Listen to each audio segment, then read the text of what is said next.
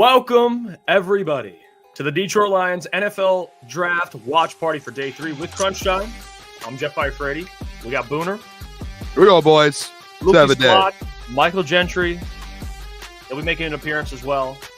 But we'll be doing a watch party, Boone, for a majority of this draft. I mean, the Lions picked 4 more times, once in the 5th, twice in the 6th, and 1 in the 7th. Yesterday, we posted our Ennis Rakestraw, however you pronounce the name. We posted our reaction video. We broke him down, which you can go check out. And we were fine with the pick. Initially, we were shocked, but not in a bad way. We were just like, oh, okay, another corner. Yep. And we talked about it on our watch party yesterday and explained why we're comfortable with it. And we broke it down in a video we posted. But today we're live again. Boone, you got your glasses on. How are we feeling today? Feel great. Ready to roll. It was interesting to hear Brad Holmes talk yesterday about a lot of the things. I don't know if you saw this as well, Jeff. I just posted it on our Twitter. Brad came out and said that he was aggressively looking to trade into the late 30s and early 40s. So he was out there working. He was doing his thing, and he said he woke up feeling aggressive.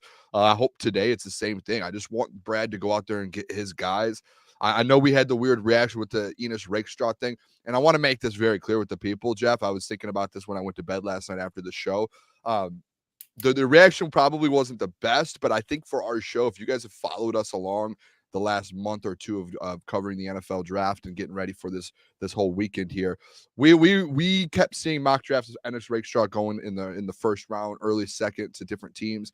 And we talked to a lot of people. We saw him at the combine, and we were like, oh, we didn't know how we felt about taking him that high. But for Brad to get him at 61, I think that was you have an elite talent, a guy with the ceiling.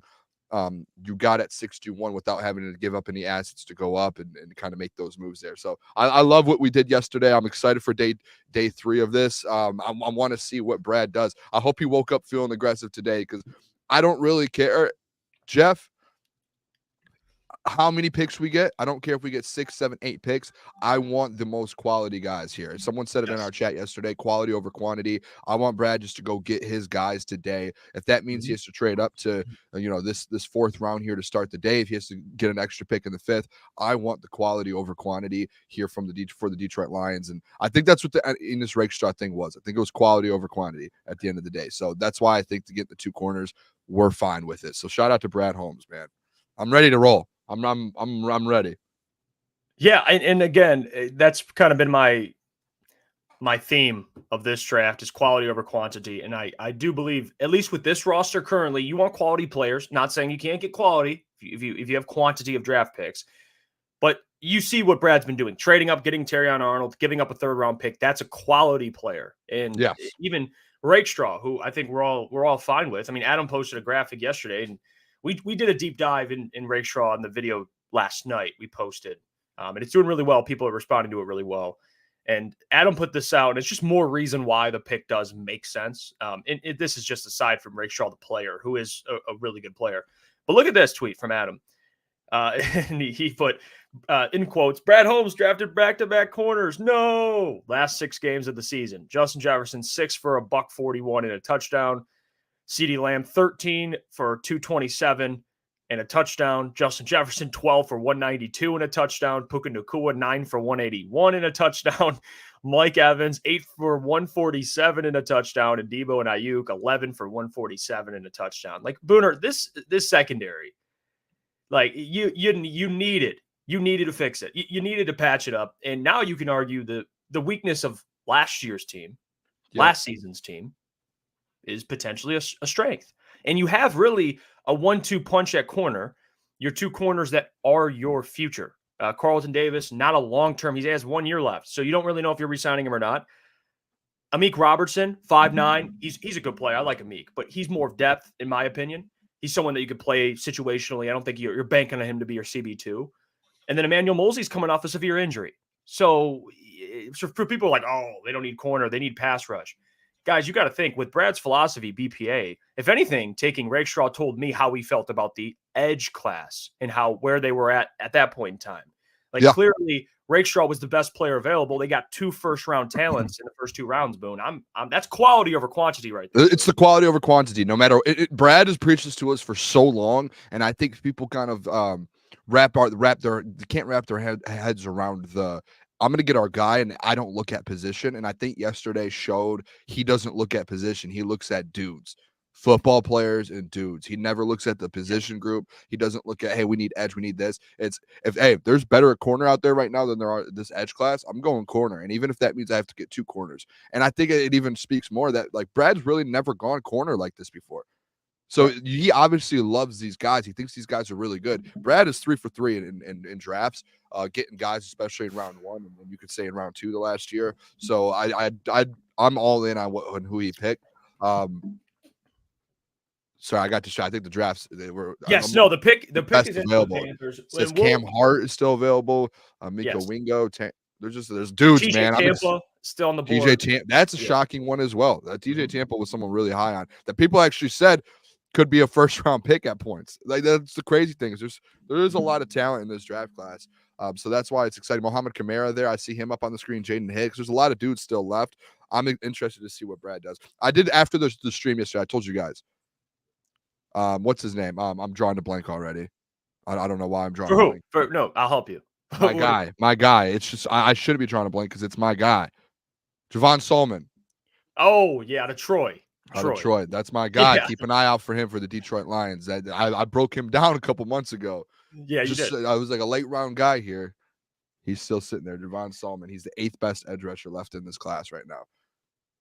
And there are some offensive linemen still there. And I'm curious. Like I said, the Lions, they have 4 picks left. To me, people assume that Brad can just patch everything in one draft. It's not going to happen. It's not going to happen. You took 2 corners. And I think when you look at the rest of the draft and kind of preview it a little bit, if you could take an offensive lineman, maybe a wide receiver, Brendan Rice still available, by the way, and maybe a late edge, that's fine. Because, again, you still have the trade deadline. And that's where you can go get at least assets that are distressed and want a new destination.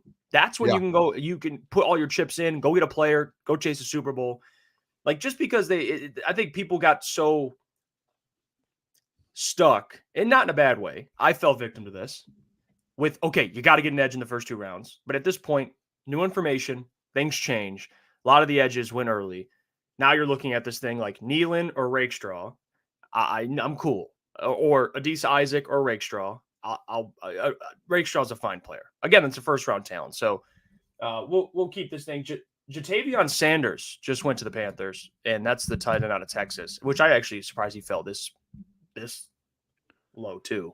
I like Jatavion Sanders. I remember watching him towards the end of the season, a couple games there, and he's an actual dog. Like he is a dude. I'm a big fan of him. It looks like there's a lot of people still downtown here tonight. I was kind of shocked with the rain and everything. They just showed the people. It's not like yesterday or the day before, but a lot of people. And Jeff too. I want to bring this up. I'm very happy that Brad did what he did, going corner at the end of the day, because the defense is the need. I know Adam's been in our chat a lot the last couple months talking about just defense. Figure out what you need. And I think even though he went BPA, I think sitting there, the way it kind of worked out, you just built up that secondary for long-term success. Right. For very, very long-term success. And I think that's the big takeaway of the last 2 days is we've already known that this draft and then the Lions team, that there was no holes really to be filled outside of maybe another corner to add in there that could help out that room, maybe another edge, because you did sign Marcus Davenport, which I know might not be the best, but you did make moves in free agency. Like Brad said, I did in free agency. I'm going to fill the needs in free agency, and those holes are going to get filled, which he did make moves, and he went out there and got some guys, whether we like them or not. Now in the draft, it's, hey, we're just going to get BPA. And it worked out to where now this corner room for the next 3, 4, 5 years, it feels like it's going to be solidified. Even if they sign Carlton Davis, like that's unbelievable. So like that's a great corner room going forward with Terrion, Enes, who knows what Emmanuel Mosley is when he gets back. Amik Robertson, we saw him in Las Vegas. He was their number 1 for the longest. So I'm excited to see this, what happened here. This is going by quick too already. The Broncos pick is already and there's still some interesting players. TJ Tampa, we brought up Troy Franklin, still there. Brendan Rice is still there. Brendan Rice was somebody that I wanted to the Detroit Lions. And I know Lukas likes him a lot as well. Adam's going to love this one. Troy Franklin. Troy Franklin is going to the Denver Broncos. Bo Nix got another weapon. Well, Bo Nix got his weapon. By the way, him and Troy Franklin. I got to give Adam credit. He called that.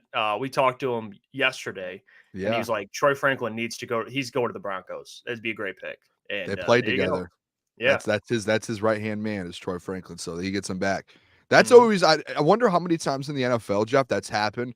To where in the same draft, the quarterback has got drafted the same place as like his best receiver, essentially. I know the year apart with Joe Burrow and Jamar, but I don't.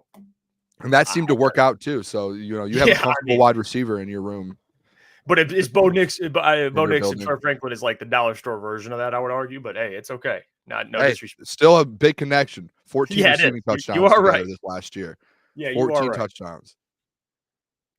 The Troy Franklin thing to me was so interesting because I know we weren't big on him because we saw him at the combine, and as you think about it a little bit more, we were the ones that told people don't put all of your eggs in the basket at the combine. Like, don't take all of that so seriously. And that was someone that we took very seriously at the combine was Troy Franklin because he kept falling. He looked a little smaller. He looked like a slimmer wide receiver, and we didn't like what we saw. But Denver Broncos, we didn't go out there actively looking to like expose Troy Franklin. We just noticed. No, we just noticed he kept falling and he was running off like the line all the time. He was getting put. It just wasn't. But maybe that's just maybe that was just like a combine thing to where when it's actually the game time comes down to it, that man had 14 receiving touchdowns in the Pac-12, and they had a good team. Hudstead just became a Crunch member. We appreciate you for that. Thank you. Is it all right if I drink some coffee on stream? We're here all day. Yeah, you got to bring the juice today. As well as DJ asking about Brandon Rice still being out there. Yes.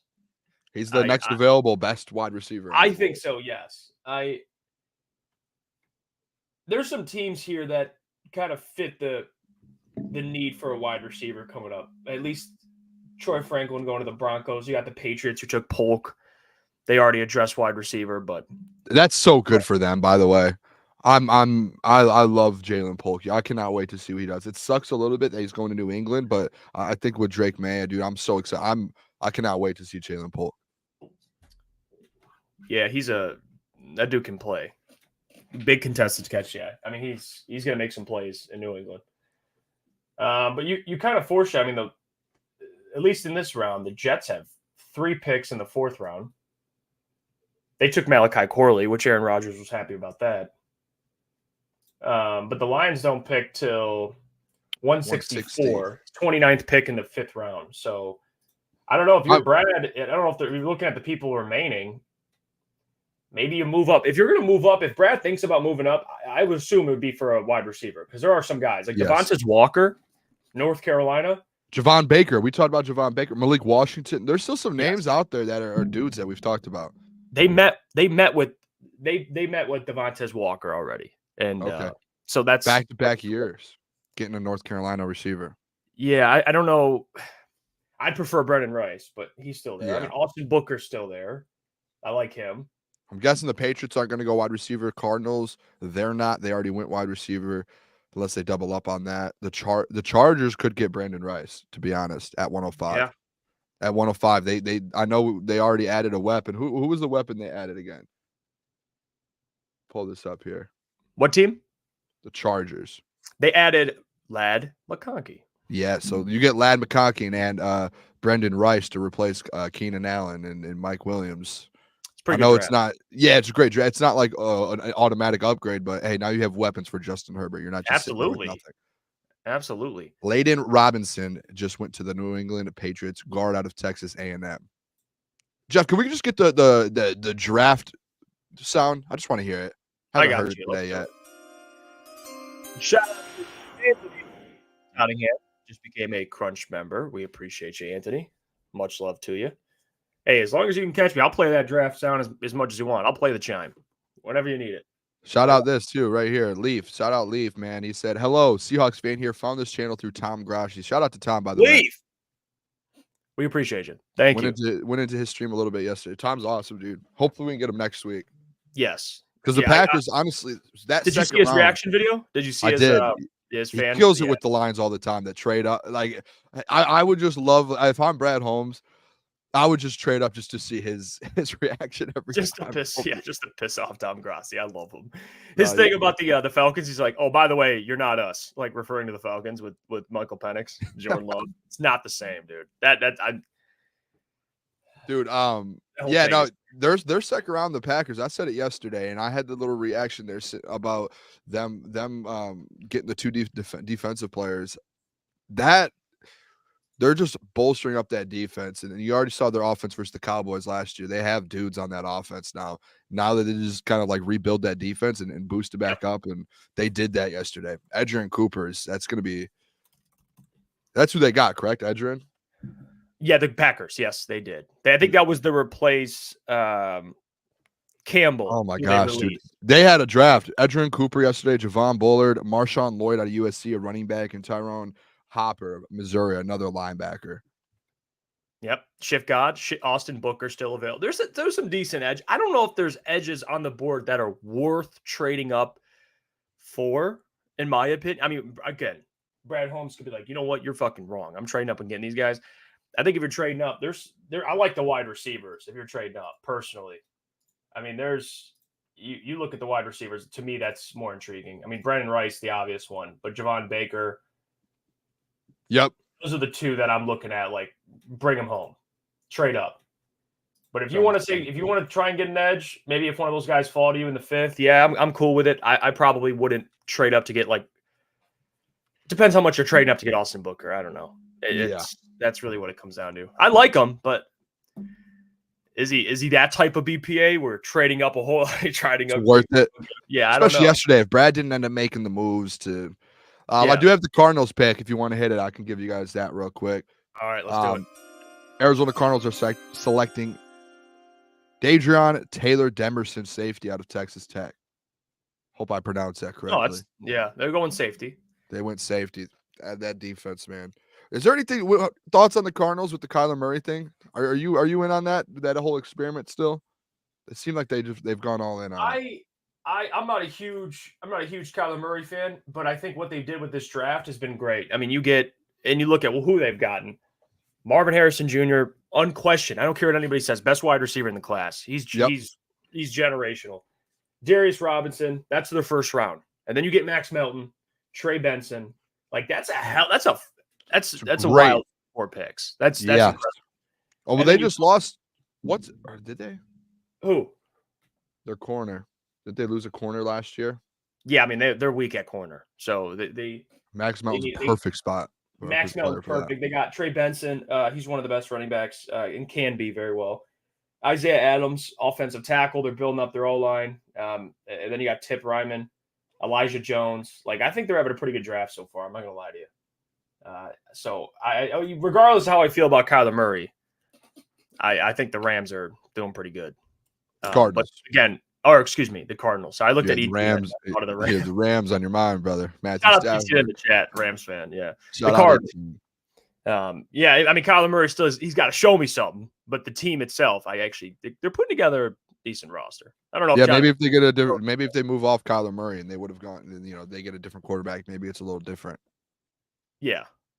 I don't know if Jonathan Gannon can coach. I'm sorry. I think he's a funny dude, but I still am not sold on him. Pew, pew. Yeah, I mean he's funny. I mean, you see clips of him. He's a funny dude.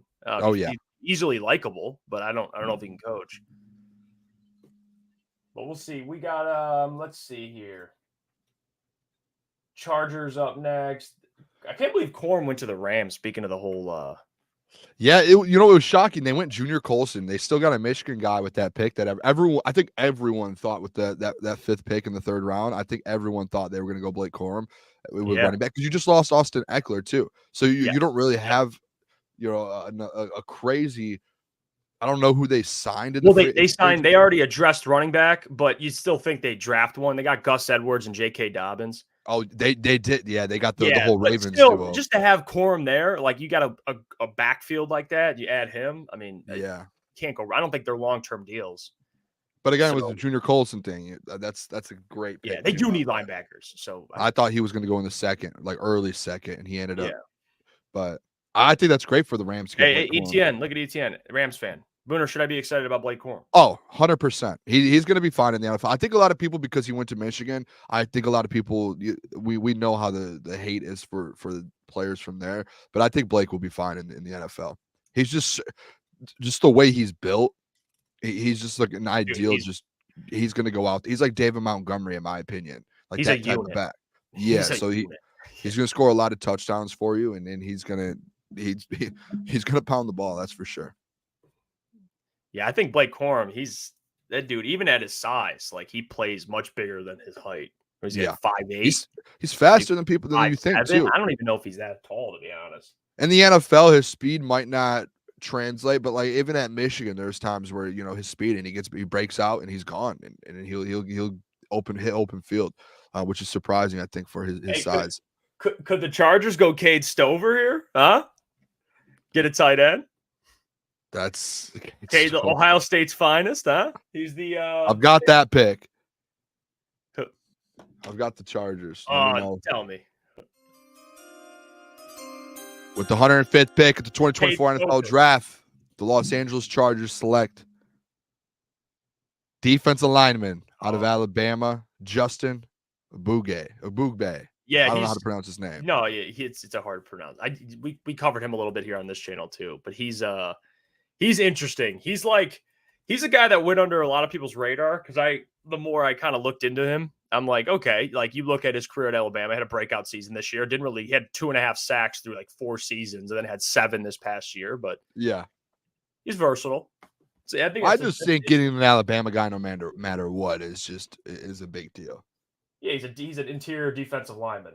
This might be the last year you really are going to sit there and go, when you get an Alabama guy, like you're locked in because Saban's gone now. So yeah, it's going to be a little different. Do you see that video of Rakestraw? It was where he almost committed to Alabama, but then he told Missouri coaches he was choosing them. Did you see that video? Really? No. Let me find it for you. I'll play it on the stream for everybody. It's interesting because he almost went to Alabama. I saw something yesterday when Terrion got drafted that Saban could have gotten Quinyon Mitchell in the transfer portal. Saban asked Terrion, like went to Terrion or something and said, like, hey, this is the potential. And I think Terrion told him, like, no, like I'm going to be that guy. Or I don't know if he said it like that, but the conversation was, and he said Saban trusted in Terrion and said, we're not going to do it. And they didn't bring in Quinyon. Let's think about that corner room. Terrion probably would have. I mean, someone there would have transferred because you have Terrion, Quinyon, Kool-Aid, McKinstry. Like that would have been an insane corner room. But I don't think they all would have stayed at that point. Let me see. I want to pull this up for. Let's play this for the people. I thought this was interesting. This is when Rakestraw committed to Missouri, and he chose them over like other SEC schools. I think including Alabama. But look at this video. Check this out. Without further ado, in this Montana Rakestraw Jr. will be attending the University of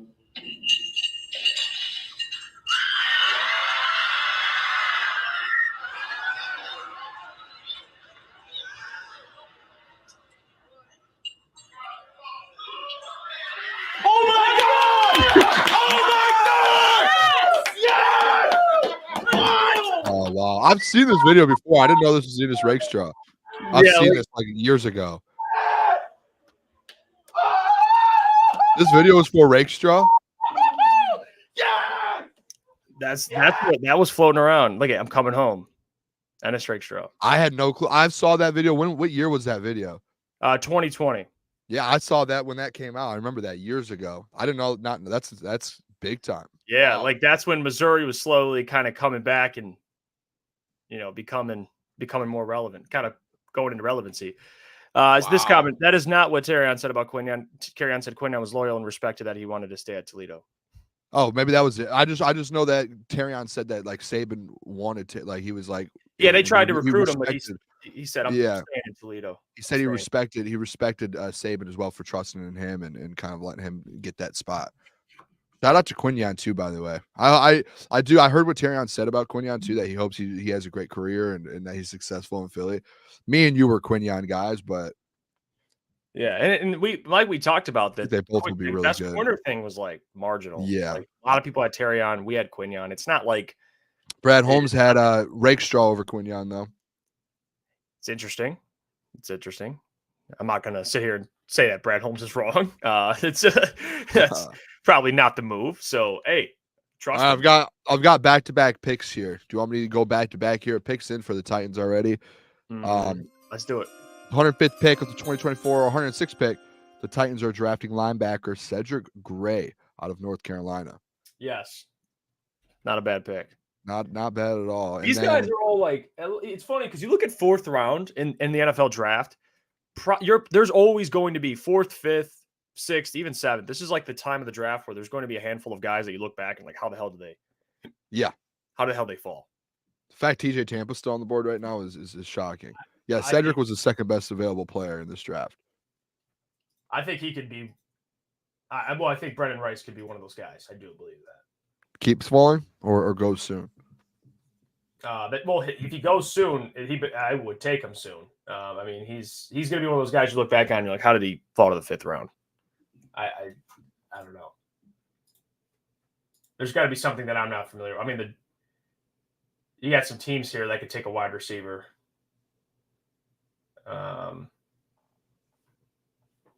Yeah. I mean, you even go down. The Ravens at 113. The Ravens at 113. If I'm Lamar, I'm being like, take Brendan Rice right now. Yeah. Take Brendan Rice. Yes. That's where I'm like, take Brendan Rice right now. He's the best wide receiver available. Cornelius Johnson? Can I interest you? He's still here. 10th ranked wide receiver. Shout out Flano. It's Cornelius Johnson. He's still floating around. He's still here. I just want to see a team draft a fullback. What happened to the fullback love, man? I think that I could be wrong. I think that tight end the other day, I think he plays fullback as well. Okay, good. I could be wrong, but it looked like he did. The number he wore, the way he looked, the build, the second tight end off the board. He looked like a fullback the way he was built. Fullbacks don't give no love anymore. He's listed as tight end. Even get back 22, Jalen Harrell from Michigan. By the way, I like Jalen Harrell. That's another sleeper, I think. I know you know a lot about him as a Michigan fan, but he says he's a 6'4" dog, needs development, but can be an opening day starter across from Hutch. He's like a speed rusher too. A lot of these Michigan guys still left on the board here. Yeah. It's kind of interesting. I know a lot of them will get drafted, but there are still a handful of dudes here. Hey, Spencer Rattler? He's still up here. Want to move on from Hendon Hooker? No. Is that what you're telling me, Jeff? I don't want him here. You want to move on from Hendon? Take him right now, huh? 107. Oh, actually, great pick for them. I think he ends up in New York or Rattler. Oh, actually, no. I've got that pick. I forgot. Wow, it's not Spencer Rattler. I do the Raiders. If the Raiders have a pick soon, they should go Spencer Rattler. Oh yeah, they didn't take a quarterback. I mean, this is unbelievable. The stuff that I'm getting over here. There's just way too many. I'm getting picks over here that are like 3 picks down the line. So the Giants, they are drafting 107th pick of the 2024 NFL draft. New York Giants are taking tight end Theo Johnson. Oh, Penn State. Yes. Penn State tight end. Yeah. That's good for the Giants. Darren Waller potentially out. He's always banged up with something. Yeah, he might retire. He just got a divorce, and then there was the rumor that he still hasn't even told them if he's going to be playing next year. If he might still retire. So they don't really have. I don't know who their secondary or their backup tight end is, but that was a need. Well, I see Adam. He says, you guys hit 6K. By the way, congrats, fellas. Yeah, you know what? Appreciate that. And we appreciate the people for that, man. Man. Just past the 6K mark. We told you guys in the last 2 streams, we're trying to hit it, and you guys helped us do that. So thank you. Jeremiah Bayer says, I am feeling better today about the picks of 2 CBs. Well, Jeremiah, I think a lot of people are with you. Because, again, it's weird because we do these, Booner, live. So, like, if we even make a certain facial expression, it seems like we hate the pick, but it's different when we're doing this live. To be fair, we didn't even say anything. We just sat there in silence for 10 seconds. Yeah, we were just thinking. Wrap our head around it. Okay. And I was talking to Adam a little bit this morning about the pick, and it's when we break down these players, there are going to be players you don't like as you go through the process. You're like, hey, I don't really like him. Like, I don't, because you're looking at the value, you're looking at when he's going to be drafted, and the way Adam, like, you know, we were talking about it was take away the value and take away, you know, where he might get picked. Is the player a good player? And that's where I think maybe as a show, we went the wrong directions where we're like instantly like, no, Enos Rakestraw at 29. Like, no, we don't like him. Right. We never talked about him going at 61 to the Lions. Bingo. That's the issue. So that was why we had the initial reaction of, whoa, what's going on here? It's a better pick at 61. Jeff, you want to hit the button here? I've got a big one here. This is someone we've talked about a lot, and someone that the chat loved a lot. But the Minnesota Vikings, with the 108th pick of the 2024 NFL Draft, they are selecting out of Oregon corner Kyrie Jackson. Oh yeah, he thought I was going to hit you with someone else. You're good at this, Boone. Yeah, Kyrie Jackson. He's what was that? Alabama transfer to Oregon. Yes, a lot of people were reaching out to stuff. I think he had some off the field stuff. That's why he kind of dropped him too. That makes sense then. But a lot of people were talking to us about him. Yeah, we've talked about him a lot. 6'3", he's big corner, man. He's a big corner. Burn, thank you for the $5. He says, "Did you guys see Arnold's in introductory where he said he can't wait to improve JMO in practice and do jugs with St. Brown? His Dion comments have me juiced." I know. You know what, Burn? I'm glad you said that. His prime comments referring to Dion and that confidence, the confidence and arrogance and not confusing the two and wanting to work with the wide receiver. He is that dude is a dog. And he talked about the gold jacket thing. And I know he talked about the team first. I don't want to make it sound like myself. He was talking about the team, but he's got confidence, Boone. Did you see that video of Teron Arnold as a kid? And he was like throwing a tantrum. He's like, I want to be great. I want to be great. I love that stuff. You know, dude, I love it. He's such a good dude as well. Some people take that the wrong way sometimes, but he's just such a good dude. You saw the video of him giving his high school janitor a jersey, coming back saying, hey, I never forgot about you, giving him that and didn't have to do like that's just a good guy, just a good dude in general off the field. And I like the confidence of a guy, and he didn't just talk about the gold jacket like you said first. He was talking about, hey, they brought me here to win a Super Bowl. That's what I want to do. Is I want to go win a Super Bowl. And in the meantime, through that path, guess what? I'm going to grab a gold jacket too. So, I got another pick here for you, Jeff. Here, whenever you're ready. Let's do it, Boone. Who is it? Oh wait, the Atlanta Falcons are selecting defensive edge. It looks like Brandon Dorless out of the University of Oregon. He I think he played a long time. I think he was there for 5 years. Yeah, like 5 sacks last year. So he decent edge there for them in Atlanta. Adam said, "Why the fuck is your name Jeffrey on the lower third?" Yeah, I know. Yeah, well, that is my government name. All right. I don't know why? What did I don't you know. do that? I don't know. I think I did that. Damn it. I don't. That's actually. Was that Adam? I think it was me. Hey, that's an L. It's all right. I'm Jeff Iafrate. Jeffrey, that's something. Jeffrey Iafrate.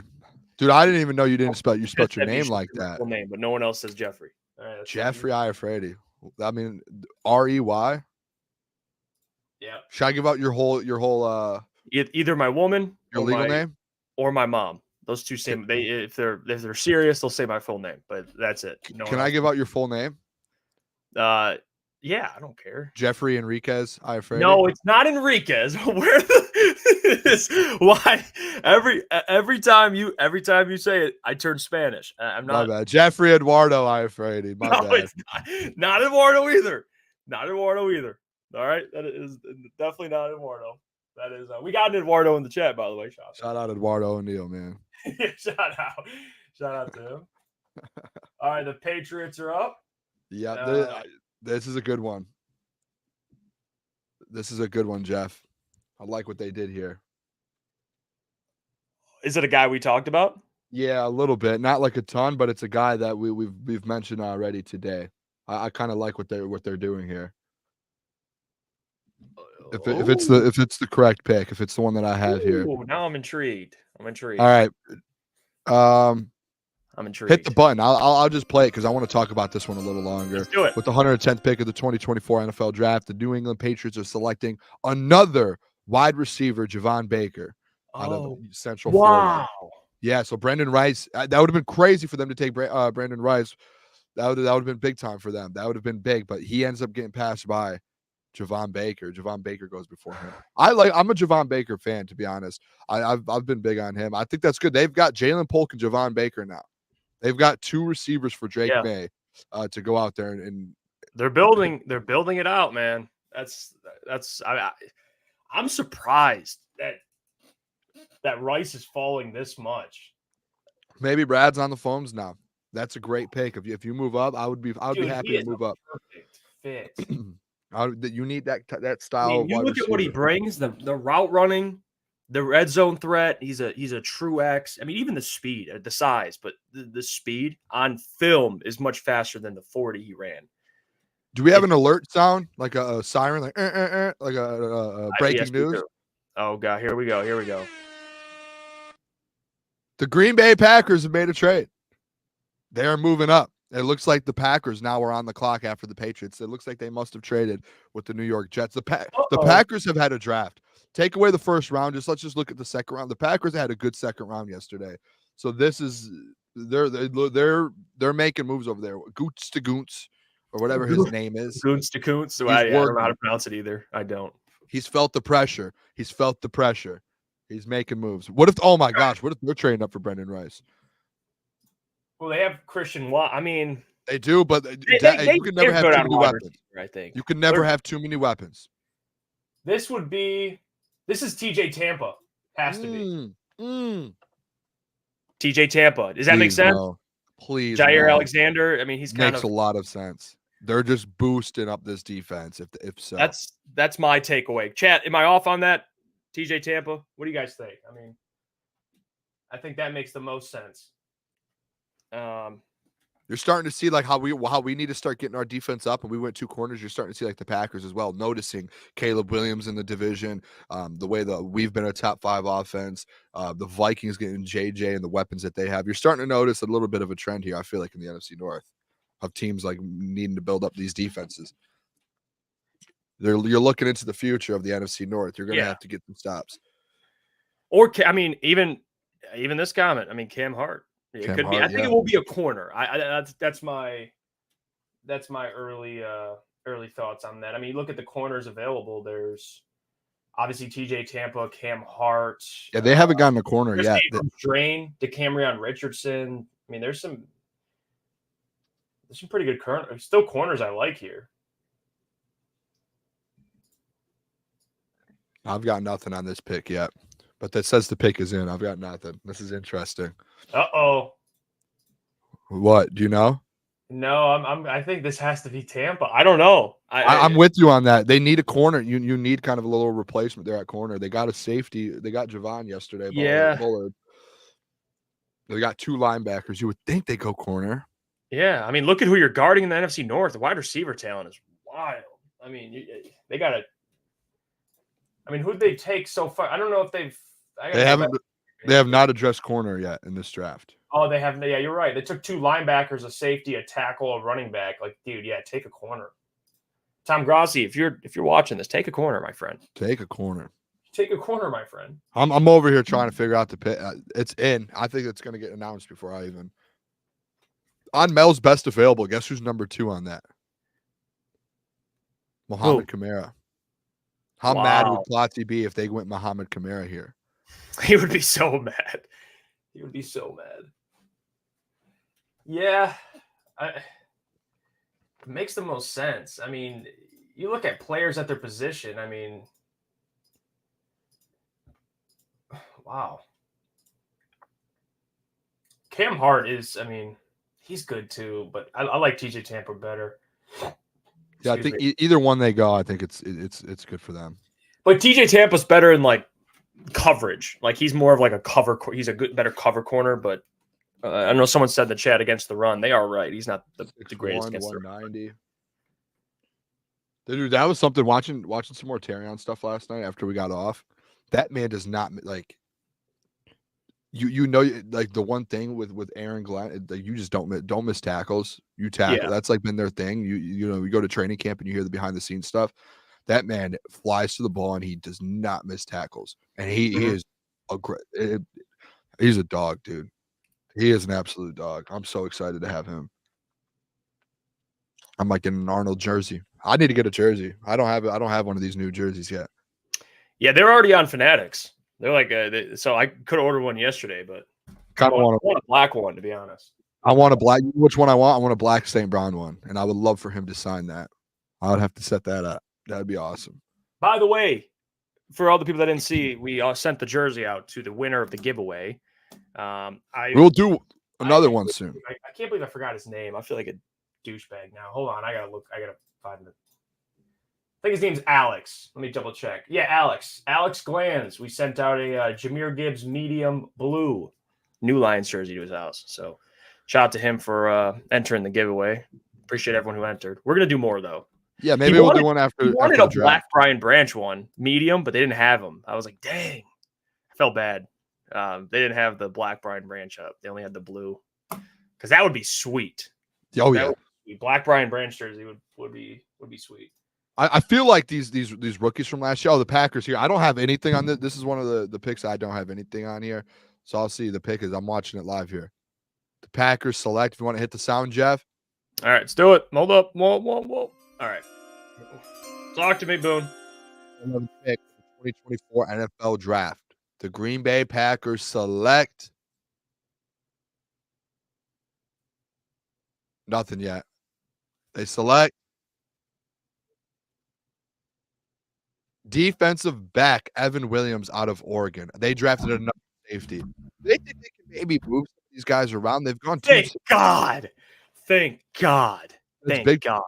Take another fucking safety. Just Goots to Goots. What are you doing? TJ Tampa's on the board. Tam Hart. Yeah. Tom Grossi. What's going on? God. Thank God. Man. Oh no. Oh gosh. They went two safeties this year. Back to back. Not back to back, but they went two safeties. Evan Williams. Oh, he'll play special teams. Ran a 4.56 40. I mean, holy shit, dude. I'm sorry, Tom. That's a. I just messaged him too and say you guys had a great day too. No, day 3 is bad. Thank God I thought TJ Tampa was going to the Green Bay Packers. Fuck yeah. Hey, no. Brendan Rice. And Right. 2 picks. Oh, Baltimore? Okay. I'm not saying it's happening, but I'm saying it will happen. Yeah, I'm locked in with you. Oh, never mind. I saw you go Brendan Rice to the Raiders. Right I got I got an alert that the Lions tweeted something out, and then I was like, oh no, they're trading. Did the Raiders take a corner? Oh, I don't know. I have the Raiders pick already though. They didn't take a corner. They should take TJ Tampa. Looks like there might be a trade here. I think the Raiders might be making a trade. Because I just saw back-to-back things here. I'm just going to start calling TJ Tampa every pick that needs a corner. I'm just going to keep saying it, dude. By the way, this report here, I want to throw this out here, guys, with Ian Rappaport just tweeted this out. USC wide receiver Brandon Rice boarded a flight this morning to Dallas to be a pallbearer and give the obituary speech at his best friend's Keith Miller III's funeral. Miller passed away 2 weeks ago today, and he will be answering the call whenever it comes from the funeral. It's tough, man. Bro, like, how do you not love the kid, man? That's tough. Draft man. the guy. Get Ravens. Make him a Raven. Make him a Raven. Okay. I don't know. I don't know who went 112. It was Missouri offensive tackle Javon Foster. I don't know if it went to the Raiders or the Jags though, because it looked like there might have been. The Raiders just took Camryon Richardson. Oh, then what am I getting here? I'm getting something. No, they got a corner. That's what I figured. I've got the North Carolina pick whenever you're ready. Unless I don't know. Hope that's not wrong. I've got here. Rev, you want to hit the button here? I can give you the Ravens pick. Oh, it's got to be Brendan Rice. Got to be Brendan Rice. The Baltimore Ravens have selected wide receiver Montez Walker out of North Carolina. Brandon Rice keeps falling. Or Devontae, my bad. Devontae Walker. That's fine. I like that for them though, guys. Jeff, you're right. They need weapons. They got. You know what? Yeah, they do. I'm getting the positions right. I'm getting the positions right. I'm not getting the players. And Devontae was a guy we talked about for the Lions at points. You literally brought that up a little bit ago. Yeah. Things are moving fast here now. Picks are going quick. I'm falling behind over here, boys. I'm missing the players, but I'm getting the positions. I mean, I didn't know my coffee too. Well, the Jag. Okay, you know what? All over me. Let's see Disaster. the Jags now, people. Let's keep this thing. Let's keep this interesting. The I'm Jags. Ted Walker, baby. Tez is he's a you know, I mean, look at the yards per catch. He makes big plays.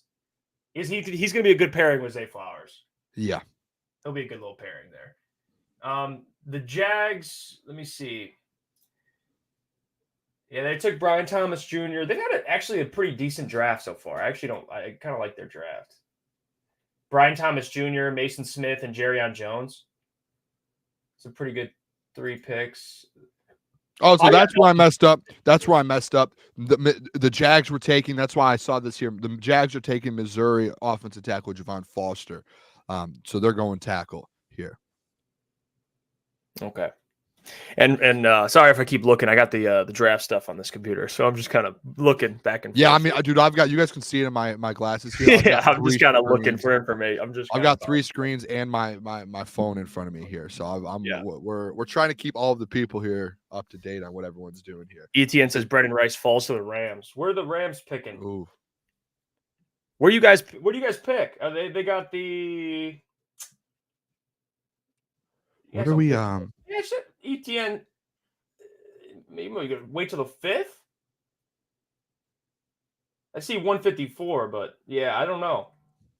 There's got to be something that we don't know about Brendan Rice. I don't know. Why is he falling? I don't understand. It could be this thing, and I just want to throw this out. It could be everyone was hyping him up a little bit and putting him in the 2nd, 3rd, up to the 4th round because of his dad. And I'm not meaning that in a bad way. We know he can play football. We've seen him play football. We know what he can do. But that could be you see, Jerry Rice's son is, he's in the draft. Yeah. So that obviously helps kind of push him up a little bit. And maybe, not being in the rooms with these GMs and these teams, maybe he's down here a little bit more. There's some players that we're going to rank above him. That's the only thing I could think of because we have seen his film and he's a great player. He's just like, but maybe some of us just overvalue. He does like so many things that like you look for late steals. Like I'll say this right now. I mean, I have all these notes on him because I've mocked him to the Lions so much, and the stuff that like I highlighted about him is like it screams late round steal for any team. Like even though you look at the stats, it doesn't explode. The touchdowns do, but like the route running, being how much of a red zone threat he is, the run blocking. That dude plays with effort. He's got good size. Like people are gonna look back and be like, how did Brendan Rice fall? Like that's, I swear. Hey, could you argue, talking about late round guys, could you argue that these late rounds are just as important to the Lions and Brad Holmes as the first 2 days? I feel like today is just as important. Like, you got Amon-Ra St. Brown and Kirby Joseph, right? Day 3. Yeah. Like I feel like today is like a big day. Well, Kirby was day 2. He was a 3rd round pick. But past the 1st round, Boone, you're spot on. I mean, they still find dudes. That's just how I have the Bengals pick here. This is an interesting one. This is actually pretty.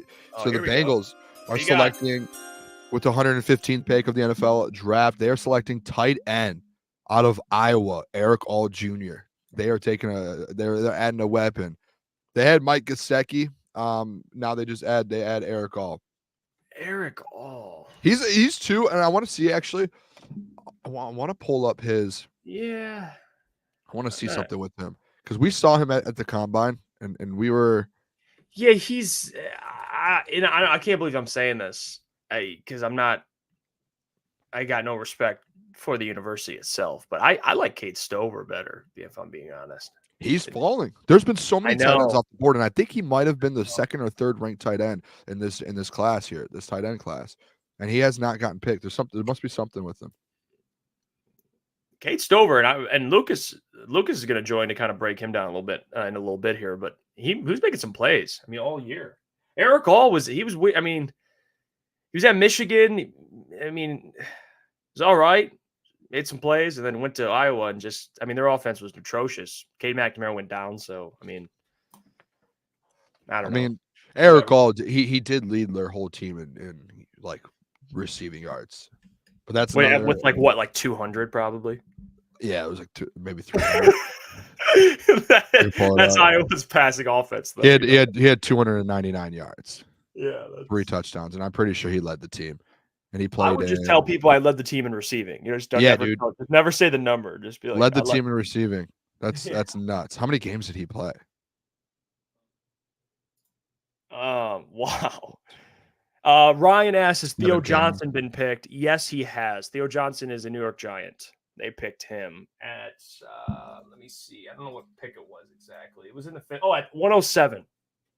At 107. 7th pick in the 4th round. ETN led the team in receiving with 27 yards. That's like, he only played in like 6 or 7 games and had 300, so he probably would have had like 600. But either way, yeah, it's a good pick by Cincy. Again, this is the 4th round, so if you're, I don't know if Eric all counts as like the Sam Laporta tight end of Iowa or George Kittle, because he didn't get built up from Iowa. He was a Michigan man. So you're getting a Michigan tight end. That's where I would go with it.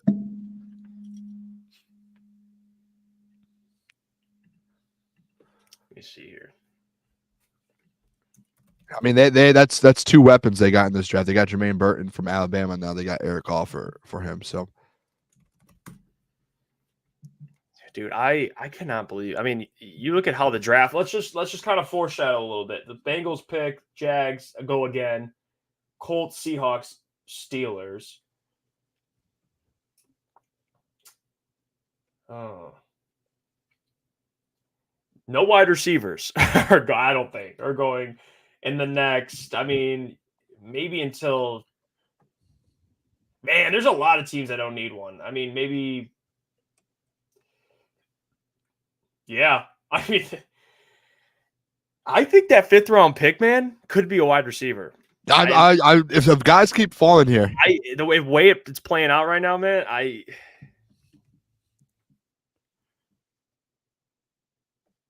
trying to see who the I have the Jags pick. This next Jags pick.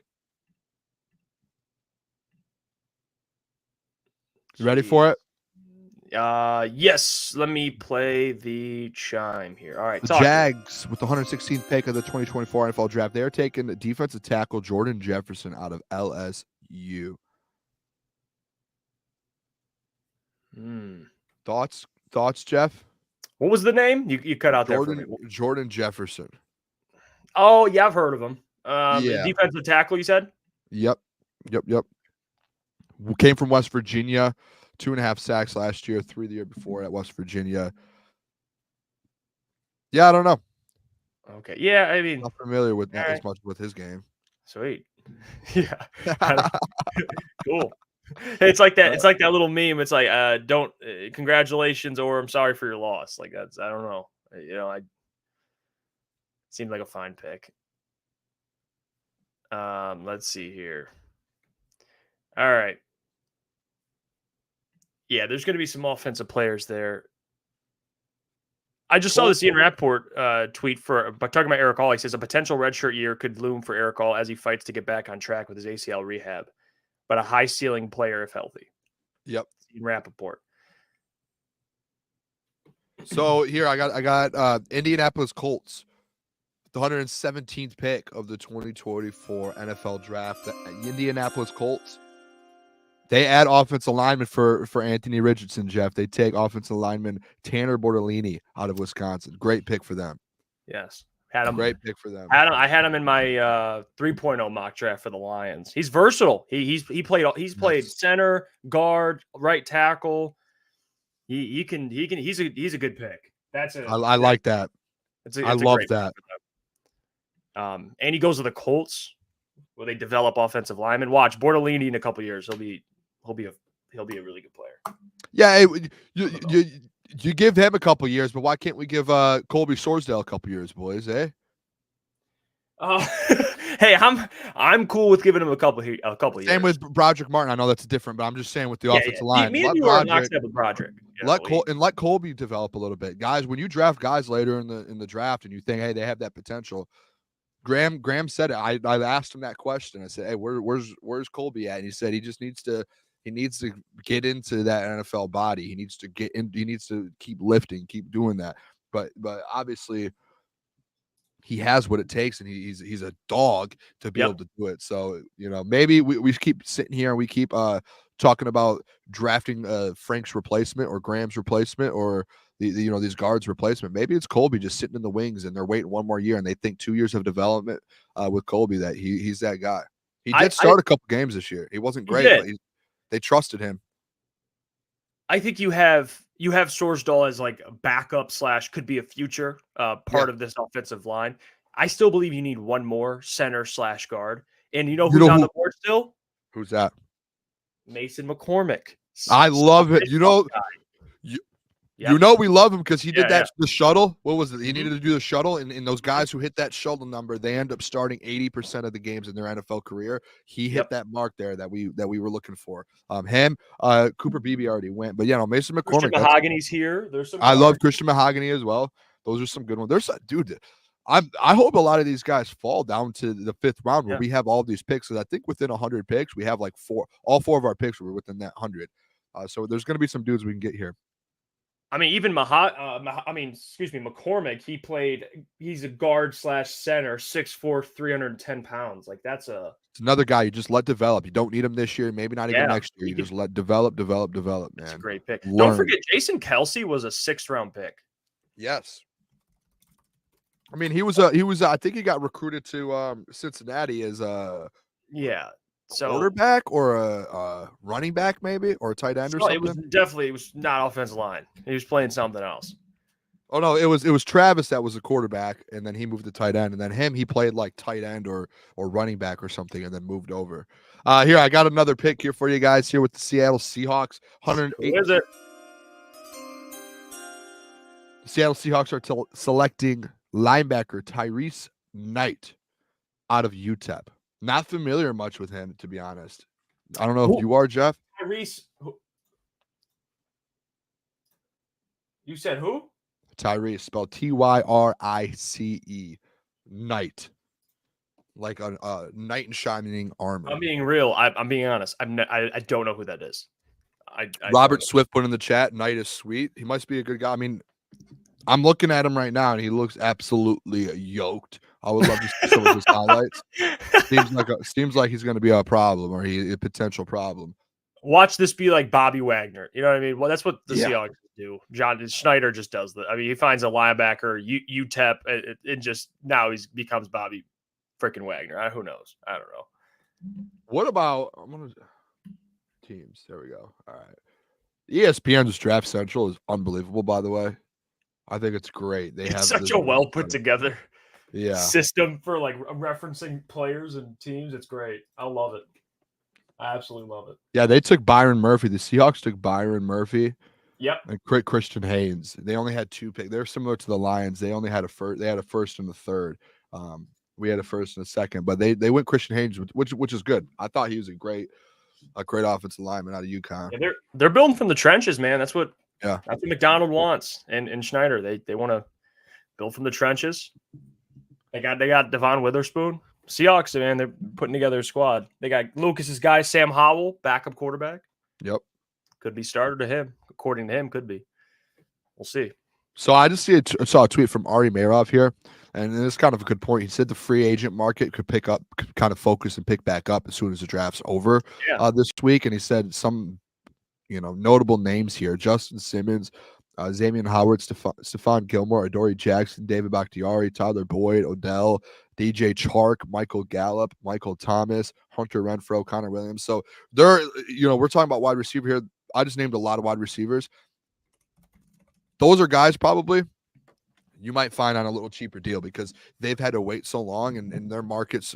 I think as the summer goes, the market drops a little for you to where, hey, you might have to take a bit of a steal, or some of those guys might just be willing to say no. I would be comfortable with any of those wide receivers as like another option, just like for more depth. Like if you sign Gallup or Chark, I'm cool with that. And if they don't address it, it's fine. I wouldn't be upset. I think offensive linemen, much harder to find just in free agency on their couch. I So, agree. you I know, agree. you probably want to go. Well, defensive yeah, line. because I mean, look what they did with what's his name, Kevin Zeitler. But Yeah. that he's not on his couch. He was a guy instantly. He probably had a big market. Oh, yeah, he did. And he chose the Lions. Shifgott said we already discussed Boyd. I don't think Boyd's a bad. I know you guys. When I brought Boyd up that one day, everyone was like, "Oh, Booner, like he's not an X. He's not. He can move around. He can play different. Like you will find a way to fit Tyler Boyd in. I don't know what his price would be, but that's just another weapon on this football team. You can never have too many. I'll stand on that. Mm-hmm. All right, we've got a trade. Can we hit the? Oh, actually, don't hit the buzzer. The Dolphins are trading up, I believe, with the Philadelphia Eagles at pick 120. So the Dolphins are moving up. Eagles moving back. Okay. Eagles moving up. Yep. So we'll see here with the no, Dolphins moving up. Oh, Dolphins moving up. Dolphins moving up. Yep. I wonder who they're moving up for. Oh,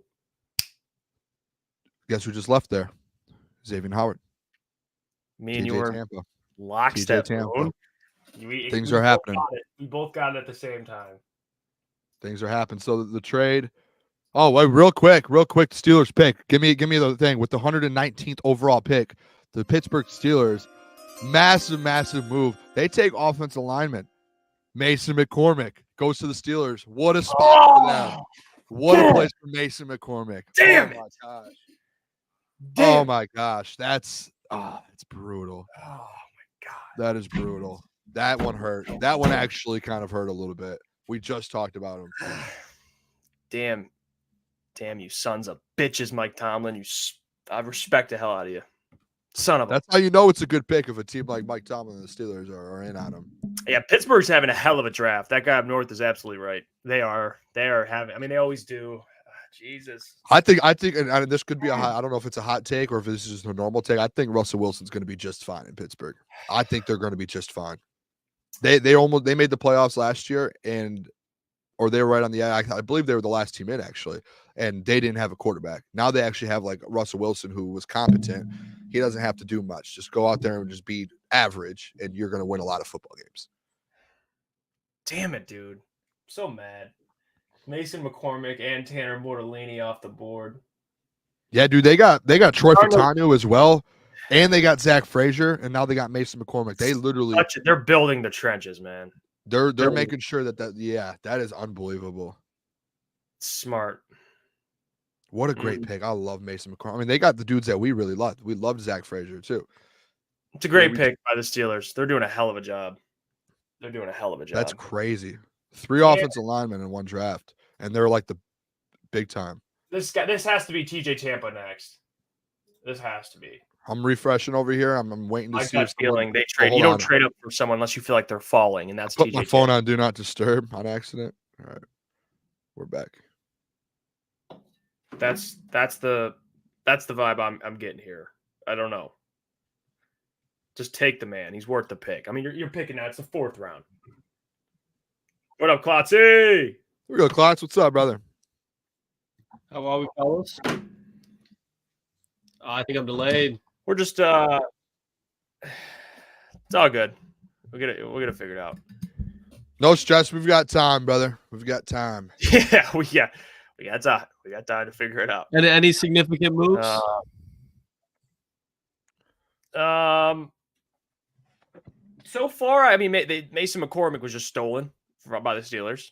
The Steelers got him. Steelers got so TJ Tampa's still here. Brendan Rice still here. So it's okay. It's getting interesting here. Yeah, Brendan Rice is dropping. That's like a big news. The Steelers That's pretty big. They got another interior. Oh, offensive line. Hit the thing. Early. Is the time? With the 20th pick of the 2024 NFL Draft, the Miami Dolphins are selecting running back Jalen Wright out of Tennessee. That's a great player. Interesting pick. Because they do have Devin A-Chain and Raheem Mostert, and that had huge years last year. Big years last year. For them at least. I don't get that. Your secondary blows. That's interesting. Now they have 3 just really good running backs, though. Dude, Yeah, but you're not going to run all three of them. Like, which is Can you interesting. see me, Dolphins Boone? are just no. You're frozen over there. That's a head scratcher. If you're a Dolphins fan, you're like, what the fuck are we doing? All right. I'm gonna try the Wi-Fi figured out, Boone. I mean, what the hell? Let's look at the Dolphins draft. Chop Robinson, Patrick Paul, who I actually like. I do like Patrick Paul. And you take Jalen Wright, which I actually like Jalen Wright. I just don't know why that would be like your. I don't think it was a need for them. It wasn't something you needed, especially if a TJ Tampa's fallen and you have Cam Even Hart BPA, still there. maybe you wouldn't even argue he's the best. I mean, I don't know. Maybe. Apparently, he was high on their board. So Yeah. I have a Seahawks here. You got the pick. This is interesting. I kind of wanted Lukas to be on for this one, actually. I don't know if how long he's going to be. I'll just hit it real quick if you want to hit it. With the 121st pick of the 2024 NFL Draft, the Seattle Seahawks, they take tight end. Jeff, tight end. A.J. Barner out of the University of Michigan. Go Blue, baby. And guess who's the coach? McDonald, former DC of Michigan. How about that, though? A.J. Barner goes before Cade Stover. I think Cade's dealt with injuries, though. So it's maybe why he's dealt with some injuries. I think Lukas can speak more on that, but he that would make Stover one? Yeah. No. A.J. Barner has gone before Cade Stover out of Michigan. A.J. Barner out of Michigan. Not our tight end 2. Our tight end 2 went before your tight end 1. Our tight end 2 went before your tight end 1. Messed up. Oh man, that's a tough look, man. I'm sorry. Tight end 2 went before Ohio State's tight end 1. That's oh man. Cade Stover, solid, very fine tight end, dealt with some injuries. So, it is what it is. But Cam Hart is still here as well. Cam Hart, TJ Tampa. A lot of guys. You know what, Brad? Screw it. Just take another corner. Honestly, fuck it. I mean, just take another one. You never have too many, right? One of them has to work. You know what I mean? Like, you're all right. Just keep taking. Yeah. This is heating up. Klotzy's Wi-Fi. Klotz, can you hear us? All right, I was gonna remove him if he couldn't hear us. I think he was so shook after that. Your best tight end went. As soon as I said that, it froze again. Ohio State's best tight end is not drafted yet. Michigan has already had their second best tight end drafted before his first best tight end. It's tough, dude. Hey, I think Klotz has a button over there that freezes his thing instantly. Anytime something like that comes up, it's just, well, I'm frozen again. Oh no. He's like, so he can escape. He's like, I'm out of here. Man. Hit the button. Glitched. He's out. When he's on the stand. Like the Seahawks taking a tight end, and now they got what? The Bears are up.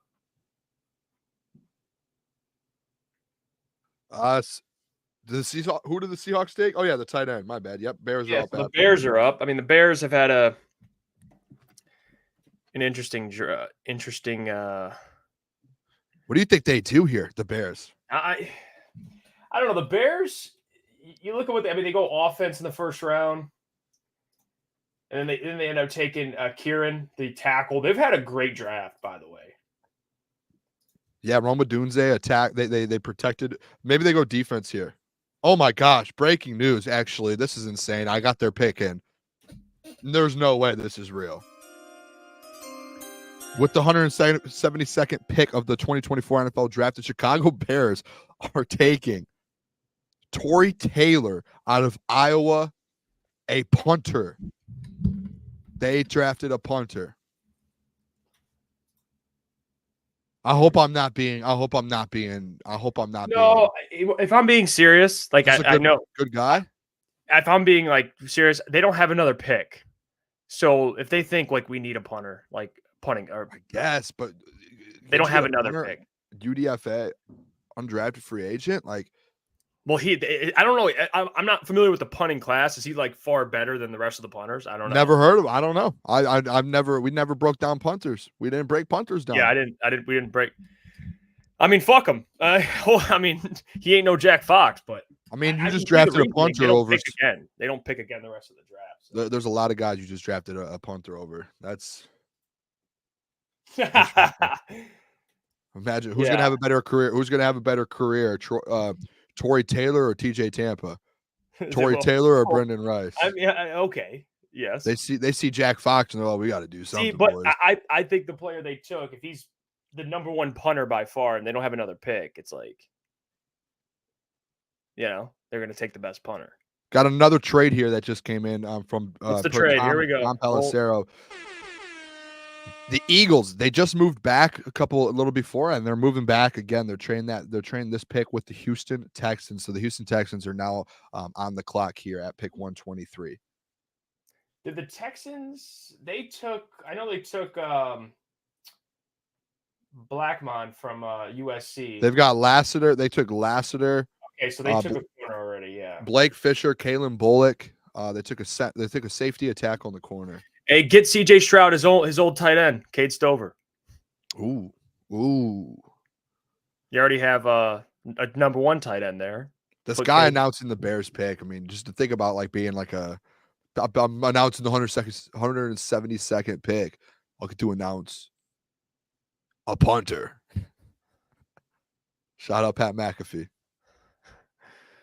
Look at this one, John. He says he broke a record for total punting yards on a 67-yard punt in a bowl game and had most punts in NCAA and still was fourth highest average. He did play at Iowa. Yeah.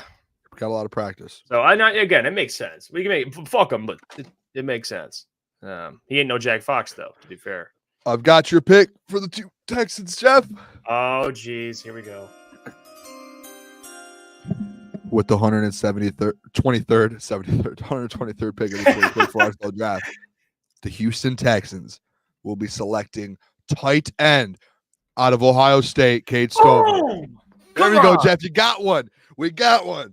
Let's go, baby. We got one. Yes. There you go, brother. Boom. I'm proud of you. I'm proud of you. Thanks. Thank you. Made my whole night. Made my whole day and night. Whole day. We've got a long day ahead of us. Take his boy, Cade Stover. Go play like laser tag tonight or something. When's the last time anybody's went laser tag? Played laser when I was tag? like in 8th grade was the last time out by my dad's house over in the downriver area. We went to there's a laser tag place down there and went there, and that's the last time I can remember. It's elite though, dude. Once you get going to laser tag, I haven't done it since middle school, but I remember the rush you get. It's unbelievable, dude. Death out there. It's life or death out there. Honestly, it feels like it is. What a pick then. You're right though, Jeff. Great call with that. I mean, adding a former player that you have there. Yeah, and Cade will be he'd be a good tight end too.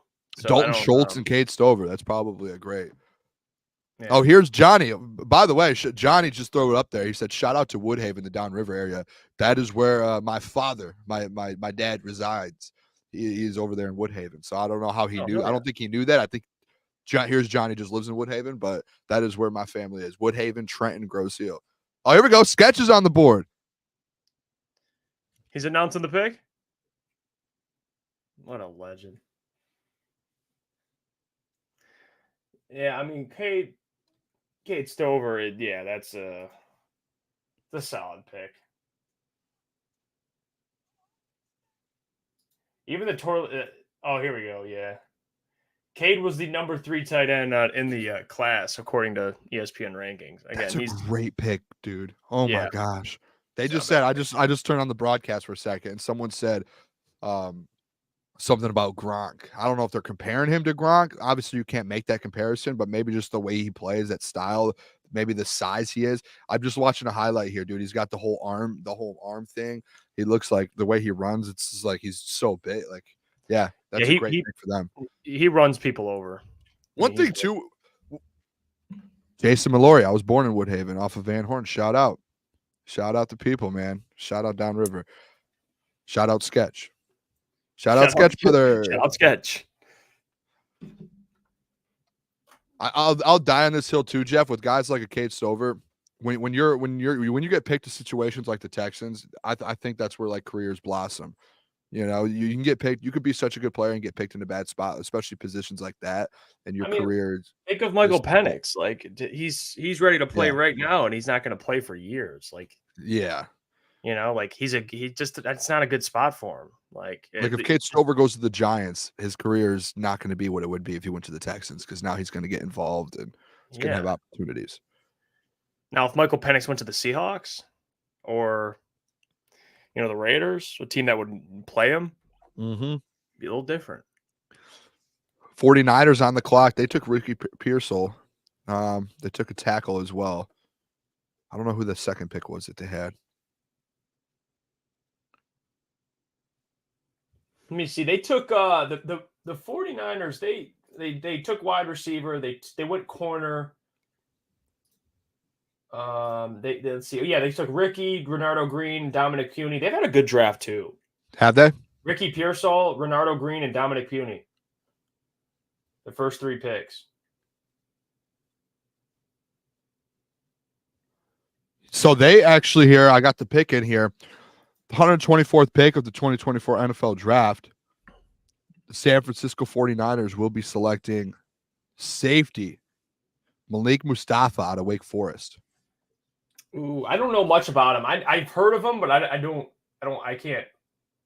know context behind who he is. Let's see here. He played 3 seasons, 80 total tackles, 7 pass deflections in his career. Last year, he had 3.5 sacks, so it seems like a guy that you're sending in. 1 interception last season.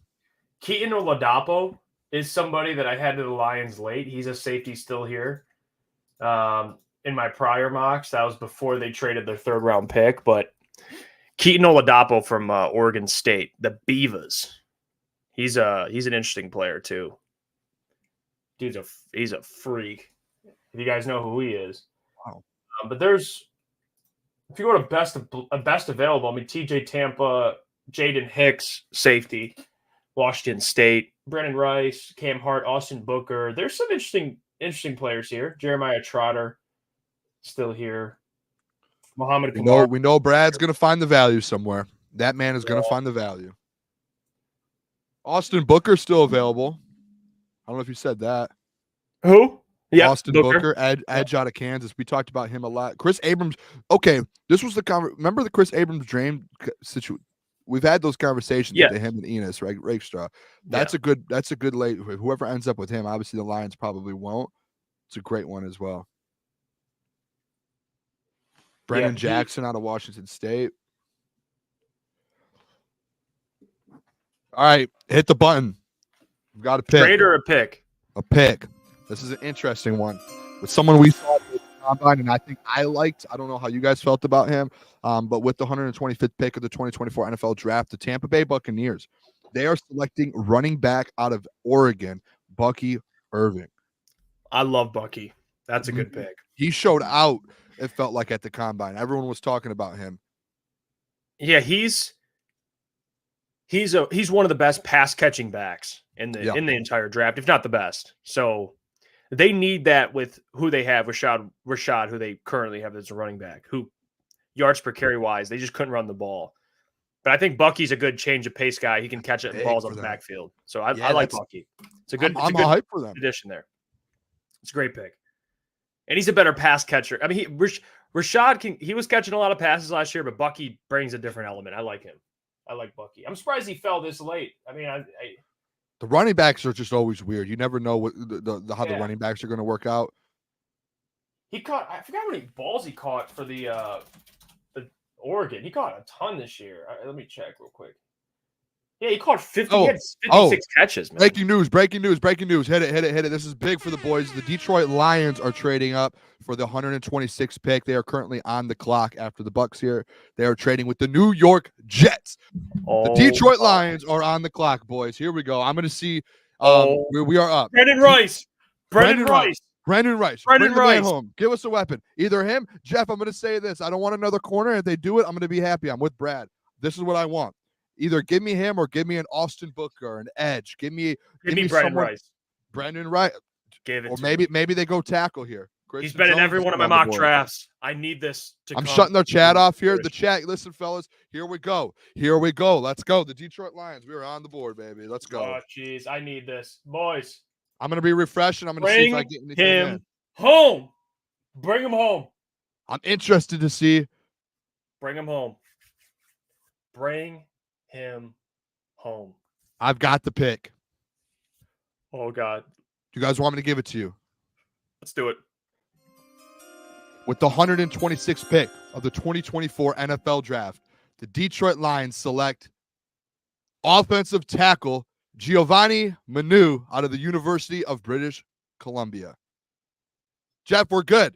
We're good. Guess what they did? What did you want yesterday with that pick? What did you want yesterday with that pick?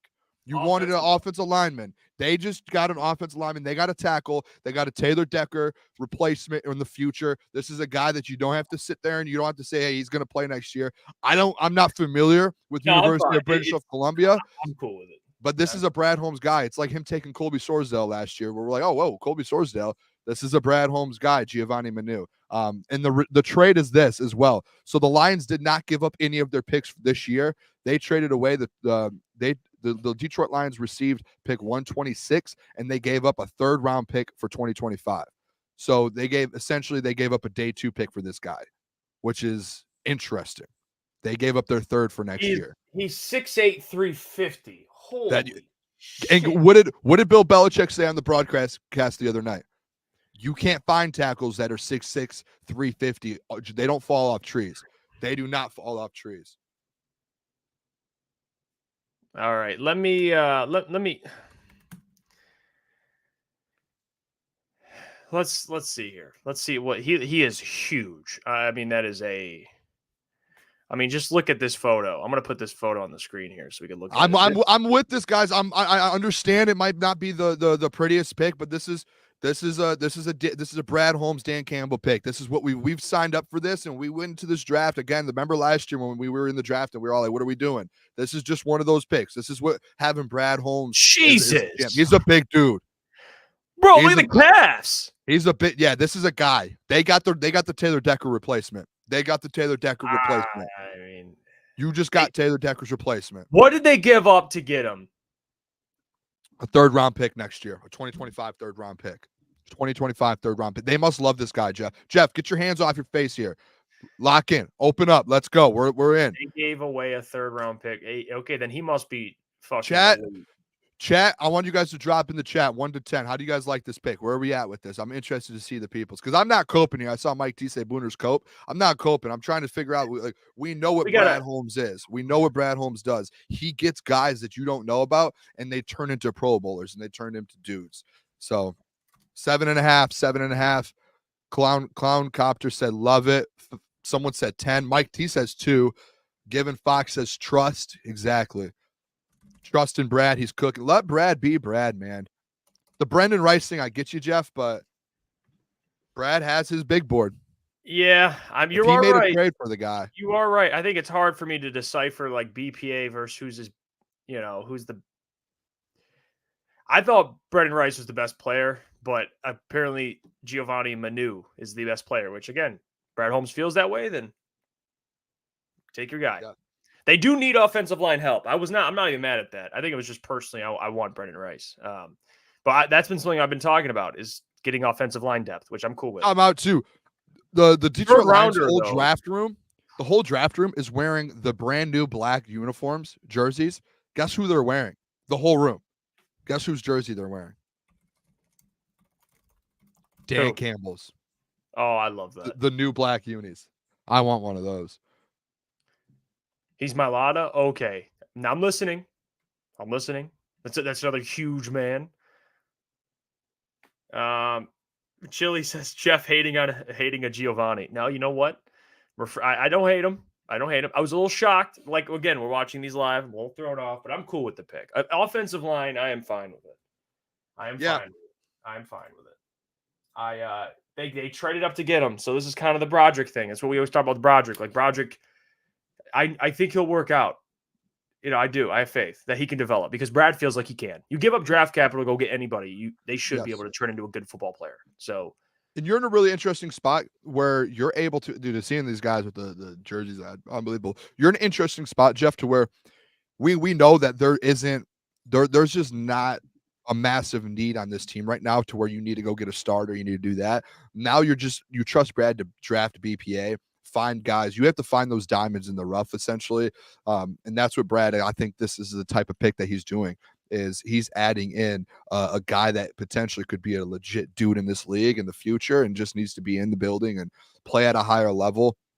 Because obviously he didn't play at a high level, University of Columbia, but in the next 2 or 3 years, like, you have him for the next 4 years, maybe in a year or two, you could do that. And by the way, Weezy, I'm not saying anything negative about Decker. I think Decker can sit there, and I was the first one, I feel like, on our show that said Decker needs to sign that contract for the next 2 years and extend him. This is just that next tackle replacement, or a guy in that defense or offensive line that you can replace. You just gave up a 3rd round pick for him. They obviously see something in him that they think that he can be a potential starter in the NFL, for them to move up and give up a 3rd round pick to go get him in the 4th round. That's just what this is. It's not any knock of disrespect on Decker. This is just, hey, they obviously see something in this guy that they can make him and turn him into something. Because Decker, it's not put respect on Decker's name, is Decker's going to have to retire at some point down the line, to where if you find that replacement at some point, you're going to have to move on. These guys are getting in their 30s. Offensive linemen don't play forever like a Tom Brady. You have to start looking for replacements and start drafting young guys to learn under Taylor Decker. I think what it comes down to, like, do we have our preferences? Yes. BPA to me, I think Brendan Rice is going to be an absolute steal, but if they feel like Giovanni Manu is he just doesn't grow on trees. He's 6'8", 350. Yes. Like, there's obviously they feel a certain way about what he can turn into. So I understand that, and I respect that. If they can develop him, they got Hank Fraley, one of the best offensive line coaches in the NFL. They have a good group of offensive linemen, the best offensive line, I would argue. It's a good situation for him to come into and learn. And you can't, again, teach 6'8", 350. So if he moves, he moves better than his size, that's going to be a hell of a dude. I mean, even the Mailata comment that I read earlier, like, if he's Mailata, cool. 6'8", he can move his feet. It's going to be hard to get around him. I will say that. I mean, Joe Alt's 6'8", 6'9", like, not comparing, but in terms of like height, like, you can be 6'8", be a damn good tackle in this league. So we'll see. He's got to develop. He'll probably won't play. He'll probably be out this year, and we'll see with Decker's future. But even if he sits the first year or two, he'll be fine. Let's see. AJ, thank you for the $5. Says the only tackle on this roster outside of the starters was Skipper before this. Manu was a potential sleeper day 3 pick. I like it. Yeah, I'm cool with it. I think it's a perfect day. We wanted some depth on the offensive line.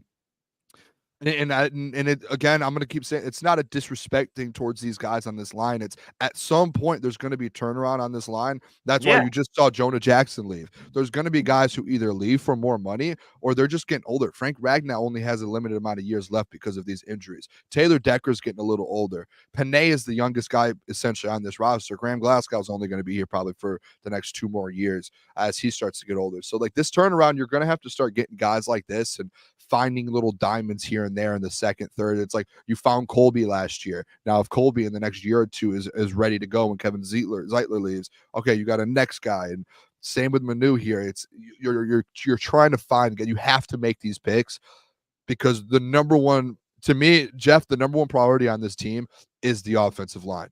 And that's for the next 10 years as you have these young guys on your team with the Panay and Amon-Ra and Hutch.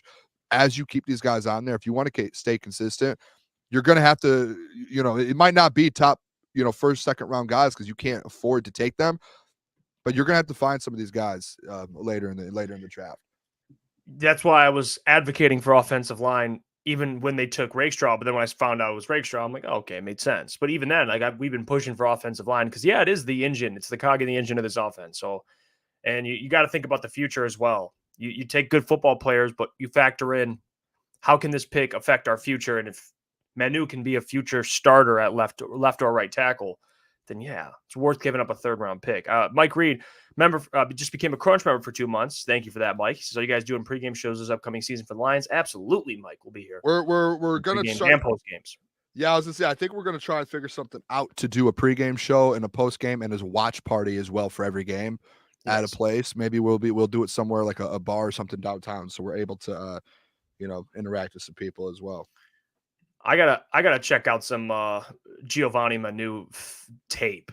Apparently, is he just an absolute? We could probably pull it up. I don't think we would get bulldozer? flagged for it because I don't think he probably wasn't playing on like ESPN or anything. I wonder if there's like film. Let me see. Like rather than so we can watch. Like yeah, here we go. Can I update the people real quick? Just I know the Lions moved up, so we got a little behind on picks here. I just want to see if anyone Bucky Irvin and then obviously Giovanni Manu. Will Shipley just went to the Eagles, running back out of Clemson. So they just got a running back to go behind Saquon.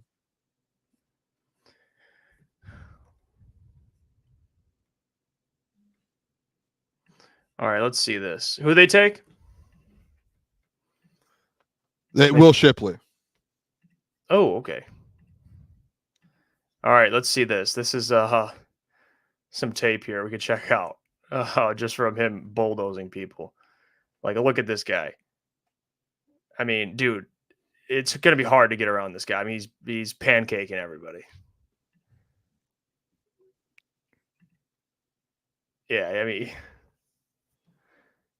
look at this dude. Look how big he Huge, is. dude. Look And he's moving. He's moving. He's moving. Look at that. He's out in the open field. He's pancaking everybody, man. He finishes block. I mean, look at this. Out in the open field, just bah, bah.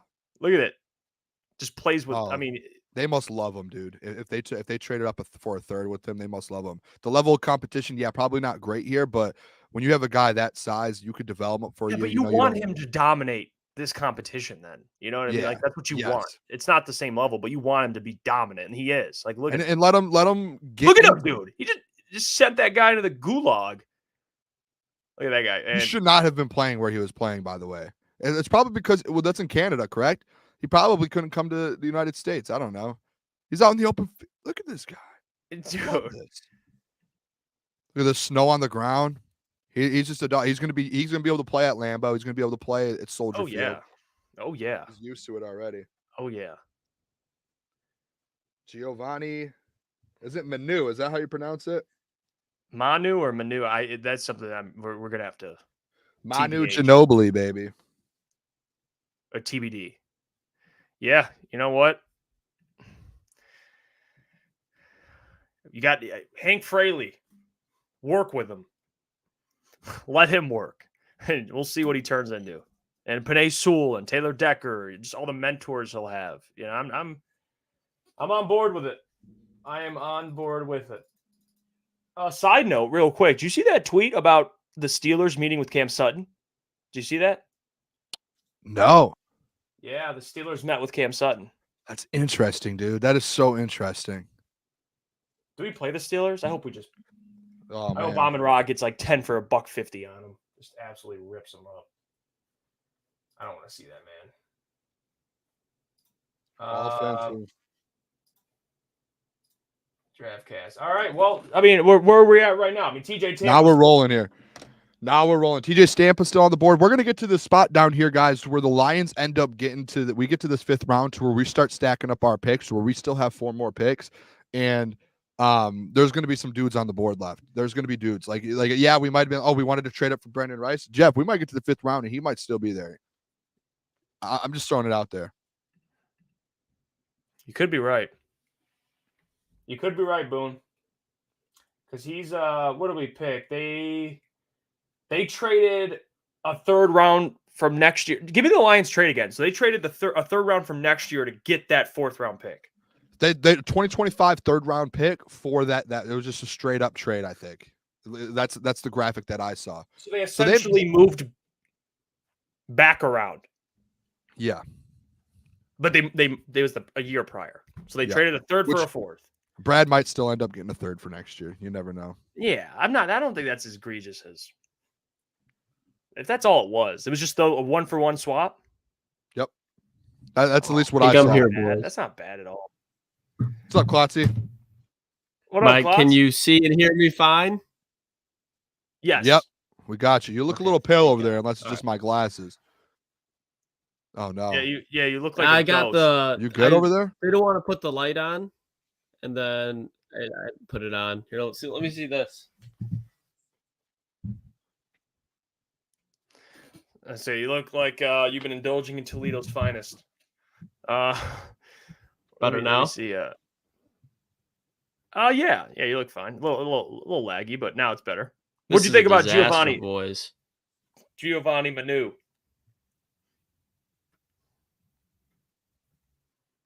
Well, damn, this is not good.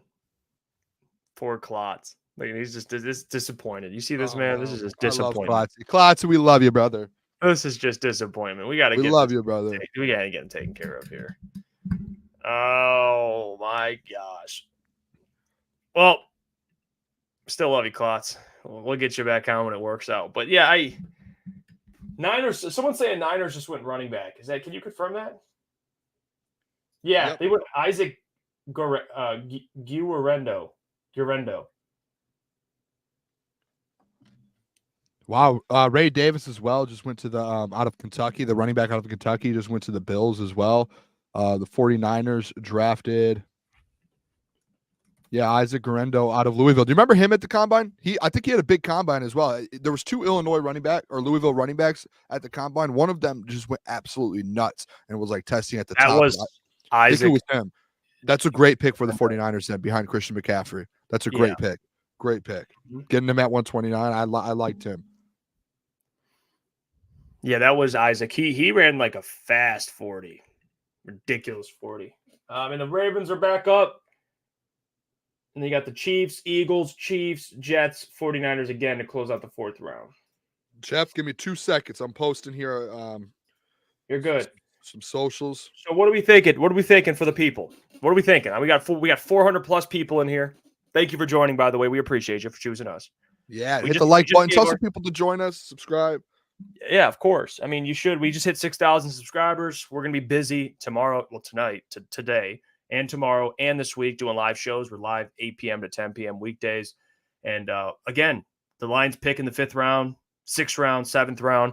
Where do the Lions go from here? What are we thinking positional wise? I know I put the poll up if you guys like the pick or not. And we got a lot of votes on that. And majority say it's okay in terms of the pick. A lot of people said, I love it. A little bit of people said, I hate it. But what's next for the Lions here, people? Offensive lineman, check. I think wide receiver is next on the board. I think Klotz would agree with that. Brendan Rice, who I think could be next off the board? I think I can't remember how to say his first name, but the safety out of Utah that plays running back and safety. Vaki? Because the Lions met with him a lot. I could see that. I could see Malik Washington. I wouldn't mind even a kicker. I think when you look at all this, like people can be reacting to all these picks right now, but a lot of these picks are not going to end up panning out in the NFL. So the fact that they did move off of, what was the name, Giovanni Manu or something like that? Yep. I don't hate it. Obviously, I don't love it yet. Man. I mean, we all love Dan Skipper. And at the end of the day, if you can get somebody that has that impact, because he is pretty mobile. I was watching some of his film. I was waiting for my Wi-Fi to catch up. But I like it. I think Lions just straight up again. No way. I could be confused, but somebody in the chat said he's finishing blocks. He's pancaking everybody. He's just another trade. Hit the take button. The Detroit Lions are on the clock. Right, I hope this is receiver. I hope Malik Washington, Tez Walker, Brendan Rice. Did Javon Baker go yet? I don't even care. Take it. TJ Tampa to the Ravens. That's a good Let's pick. hear it, guys. Turn the chat off. All 2 of you. Turn it off. I don't have the pick yet. I'm just saying turn it off. The Lions are on the clock. Come on. I hope it's just a receiver. I hope it's a receiver or a kicker. They get a kicker, man. Trade up for a kicker. I don't have anything here yet. Please. Could be a safety. Please. I've already got the Chiefs pick at 133. I've already got the Chiefs pick. The Detroit. Hey boys, let's go. Let's go, boys. We're here. We're locked. I don't have the pick. I'm sorry. You keep hitting the button. I don't have the pick yet. I want to hear the pick. I'm just saying let's go. Like a little kid. I'm just saying let's go. Come on, like Christmas morning. Please. Brad's cooking. Please. Give us Brendan Rice. I've already. Oh, the Chiefs picked 131. They picked 131 and 133. I thought I had the. This is exciting though. Here, this is big here. Give me someone. I would love a wide receiver or an edge. Wide receiver, edge. Wide receiver, edge. I'm interested to see what they gave up too. Wanted Brad Holmes to be aggressive. We wanted Brad to be aggressive. He's being aggressive. Austin Booker or an edge, I'm okay, but preferably Brendan Rice. He's right there. We're getting action today, boys. We're getting action today, boys. How about that? We are getting action today. Another corner. I'm refreshing over here. I've got nothing yet. Don't wipe the. All right, hey, you're fine, Boone. Pressure's not chat on up. you. Ooh, come on, boys. Boys, I want think someone with some if grit. it's Brendan Rice or Malik Washington, we're going to be happy. Malik Washington, wide receiver out of Virginia, had like 1,400 yards, and he can fucking fly. That'd be like who they look on when they I've move got up the league. pick. I've got the pick. All right, I've Boone. got the pick. With Come the on. 132nd overall pick of the 2024 NFL Draft, the Detroit Lions are taking safety out of Utah, Sione Vaki. I don't know how to pronounce his name. Sione Vaki. They got the safety. They are adding another defensive player in the secondary. Jeff, sit down. We've got another dog on our hands, boys. And he played running back, boys. And he played running back. This is a guy that people were saying mocking in like the 6th, 7th round, but he was good at the combine. He's going to be able to probably play a lot of special teams impactfully for year one. And I mean, when you talk about long run, he can take those off. He can just be a dynamic player, and that's what the Lions want. He's probably one of those guys where he's just sitting at their board, sitting at the top of the board. And he's like, this guy can potentially make an impact on offense and defense, especially on special teams. And they know that special teams is very important to them. So I like the pick. I like the pick. Very flexible. Yeah. He, you know what? He can, he's versatile. He's versatile. It shows you that he's athletic, though. And the other thing that I do like about it, the fact that I'm imagining the drafting him as a safety because everybody was thinking about, oh, are they about to re-sign Tracy after this year? It's like, no, they just let him go, obviously. Quandre Diggs, obviously, is not going to be coming back either. So this is what they want to develop. And being that he is a running back, he's going to be good at knowing what running backs like to do, their tendencies. So he's going to be good at stopping the run right away. I just want to see what they give up because if they still have all the picks in this draft, there's still wide receivers that are on the board. But my guess, Klotz, guess what they give up. My guess is they used one of the picks this year to move up because they just used the third last year to move up. I don't think I think you would have to sit there and use last year's pick. I think you would have to. I'm going to see here. I would love to see what the trade is. I'm not seeing anything here.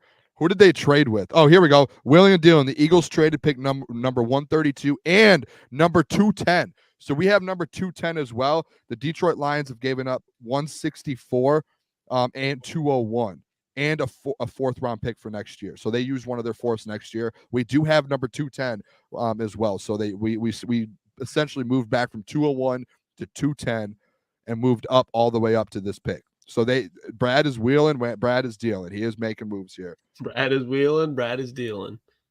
So they moved up with one pick. They moved up and then they moved back with the other pick. They basically pick swap. One's higher, one's lower, and they added a fourth. Yes. Or no, we got rid of our fourth next year because we had 2 fourths. So you got rid of one of the fourths next year as well. And Dave, my bad, boys. I'm trying to do the Yeah. social thing and do this at the same time. To Dave's point, we might get one for Jonah. I think they could get one. I'm not sure. I like the pick though. Yeah. I want to see. I'm about to pull up on my socials real quick. I'll see if I can get some non-copyright worthy highlights. So if the people aren't familiar with them. Spell it for me real quick, Boone, if you can. Sione Vacy, I think. So Vaki. That is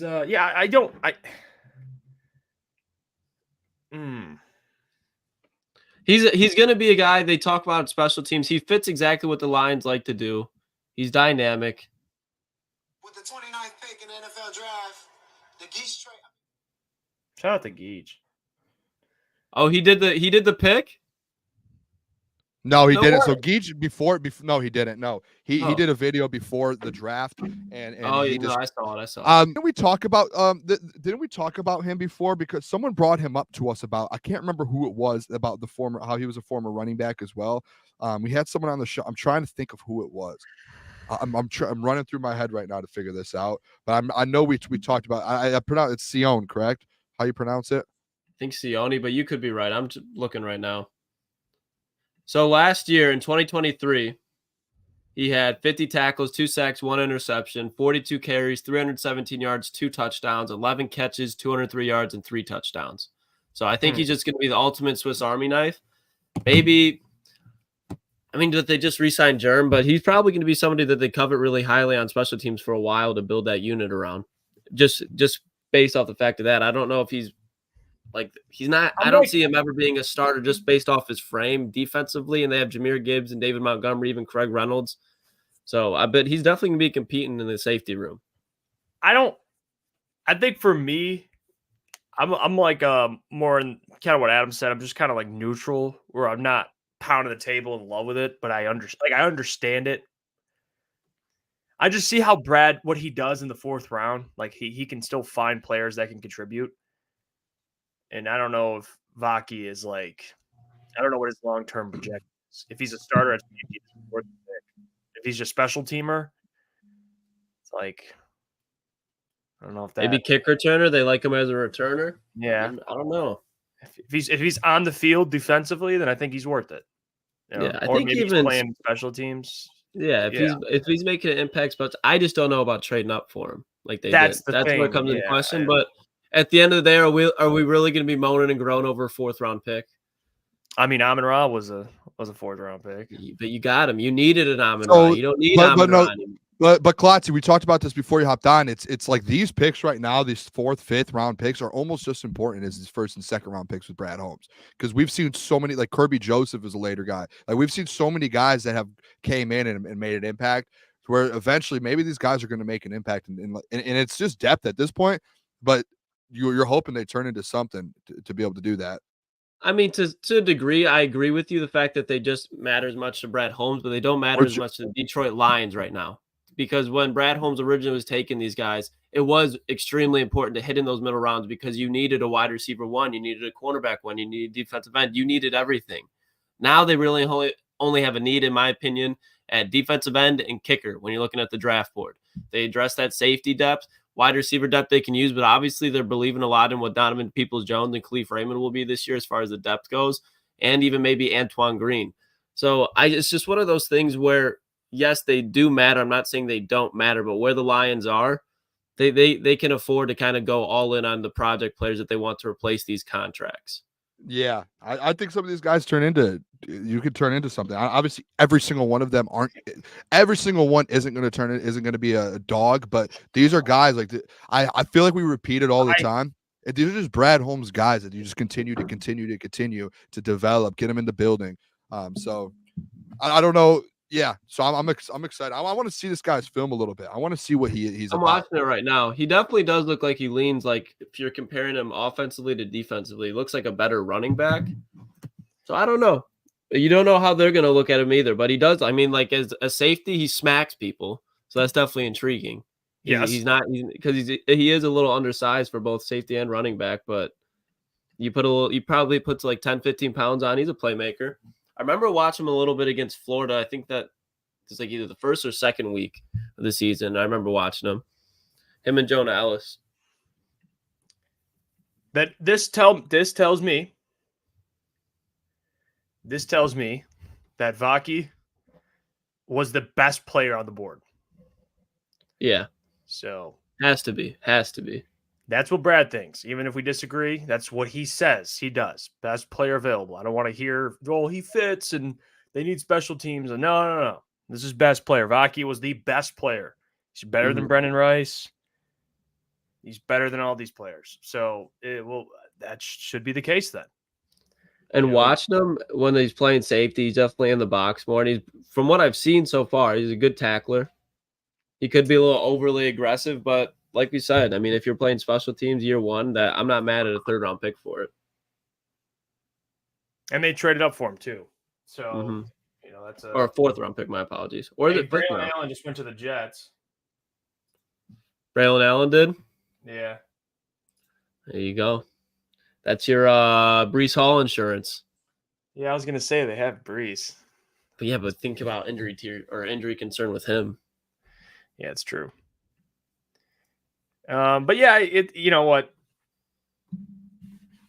It is what it is. They traded up for him. At this point, you're taking risks with players. You're kind of, I don't want to say reaching, but you're flyers, I guess is the right word for it.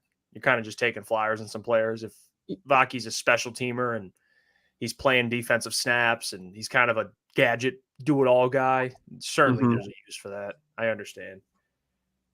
Even though I wanted Rice, he still could be there, man. There's a reason he's fallen this far. There's a reason for sure. I know the Lions pick at, let me see. They don't pick till the 6th round. What round are we in now? 5? Yeah, they got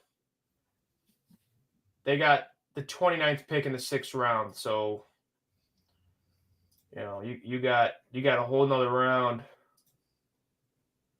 to go here. That was an interesting pick.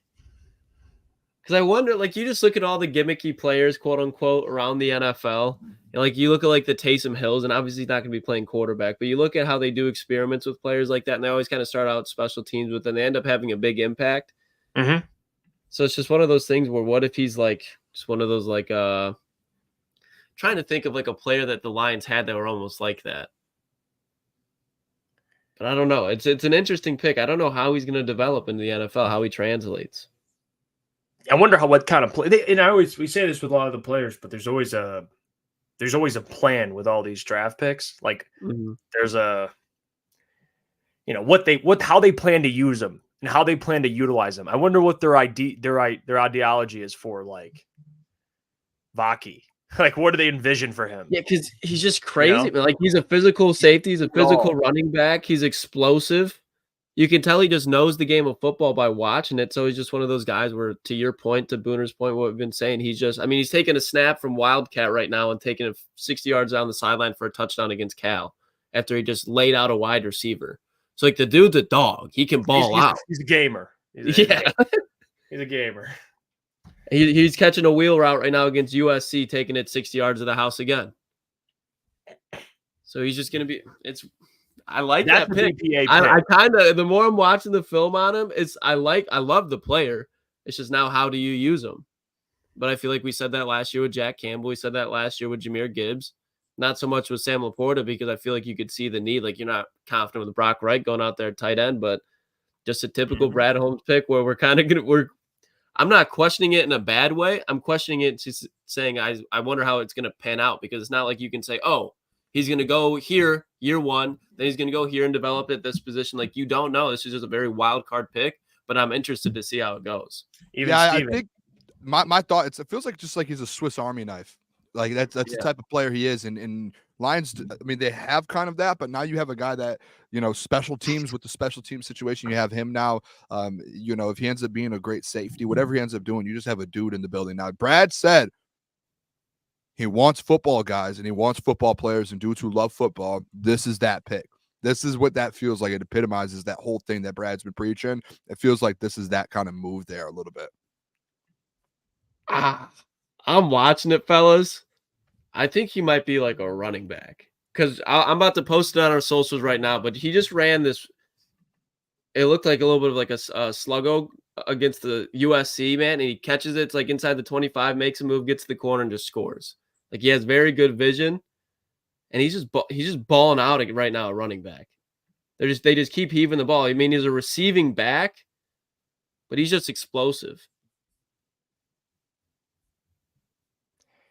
Yeah, I again, this is the best. He was the best football player available. Based on what Brad says, they take best player available, and Vaki in terms of his versatility either as a running back, a safety. Did they announce him as a running back? I think safety. On ESPN, he's safety. Regardless, dude's a football player. He's a gamer. So, whoever they ask of him, he will do. Yep. He can do it all. Just tell me what to do, coach. I'll do it. Yeah, I'll do it. He'll definitely be like the up back personal protector. So if they want to take fake punts or anything, he's the guy that's going to be running those fake punts probably. Remember, like, they lost CJ Moore. They really like CJ Moore on special teams and heading into last year, and then he got in trouble with this suspension. So maybe he's the guy that they do that with now.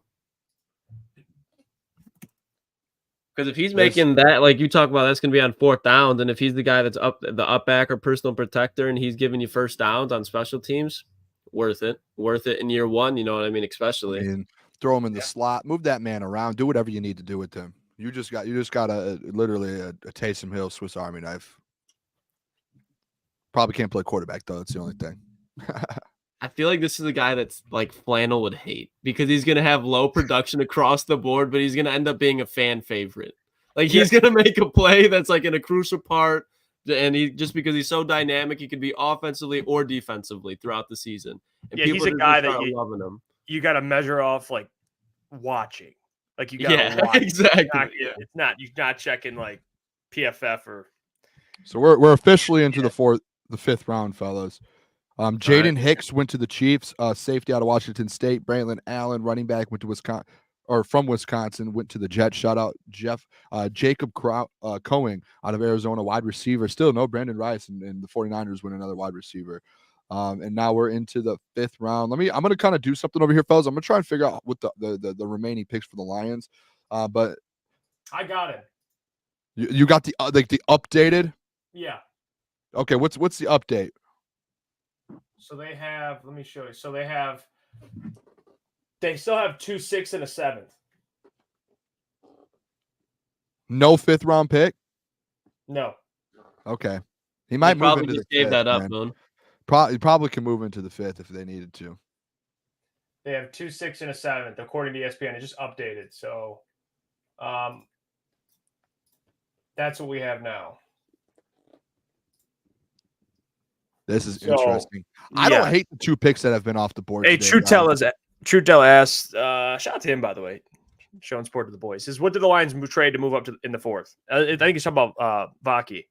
So the trade here in the 4th round, the Detroit Lions received pick number 132, which they took him, and they also received pick 210. So a 6th round pick, I believe, as well. And then they gave up 164, which was our 5th round pick, to move up from 164 to 132. They also gave up 201. So essentially and they gave up a 4th round for next year. So essentially they went from 164 all the way up to 132, moved up about 30 spots, moved back 9 spots with that 210th pick. And then they also gave up a 2025 4th round pick.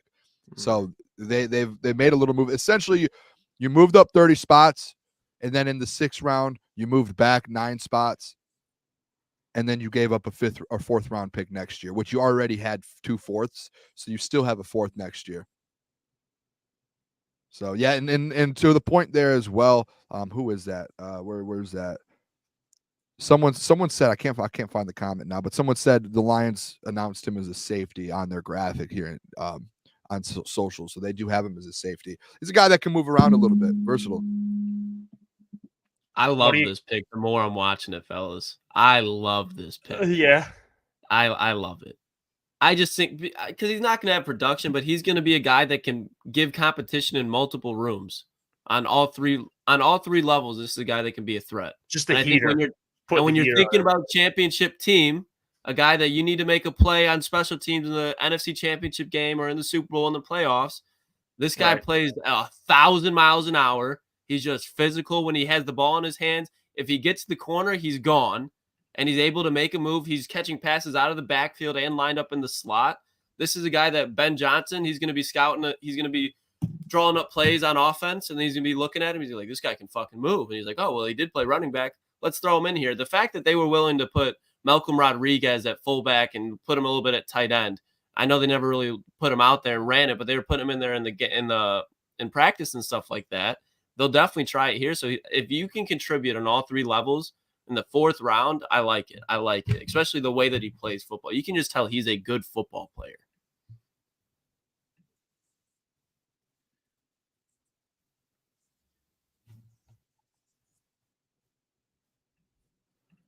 Yeah, this is why We can't hear you, Boone. I'm just checking. I'm just checking out the people's reaction to the pick. I wanted to see. I didn't get to check in with social media. What people are saying. I'm about to post this on our socials right now. If they were frustrated, I wonder who's whining. I know some people talking about Lion Syndicate. So I just watched a video here, Who's more? fellas. Pat McAfee during College Game Day breaking this guy down, and he absolutely loved him. This was like on College Game Day. When you go to a College Game Day, they don't just it's Sione Vaki, by the way, too, is how you pronounce it. You don't you just don't bring out, you don't talk about just average dudes. This was one of the X factors that they talked about a couple months ago on Game Day when they were in Utah, and they said Sione Vaki was an absolute dog, plays both sides of the ball. There was a game, and I'm looking for his game logs here, because if I heard him correctly, guys, there was a game versus Cal Bro, yeah. this year where he rushed for 158 yards. The game after that at USC, the game that the College Game Day was at, I believe, he rushed for 68 yards and had 149 receiving yards. So let me just do the math for you there real quick, just some quick math. 149 plus 68. That man had 217 all-purpose yards. So this is a guy that you can get him as a weapon on offense if you need him to put him in certain situations. And at the end of the day, too, guess what, guys? On the defensive side of the ball, he's effective as well. Like, they were showing highlights of him on there, and he was everywhere. He was all over the field too on defense. It wasn't just like he's just an average guy on defense. He's flying around. He's making tackles behind the line of scrimmage. He's doing different things like that. He's getting pass deflections. He's forcing this is an absolute just a weapon of a player. It's not like they just got a guy that says, this is like a Brad Holmes dude that they know that he loves football. He wants to be on the field. He wants to play, and he's going to do everything to make sure he gets a spot on this football team to do that. And they traded, another 4th round pick for him as well to move up and do that and move back later in the draft. So they value him and they think he's going to be fine. If you're mad about this pick, again, you're just mad because you wanted certain positions, and that wasn't what Brad came into this draft knowing. Brad has already made it known he's filled the holes. This is a guy for him to where he just wants to get football players and dudes. And if you watch his film and if you watch people talk about him around the NFL, this is a guy that people think that can be an absolute dog in the league. And he's going to add value to this football team at some point in his career in the next year or two. It's not about adding positions of needs. This is Brad just went out and got a football dude. And in about a year or two, we're going to be looking back and be like, well, again, Brad did it again. He got a football player. Yeah, and that's what he does. I mean, best overall player, and it was Vaki. So I don't hate the pick. Again, it's different. And I know we do these live, so when these picks get announced and it's not who you even were expecting, there is a shock there. But once you think about it, make sense of it. It's kind of how I was with Giovanni Manu. I was at first, I'm like, Brendan Rice, here we go. You're going to get Brendan Rice. And I see Giovanni, and I'm like, oh, all right. Yeah, like now that it makes sense, right? I wanted an offensive lineman, but initially, again, it's like the whole Christmas analogy. You're expecting a gift, and you open it, and you're like, oh, this is still good. It just maybe wasn't what I was initially expecting, but sometimes what you're expecting, you don't need. Maybe the thing that you didn't expect, you do need. So it's fair. Well, fellas, what's going on around the NFL draft too here? Well, now it's the start of the 5th round here. Teams are making. I mean, the Commanders' pick is in officially. I wonder if I can. This has been fun. We've already gotten 2 trade ups from the Detroit Lions. Jeff, I said when we got on the show yesterday, Brad said he woke up and he felt dangerous and he felt like he wanted to be aggressive yesterday. And he tried to trade into the third. He tried to trade into the second again. He tried to trade late. He tried to trade into the 30s and the 40s. He said, and I'm sure today he woke up. He said, "I didn't get to do it yesterday. I want to go be Brad Holmes today." And he went and he was Brad Holmes today, boys. He was cooking. I got to see. I got to see how they use Ennis. What is it? Enos? How do you say it properly? Enos Rakestraw. Enos? Because it just sounds wild to me. But Enos, I want to see how he pans out. He's probably the pick that I'm questioning the most right now. Not off what they did, just the player itself. Just because if they throw him on the outside, like I said, he laps a little bit in coverage. I think if they use him on the interior as like a nickel, I love that pick. But again, if you talk about in a lot of mock drafts and a lot of drafts on people's boards, you saw him going in the 1st round. So to get him in the 2nd, I don't hate it. It's just not a pick that I see a lot of people love. Like they love the pick, I'm just not all the way there yet. But I could be proven wrong easily by Brad Holmes. I would not deny it whatsoever. Yeah, did you see the video, by the way, Lucas, of Rakestraw? Because he almost committed to Alabama. Mm-hmm. And I didn't see the video. I knew that he almost went to Alabama, but I didn't see the video. No. I gotta show you that real quick. Excuse me, Donnie M. Thank you for the $5. Says, won't the Lions get a conditional 3rd-round pick next year for losing Jonah Jackson in free agency? Jesus, I believe so. I don't want to say 100% I'm certain because then I don't want to lead you wrong there, but I do believe losing a guy like that in free agency you should get something for it. So knowing Brad, he's already thinking of that. So making a trade like that, giving away a third, you're getting a third back. He's always thinking 2-3 steps ahead. Oren says Christian Boyd, who I like, dude, that's a Klotz guy if you like him. Rice and Booker all still on the board. Apparently, there's some people out there that are upset they didn't go edge yet, but I would argue it says more about the edge class. I don't know. Yeah, and how much they trust the edge room that they have already, which I don't know about. Maybe they make a move. If I'm sitting here, what I think they should do, I don't think adding an edge at this point really does anything to the edge room because if you're getting drafted in the 5th, 6th, 7th round, you're going to need time to develop. I think they got to wait for the training camp cut, see if anybody goes out there. I just want a guy that can contribute on 3 downs. It does not have to be people are raving about Trey Hendrickson before the draft. It does not have to be that. But just a guy that can contribute on 3 downs that you do not have to worry about being a gadget type of defensive end. Where Marcus Davenport, he seems solid, but if he goes down, now you're back to the James Houston, John Kaminsky. And at the end of the day, Marcus Davenport really doesn't change the game, in my opinion. And I don't think that you need a game changer, but you need a guy who puts up more than half a sack, which is what he did last year. So, And people are saying Matthew Betts. Maybe we're sleeping on Matty Betts. But if he was in the NFL draft, fellas, where do you think he goes? Number 1 overall? Think so, Boone? Hey, we got to have at least a dumbass of the day. I love this, Timothy. You guys, correction, are idiots, 3 guys, and ignore your audience in the chat. We don't. Peace out. Go D. By the way, the War Room is wearing Dan Campbell black jerseys. 89. Let's go. We've been talking to the chat all day, and I also guess what? I brought up Dan Campbell was wearing black jerseys, and they were wearing all of his jerseys as well. Can't come into the chat if you're not here for the whole show and start saying that we're not doing what you're saying we're doing. I think he's just. You know what? I think people would call that a professional yapper. He's just yapping with no context. Might be a fan of somewhere else. Just trying to get some people down on us. Professional yapper. I believe that is what that's called. Cam Hart just went to the Chargers. Good pick for them. Yeah, and they took 2 corners, Tariq Still, and then they got Cam Hart. You know who do you guys think so far, since especially we're on the back end, has had the best draft? Pound for pound, not just round 1, but just up to this point. I don't know. I have to look at the teams here. I'll have to.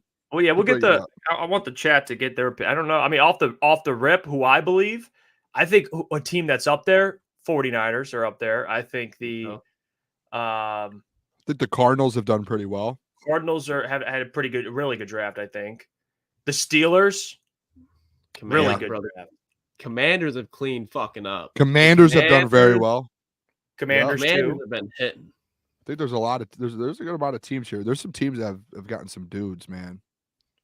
Because Steelers, they got JPJ, or did the Raiders get JPJ? Well, the Steelers got 3 offensive linemen. They got Zach Frazier. They got Fatanu, and they got what's his name from South Dakota State as well. So they got McCormick. Yeah, they went and got an offensive lineman. The Lions, good old Vaki. They had a solid draft. I think this is probably the least excited I've gotten about a Brad Holmes draft as far as like comparing it to years prior, but then look at where they're drafting. I think that's what you have to keep in mind as well. Because I don't think anybody was hugely excited about Broderick Martin. Nobody was really hugely excited about Levi Onwuzurike. So in the 2nd, 3rd, 4th, 5th rounds, nobody's really jumping up and down. I love the Terrion pick, but I loved the Jahmyr Gibbs pick. I love the Jack Campbell, Sam Laporte, and Brian Branch pick. Not so much the Jack Campbell pick. I liked it, but I didn't love it. All the other picks I loved. I forgot the Ravens. They got Nate Wiggins and TJ Tampa. Oh wow, they got TJ Tampa. That job. Yeah. Wow, that's a good for them. So they got two pretty good corners. The Eagles got two Wiggins corners goes as well. down. They have TJ Tampa for your more so the other way inability to around healthy argument. It's fair. Yeah, I saw you just post that Vaki stuff on our Twitter. You guys should go check that out if you have it. Tell you just the highlights. Wait on it. Hey, did you guys see too that John Lynch shut down all the? And I'm not saying this is more so a question. Like I'm not saying that like, oh, this is why the Lions should have went wide receiver at 29. It's just difference in philosophies. Do you see that John Lynch shut down all the Debo and Ayuk trade rumors? So they're probably gonna have Debo, Ayuk, and Ricky Pearsall as of right now. If they don't what weapon and Christian McCaffrey and George Kittle. What a room. It's What an scary, offense. man. It's going to be interesting to see how that matches up because I'm interested because they have Juwan Jennings too, who I love. I feel like they got to move off with somebody. Hey, I'll tell you what, Juwan Jennings, they love him enough to take Ricky Pearsall. But I mean, that man in the Super Bowl, they needed him. They needed him. Yeah, for sure. Yeah. I mean, but Ricky Pearsall, the yeah, like Ricky Pearsall's probably going to has a chance to start over him just by default. Oh, look at and Jacob Coing. Is that the dude from Holy Cross? I believe so. I could be wrong. He can fly too. Yeah, man, they're taking some wideouts. If that's the dude from Holy Cross, I could be wrong. I don't know. Arizona.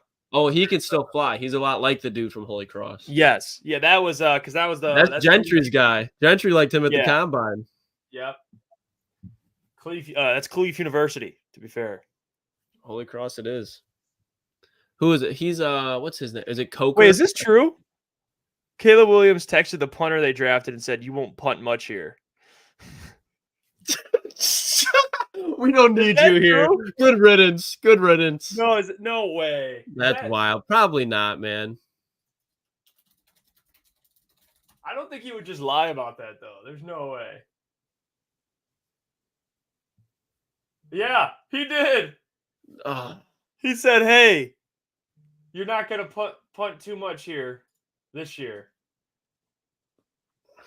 He's getting and this just builds up to that. Like, I know. Do you really want it? There's going to be so much attention there all the time, and he hasn't even played a snap yet, and there's already going to be shit like this going on.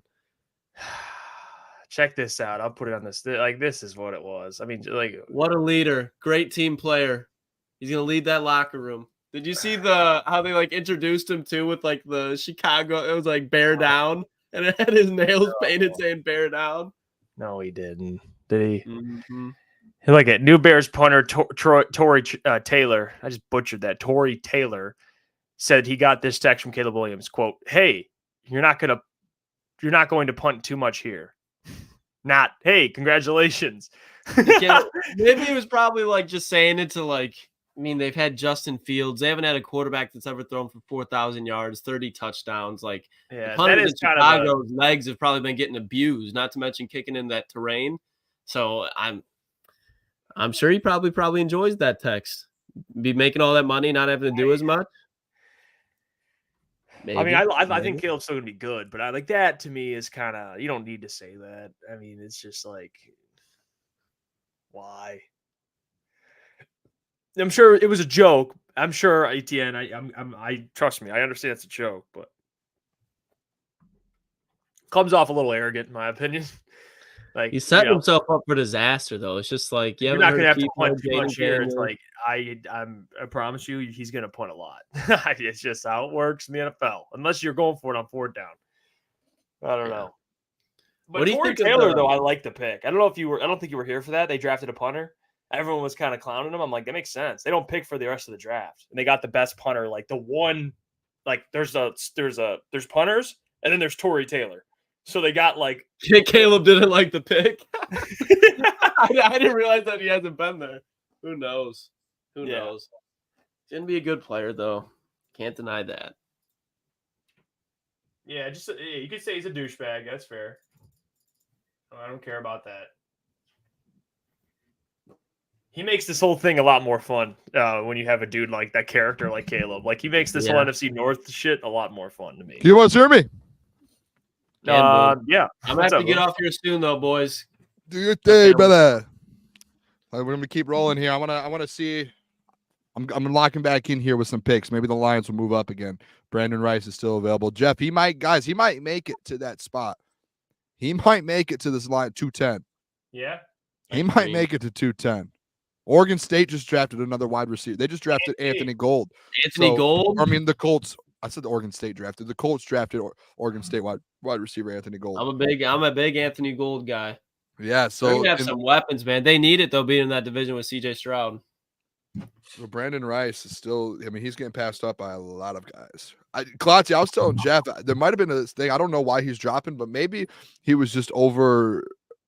I mean, we watched this film. He's a dog, so it's weird.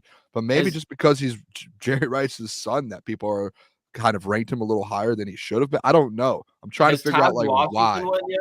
Taj Washington, he's another wide receiver from USC that was projected to go he already. He has not went yet. Maybe it's just NFL scouts are worried about him banking so much off of Caleb and having a bad defense so that his production was high. But if he was playing somewhere else, yeah, he has the frame. But would he be putting up that production? No.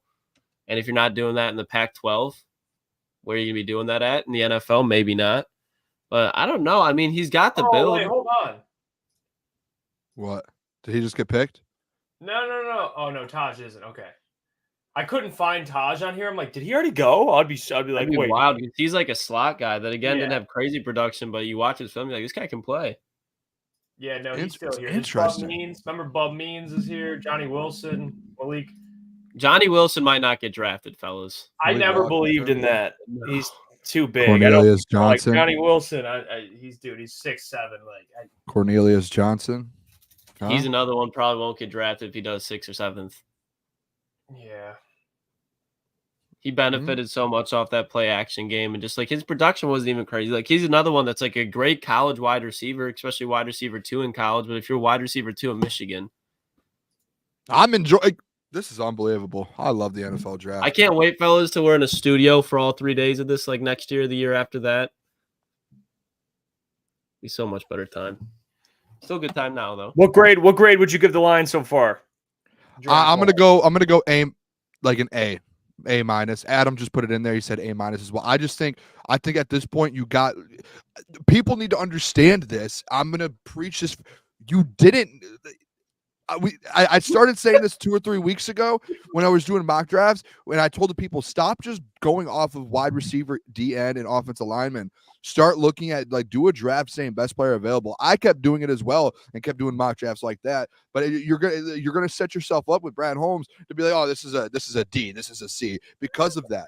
He went and got his guys, and he loves these dudes, and it's obvious. He just got an absolute weapon, a Swiss Army knife over there out of the pack. Like he got his guys. He got an absolute monster of an offensive tackle who, in the future, you can just sit there, let him develop, teach him the ins and outs with Penei Sewell and Taylor Decker. So when Taylor Decker has to retire, you have an absolute monster. You got 2 corners that are some of the best in the whole draft. So you probably got one of the best defensive players overall in the whole NFL draft as well. So Brad has been cooking. I think that round 1-2 helps out a ton. Like what he did in round 1 is unbelievable.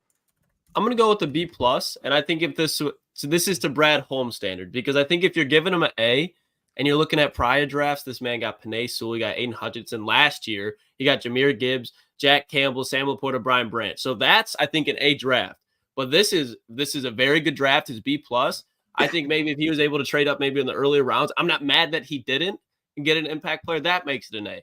But this is about as B+ as you can get. I love the pick of the guy out of Utah that they just got. So I love this draft so far. Not as much as years prior, but it's still a draft that's going to, without a doubt, make the Detroit Lions better, especially on the defensive side of the ball, which was the weakness going into this draft. Yeah, you said it. You said it for me. It's great. I was going to go B+ because of that same point. Like there's teams that I would say have an A, and I don't think it'd be fair to be like Lions A. Like I think the teams we just went through that won the draft so far on paper. I know it's always on paper because we have to wait for these guys to play and that the grade could change. But right now I'm going B+. That's still a great grade. I mean, Brad's having a good draft. B+ is fine. I think you could sit there like the A-, going A and A+ would have been you have to like, oh my yeah, gosh, like this is last year, unreal. Lucas said that was you knew Yeah. when they took Sam and Brian and like who they That's took in the okay. first, second, third, you knew like, oh, I my think God. anywhere from an A- to a B+, B is like that's right where the range we're at. Now we're still Yeah. sitting here where I think he still has 4 picks or 3 picks remaining. 3. Now he could still cook. He could still trade up. There are still a lot of dudes on this board. If you guys know, there's value here that you could still get some guys. So I'm excited. Look at this. Yes, I wanted Shout to out to text John you guys. Macroon, Pull that up. the doc.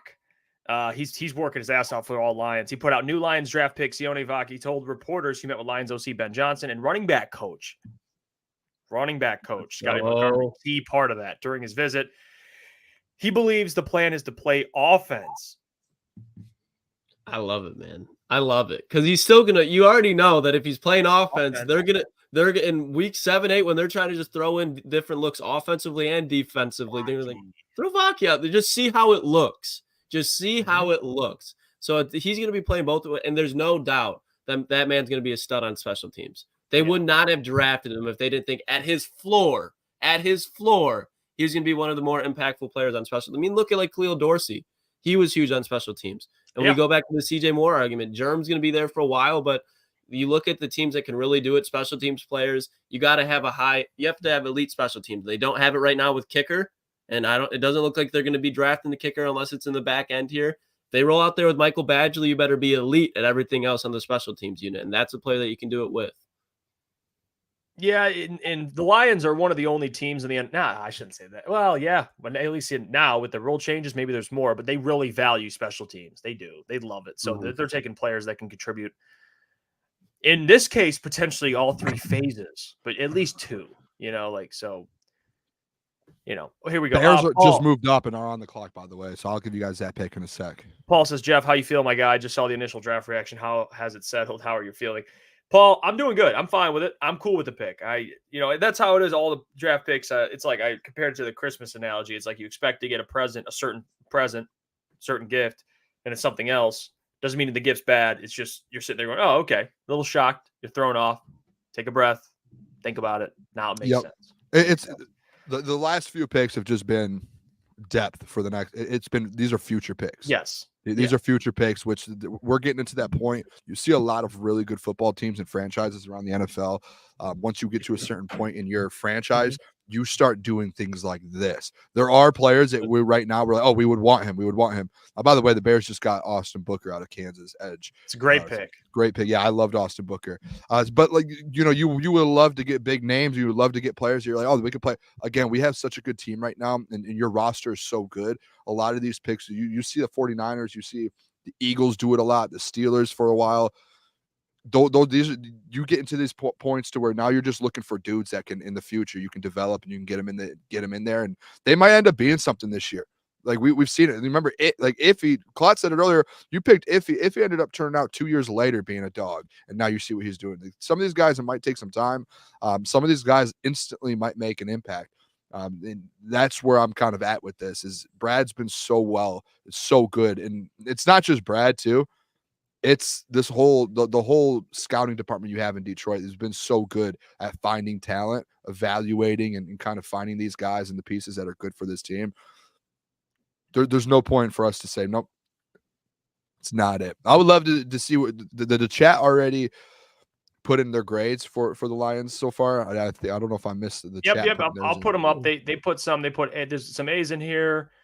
A's. I see. And then J Mommy says last year the so-called experts gave the Lions a D-. I remember that. Yeah. That was wild. I don't think there's any experts that'll be doubting it. But real quick, fellas, before we keep going through it, I got to get out of here. Chat. Thank you for supporting us the last 3 days. Got to go. Brother's retiring from the military. Cousin graduate from college, so he's got some things to handle with the family. Yeah. So love you, fellas. Love the chat. Love you, brother. We'll be back. Are we streaming tonight, or are we just going Monday? I think we're tomorrow morning. We'll do a Q&A recap to kind of recap the entire draft. Probably about, I would say maybe what time, like 9 or 10, maybe. Yeah, we'll do something in the morning, and then we'll put out some content. So be ready for that. But Lukas Klotz, Klotz, love you, brother. Hey, we'll be live. Sure, if you're not subbed, if you haven't liked the stream, do it for the fellas. They've been carrying these two, especially the fact that I haven't been on here. They've been streaming for the last the 48 hours, probably 38 of it. So make sure you support the fellas. Love you, boys, and I'll catch you guys later. See you, Klotz. Klotz. There you go, Mr. Klotz. Lukas Klotz, that is. Joining us for the stream. He made some great points. Big Vaki fan.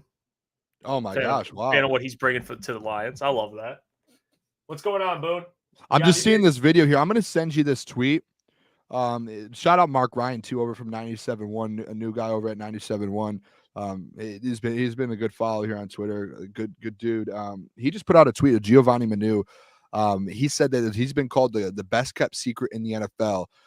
He ran a 4.96 40-yard dash at 6'7", 352. And Jeff, I just sent you over a tweet in our chat of him doing the vertical. This man, I'm going to say this about this guy. He is absolutely yoked. He is built for the size that he is at 6'7", 352. I don't even care about the vertical. I don't care about him jumping or the vertical. Just him. What, just, dude? Yeah, the calf on this man. Dude, the video that Mark as well posted of him doing his 40. Dude. Unbelievable. Look at this. He's huge, dude. This is great. This is a good guy. This dude is, I don't think he has a what. Whoever said I was being disrespectful to Taylor Decker or the Detroit Lions for drafting this guy, I hope this man becomes an all-pro tackle, and I get to laugh at whoever came at me for liking this pick. I love this pick. I love the Lions doing that. Oh my God. I want no problems with that guy. No. Like, I and you know what?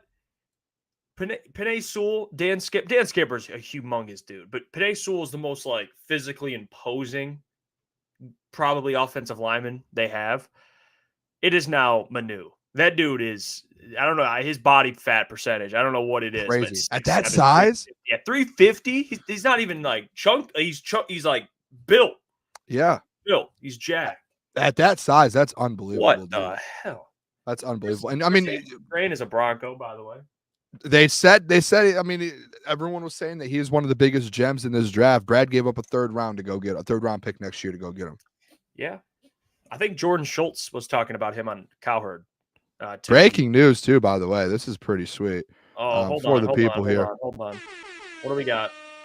The city of Detroit has broken the all-time record for NFL draft attendance. Fellas, I'm pretty sure it was 600,000 before. Over 700,000 people have attended the NFL draft this weekend in Detroit. And it's probably going to be by the end, it's probably going to be a little higher too. Over 700,000. How crazy is that? And you know what, dude? And Jeff, I was thinking about this last night. I was talking to my cousins about this. When we went to the draft, they never scanned my code. I just went through metal detectors. I never got my code scanned. The only thing you were worried about was your Kool-Aid jug. That's all. There was like a big deal. The people, shout out to Lions fans too, like yelling, being like the Kool-Aid, and I'm like, oh, you guys don't want to win. The security doesn't want to win a Super Bowl. Yeah. As soon as I think the Kool-Aid was like my Thor hammer too, because as soon as I put it down, my calves just started cramping. I couldn't move. It was unbelievable. IT Hip says I'd still love to know how they'll be able to host all these fans next year in Green Bay when they pretty much have 5 hotels. I don't think it's gonna. It might not be as big. I don't know if it's gonna be 700,000. No, it'll be 700. No, it's such an up in Green Bay. One of my closest friends actually just moved to Green Bay. It was like 2 minutes from Lambeau, and it's just up in the middle of nowhere. I don't know who's gonna say, "Hey, let's go to Green Bay for the draft." Maybe I'm wrong. I don't know. Underdone says if that dude has hands, he's reporting eligible for sure. Oh man, dude, his hand size. That's just one being thing I'm curious. Being able to move the way he does at that size and being like in shape as he is. I'm shocked that he went where he did. I mean, I'm actually shocked, especially people are saying he was like the biggest hidden gem of the draft, and Brad's the one that ended up with him. It's interesting. Marvin Strong says that's just the draft, easily over $1 million downtown. For sure. Yeah, they had to keep. They had to keep. I've had friends that said on Thursday they tried to get in and it was already closed off, and then Friday you go back and they tried to get in, already closed off. So it just kept reaching capacity. Both days, you would have had way more than 700,000. Blew the record out. That is unbelievable. I'm gonna I would love to do so. I would love to hear what some people in the chat too think about these two picks, where they kind of stand on it. We can read some comments off here. Jeez. I'm interested to see what. Yeah, the Austin Booker to Kansas or Austin Booker to the Chicago from Kansas. That's a big time pick for them. Chicago's not having a bad draft either. No, they're not. Chris no. Abrams drain just went off the board. He's going to Denver. It's a great pick for them. We loved him. Jarvis Brown-Lee. That's a good pick. Yep, he went to Tennessee. Press guy from Louisville. I don't know. We did some work on him for a late round pick, but the Broncos pick again here. See if I have something over here on that. Yeah, I mean, Brendan Rice is about to be a 7th round pick. We're at 210. That's our next pick is 210. The Detroit Lions. I think there's going to be someone that they can. I mean, we act like we think he can go to there's these big time names still available. Brad is going to get someone that's probably not even on this best available board, which that's what we do love about him is he doesn't care. He does not care. The Ronin said, I love both of these guys. Oh, sorry. Oh, we're on the same page here, man. No, you're good. Stephen Clark says, again, Field Yates has said this guy is one of the nastiest players in the entire draft. Brad found him and got him. John says, I don't know why Rice has fallen this far. I'd take his skills. Yeah, there's got to be something. I don't – maybe the production, but even then, again, he was Caleb's #1 red zone target. I mean, dude was a touchdown machine. I'm curious. Seems like a good dude. I don't know how the meetings went when he's actually meeting with teams. There has to be obviously a red flag. I'm curious if Brad pulls the trigger if he's there in the 6th. That's so worth it. Are you kidding me? I mean, 6th round pick. They pick at 29, so I don't know if he'll be there. It's the only thing. But he's lasted this long, so unless he starts moving again. Sports Talk at 10. Who got Jerzon Newton? That'd be the Commanders. They took Johnny Newton. ETN, you stay the hell away. Bring Rice to LA, Les. Well, that'd actually be a great fit too. I'm not even gonna lie to you.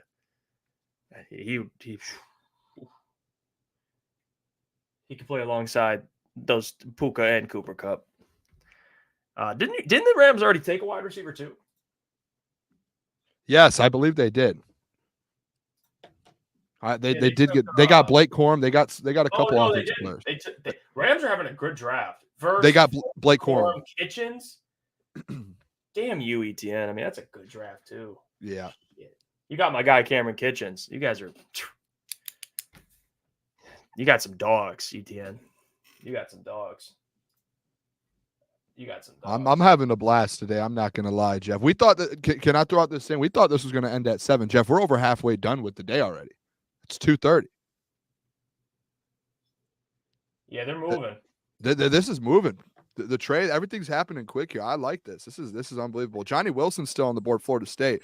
I like Johnny Wilson. I'm not a huge Johnny Wilson guy. Really? He's just so big. He's like 6'7". As like I don't give him to me. There was red zone. Let Jared Goff toss the ball up. Go get that, baby. Do you guys remember the wide receiver? Where did he play? He's like 6'7". And he played a couple years ago. I know a lot of you guys in the chat are good with this stuff too. With the Lions or no. He played I don't know if he was drafted or not, but I thought he was gonna be really good. And he didn't last. He didn't last in the NFL. He was like 6'6". Akeem? What's his name? Now I'm mad. I don't know. Who? You're throwing me for a loop here. Do we have anyone in the chat here? Who is he? Yeah, I need the chat's help on this. Akeem Butler. Shout out Roman. Shout out Roman. Roman, I swear to God, you sexy son of a bitch. A weapon over there, Roman is. Why don't we draft Roman? Sexy son of a bitch. That's First why I round love draft Roman. pick. First round draft pick. God, remember that? Hakeem Butler, like that whole thing was. Talk to me, Daycase. Draft Johnny Wilson. I would love another weapon. They must really, Brad and them must really trust like DPJ, thinking that he's going to take that next step. And you guys loved him too, because he did have a big year in Cleveland, but a couple years ago. Yes, yeah. So maybe that is he trusts kind of the depth pieces that they have there. Yeah, because Hakeem Butler, for those who don't know, had like 1,400 yards his senior year at Iowa State, and I remember him coming out, and I fell for that. I fell for it, and there's something about big wide receivers like that big, especially if they don't have they're not excellent in one area. Like someone put Johnny Wilson as a high drop rate. And here we go. Oh, my bad. Yeah, Antoine Green as well. Lions must. They must see something on Antoine this offseason. Look at Roman. People were comparing him to Megatron. The Hakeem Butler stuff. Oh, my gosh. See, I do remember that. Jesus. What a time. What a time. Crazy. What a Megatron. Time. I think he played one season in the NFL. He's with the Eagles, didn't do anything, and he's never played again. So, So Audric Estime, I never know how to pronounce his name. He just went to Denver. Denver's actually having a quietly very good draft as well. Yeah, they're not doing too bad. I know Estime, he ran a terrible 40. We were there. Yeah, but he's just a dude. He had like almost 20 touchdowns last year, I think, at Notre Dame combined. I don't know the exact number, but he's just a dude, man. He's just one of those football players to where like the same, like you just run a bad 40, it drops you down, but you're still a good football player. So yeah, I mean, you look at Denver's draft, they have Bo Nix, Jonah Ellis, Troy Franklin, Chris Abrams-Drain, and Audric Estime. Love that. A lot of football players there. A lot of football players. Yeah, it's not a bad draft, actually. Your boy Cornelius. He just get drafted? Oh. No. Klotz said that he doesn't think he's going to get drafted. There's no chance Cornelius doesn't get drafted. No chance? No chance. He's going to get drafted. Come on. Say Tommy Eichenberg, another Ohio State alum, to the Raiders. Linebacker. Oh, yeah. There Guy's we go. a tackling machine. I remember watching him, dude. Ridiculous. Day Case D. Iafrate, you wanted Mike Evans. You should want Johnny Wilson. Actually, I never wanted Mike Evans. I did not. But you didn't want him because of the money. No, I never wanted. I thought that was stupid. So you would say if you got Mike Evans right now on a rookie contract, you would say no. Okay, that's a completely we're talking. Okay, if you can get a guy for $1 million a year, would you have him? Yeah, of course I would. But no, I never wanted. I shut that down. The Lions were never going to do that. And no, I don't want Johnny Wilson, and I don't think Johnny Wilson will ever be Mike Evans. So there's that too. Even if I did want Mike Evans, Johnny Wilson ain't going to be Mike Evans, day case, unless you think he can. No. What is this? What are you doing? What? No, I'm just waiting. Yeah, I did see something. What I do? Why am I on the stand? Yeah, you're a great guy, Jeff Iafrate. Oren says I think Spencer Rattler is about to go undrafted. I don't think he will. I think there'll be a team that takes Rattler. There's the record has been broken for most picks in the NFL draft without a quarterback being taken, because there has not been a quarterback since number 12th overall, Bo Nix. The NFL, officially, I saw it about an hour ago. The record has been broken. A certain amount of picks without a quarterback going. I think it might have been like 120 something. And now we're way over that. Now we're at like 136 picks without a quarterback being taken. Yeah. Breaking news. Do the draft signal. Do the draft signal. The draft. With the 150th pick, 2024 NFL draft, the New Orleans Saints select quarterback Spencer Rattler out of South Carolina. It's good. That's a good pick. After talking about it, I get the alert. That's great for after Derek Carr. Just let Derek Carr be Derek Carr. It's a good pick. I mean, say what you want about Spencer Rattler. He was a projected first-round pick at Oklahoma, and things changed. So for value, Boone, you're getting a guy who was a former projected first-round pick in the 5th round. That's a good pick. For sure. I love it. I love it. I think that's a good pick. And ETN, I mean, I think he has talent. Whether he can put it together or not, I mean, he gets to sit and be molded. And I don't know if Dennis Allen's the right one to do it, but you get to learn from Derek Carr. So Tim 20man just put a tweet out. I want to see what this is. It might be something similar to what the doc put out. Yeah, he said the same thing. They view him as a running back. Yeah. So you have a weapon in that room, and you probably if it's one of those things that say someone in the safety room or something goes down and you need to make a move, you have some flexibility there as well. I do like I love on the depth chart already they have him as the 4th running back in this thing, and I do love Craig Reynolds, but like Vaki he's a dude. He's a dude that's he's gonna compete with Craig. I think that's gonna be a legit competition there at the end of the day. And I'm a Craig Reynolds fan. It's just you like getting competition in these rooms to keep kind of things. You want to keep them at a high level, so you just have that competition there and a guy who could play all around.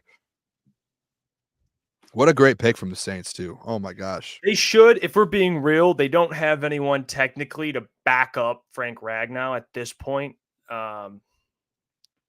So what you get into, this is the situation. If Frank goes down ever, that's the Graham Glasgow move over maybe the Colby Source. Yeah, I guess he would be. That's what happened last year. Yeah. Frank was down for a game.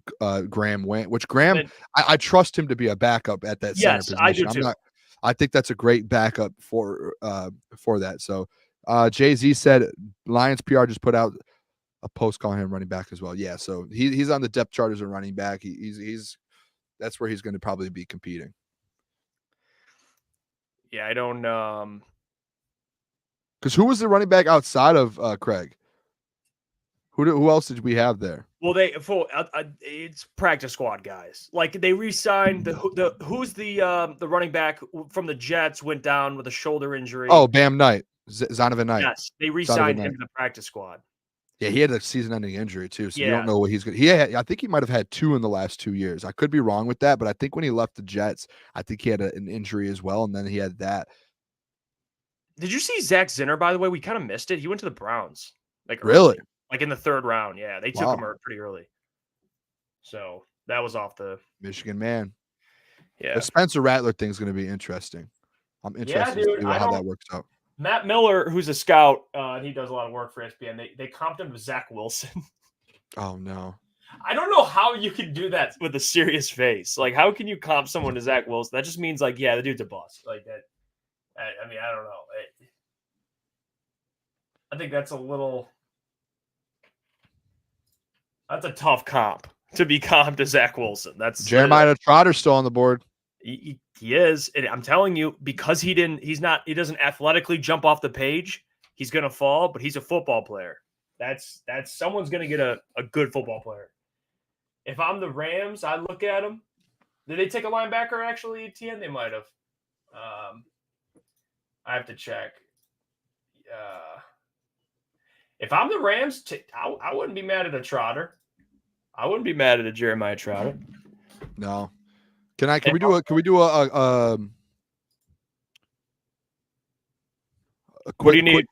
game for the people listening in the chat here? I want to know where people want Brad to, like, what move they want him to do here at 210 when they come up in the 6th round. I'm interested to see what position they're looking for, because we didn't really talk about position after the last trade, because the trade happened so fast, and then all of a sudden you just go safety. Because I was talking about it when we did the live show a couple nights ago, Jeff, on day 1, when we were talking about, hey, what do we want Brad to do? And actually, we probably could go clip this, but remember how I said, don't be surprised if he goes safety or he just goes a position running back that no one was expecting. And that's exactly what he did. He went safety / running back, and no one expected that. Interested to see where actually, like, the listeners and where you guys, the chat, think. I mean, you have 210. What else do you have? You have 210. I think you have another, and then you have 205. Actually, you have 205 and 210. So you have 2 picks within 5 or 6 picks in the next round. As soon as this round gets done, what 2 positions are we looking for Brad to go get? Mine would obviously say, I would say wide receiver is my number 1. At this point, I'm trying to think of Brad's point of view. If you're going BPA, it's probably going to be a wide receiver unless he's in love with Kamara. Yeah. So I would lean wide receiver at this point. Because, again, it's not that I don't think the edge position needs to be addressed, but if we're going off BPA, I mean, you're looking at the edges here and who's left. I mean, Brendan Jackson, Cedric Johnson, Muhammad Kamara, who people do like Gabriel Murphy. who there is people that Javon like Solomon. Yeah, well, I'm not a huge Javon. He's like, Don't talk about my guy like that. It's just weird to go edge this late when you had other edges available. To me, it's a waste. Yeah, I don't. Doesn't feel like he would do that. You could go wide receiver, kicker. That's got to be Yes. 2 of the 3. That's got to be 2 of the 3. Andrew Jones, grab a kicker. Grab a kicker. I gotta be would 2 not of be the 3. mad.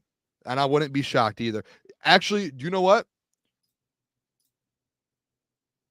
Jeff, I want to look this up. Make sure. Talk to me. What's up? I don't know when the UFL season ends. He might not go kicker because he's already spoke with Jake Bates. But you got it. I don't know. If you feel like, hey, we've had the conversation with Jake Bates that he's coming in, don't waste a pick. You don't. But if you sign Jake Bates and he comes in and then you have a kicker, and then that's where I'm at a little bit of a crossroads. And I've been a kicker guy. I'm a Slovis Here's guy. the thing with Jake Bates. I think Jake Bates has got a leg, but he doesn't have a lot of experience, and he's shown a very small He hasn't sample missed a size kick. playing really well. He is playing really well. Yes, he is. But like we put our eggs in the Jake Bates basket and there's regression. And now we're like, fuck, we got to wait another year with this shit. Can we just draft one and sign Jake Bates? Fuck it. I mean, honestly, at this point, I don't know, Jeff. I would rather get an edge rusher, even though it's not great value. To your point, I'd rather get an edge rusher than get Jake Bates and sign and draft a kicker. I would rather just get a chance, take a shot at an edge. Just take a shot at someone who could be something, and then just bring Jake Bates in. I'll be on that. But if they draft a kicker, I'm not going to throw my hands up. I don't want to have this kicker thing again. Me and you, I think, have been lockstep with the kicker situation. Yes, I think me and you have said how we want guys to compete. We want a guy who you can trust outside of 50. And Michael Badgley has done it. But me and you we've broken that down a few times about having an elite kicker to go win a Super Bowl. All those teams that have it, they have elite kickers. You could draft a kicker late, maybe sign Jake Bates, get Badgley out of here, drive him to Metro, fly him out of here, get him out of here. Young Metro. Metro. There's still some good football players here, so we'll see. There's a ton. There is a ton. Eagles are picking next. I mean, Mohamed Kamara has been Mel Kiper's second best player on the board for the last 200 picks. He's just been sitting. Mel Kiper. Oh, jeez. I love that. What are the Eagles doing? I haven't gotten an alert on the Eagles. It's like that. Here we go. We need like another Mel Kiper, Bill Tobin situation. You see that clip ever? No. The Colts they passed on Trent Dilfer. And then it's a long thing. I've got to see this clip. It's the funniest thing ever. It was 1994 draft. Did the Eagles already take a running back? I thought they did. At least said Shipley. They just drafted another running back, though. Hey. And they've gotten a ton of assets. They've picked up a ton of picks from teams. Like they got one from us. Yeah, they went Will Shipley. Michael's, hey, look at Michael's comment. Guys, every Lions pick has had an official meeting with the team. Just look at visits to find your next few Lions picks. Okay, let me look that up right now. Ready? I mean, he is right. The players they've taken, they've met with. That's why it's important to look at that. Because what do the Lions care about so much, man? Character. The human being. If they're meeting with them, like obviously they're. So I've got this. Shout out to Pride of Detroit here. They've got the tracker. When was it last updated? April 23rd. That would have to be the most up-to-date one, right? 4 or 5 days ago. Top 30 visit. Guess what? Who's at the top of it? CFL, Giovanni Manu. Offensive tackle. Mm-hmm. Running back, Cody Schrader. Missouri, Xavier Legette. Roman Wilson, Marshawn Nealon. Edge, is Nate Lynn still available, Jeff? Can you check on that? Nate Lynn, edge out of William and Mary. That could potentially be a pick. We should write some of these down, to be honest, or take some notes on that. Christian Boyd, a defensive tackle out of Northern Iowa. He's a dude. He took a visit. He's still available. I love Christian Boyd, dude. I'm going through here. Kalen Carson, has he been? I mean, these are a lot of corners. A lot. Enos Rakestar took a visit. Terrion Arnold took a visit. Sione Sione Vaki took a visit. We should have just looked at that. And that's about it. There's a lot more here. Michael Hall, I'm pretty sure he already left. He got drafted. Christian Boyd's one to keep an eye Nate on. Lynn? Nate Lynn, William and Mary Yeah, Edge. he's still here.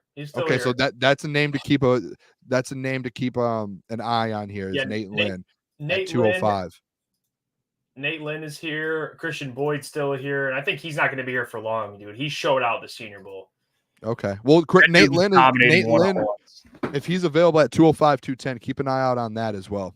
And then there's some corners and stuff. I don't see them going another corner. I don't be either. Shocked. But there's a lot of corners here. They already took 2. They got 2 of the top guys that they brought in the building. And then I'm just looking at their local day. Maybe someone from the local day they'll look at. Trey Mosley from Michigan State. I don't know if I don't know. No. A couple edge. Darius Robinson gone. Jalen Harrell, has he gone off the board yet? I don't think so.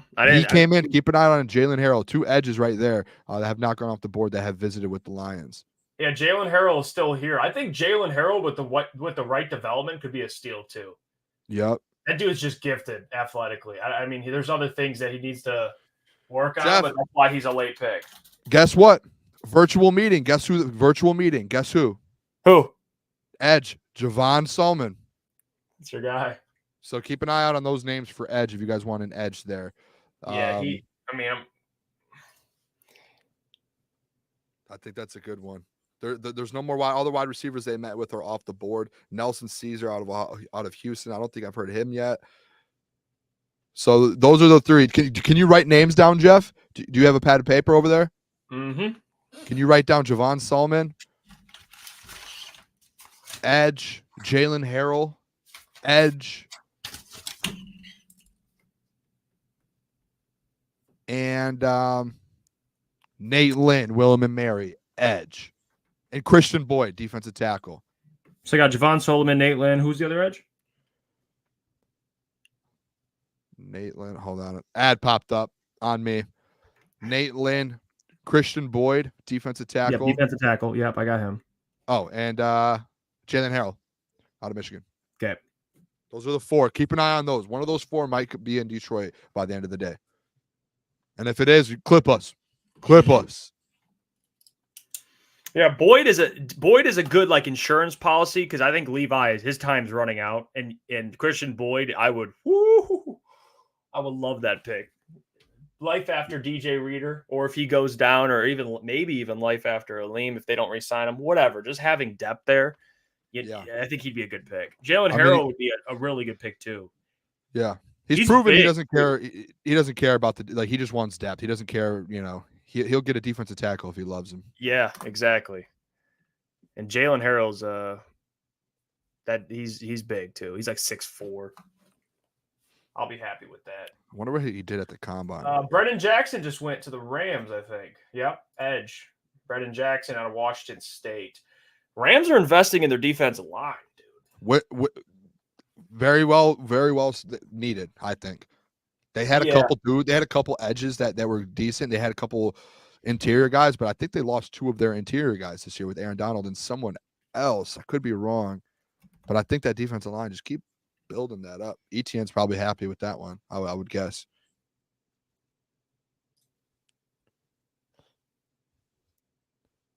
Oh man, Eagles are now on the clock again. Yeah, Mel Kiper's number 1 available. Mohamed Kamara. Don't let him go to the Eagles, please. Eagles just traded. Oh, the Eagles just traded up to 155. So they love someone. They like someone. They gave up 164 and 201. Hey, by the way, we appreciate everyone for being here. You guys sticking with us through this. This is all we've been live for almost 3 hours, and you guys are hanging with the fellas. So we appreciate you for that. It's a lot of fun. It feels like, I don't know about you, Jeff. It feels like this is going by fast and just having some fun here. I'm enjoying this. Yeah, this is I love this. It's a good time. This is awesome. Draft is almost over. And in the 7th round, I don't know. How many picks do we have in the 7th? Honestly, I don't think we'll be live till the end of the entire draft because Interesting to see here. Maybe we'll get a solo Booner here for the 7th round.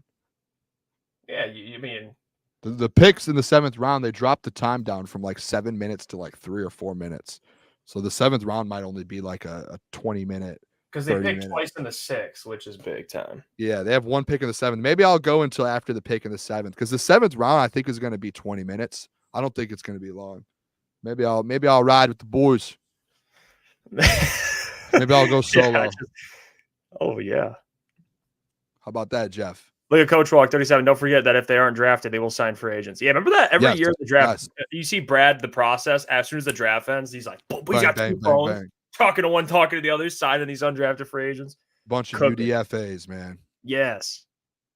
Grit Mafia 97. This is awesome, guys. I got you on one monitor and the draft on the other. You're lying. My guy's locked in. Sir James, you guys did a great job. Thank you, Sir James. We appreciate you. Jeff Merrill, it's great that we don't have to get anyone else. That's what makes this fun. Yeah.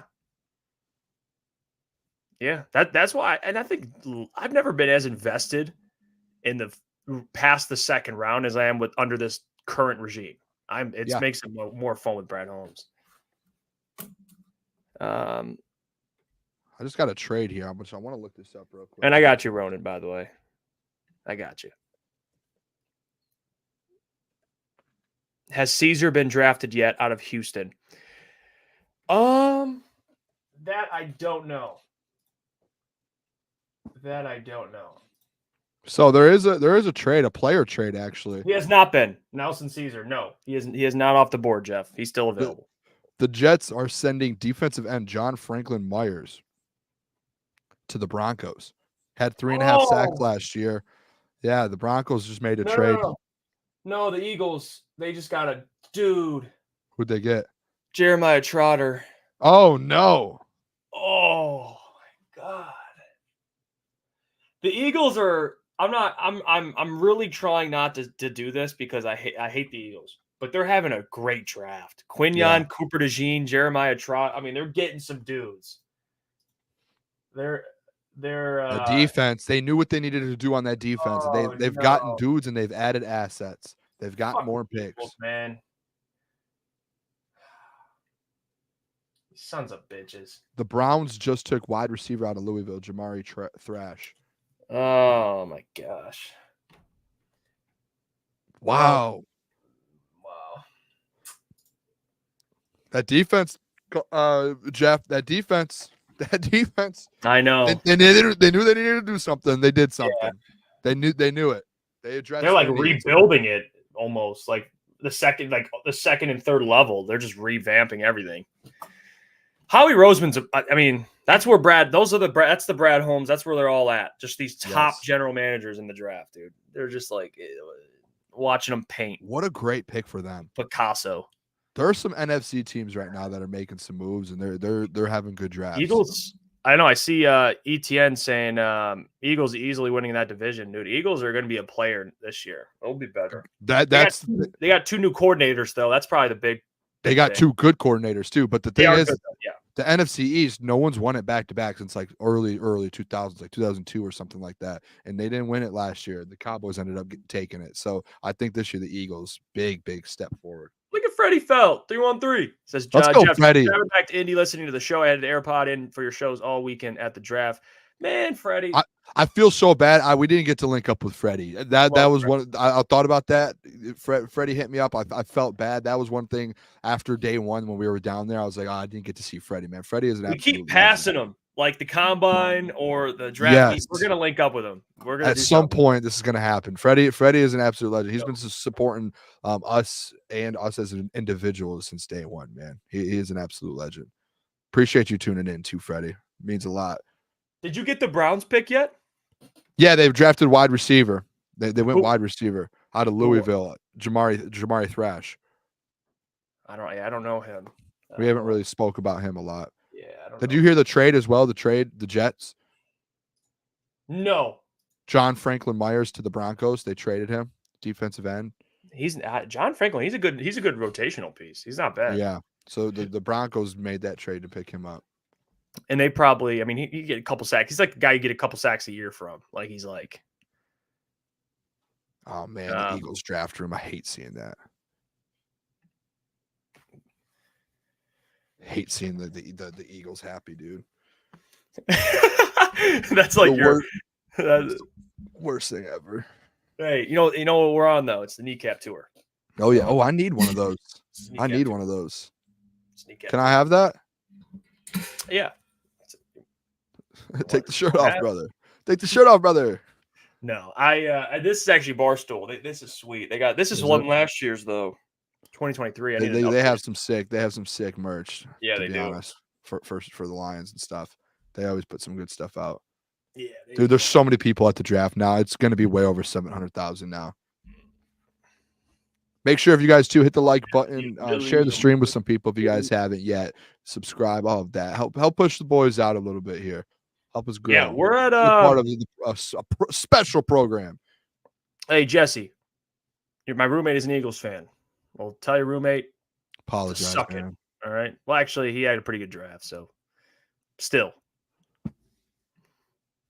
tell him to suck it. Shout out Jesse. Actually, one of my good friends is an Eagles fan, so I'm always talking shit to him. Funny story. He lives in Connecticut. Shout out to Thomas. Oh, big Eagles fan. Hit the draft button. What do we got? With the 158th pick of the 2024 NFL draft, the Miami Dolphins take edge rusher out of Colorado State, Mohamed Kamara. Heads over to the Miami Dolphins. That's a great pick for them. They already drafted an edge too, didn't they? Yeah, they took Chop in the first round. They have Chop and Kamara. That's a great Watch Kamara beat out Chop. That would be perfect for Klotzy. That would be fucking hilarious. Yeah, I don't think he's anti-Chop, but yeah, they need defensive lineup. They do. They did. I mean, they have Bradley Chubb, but he got injured last year. That's insane. That is insane.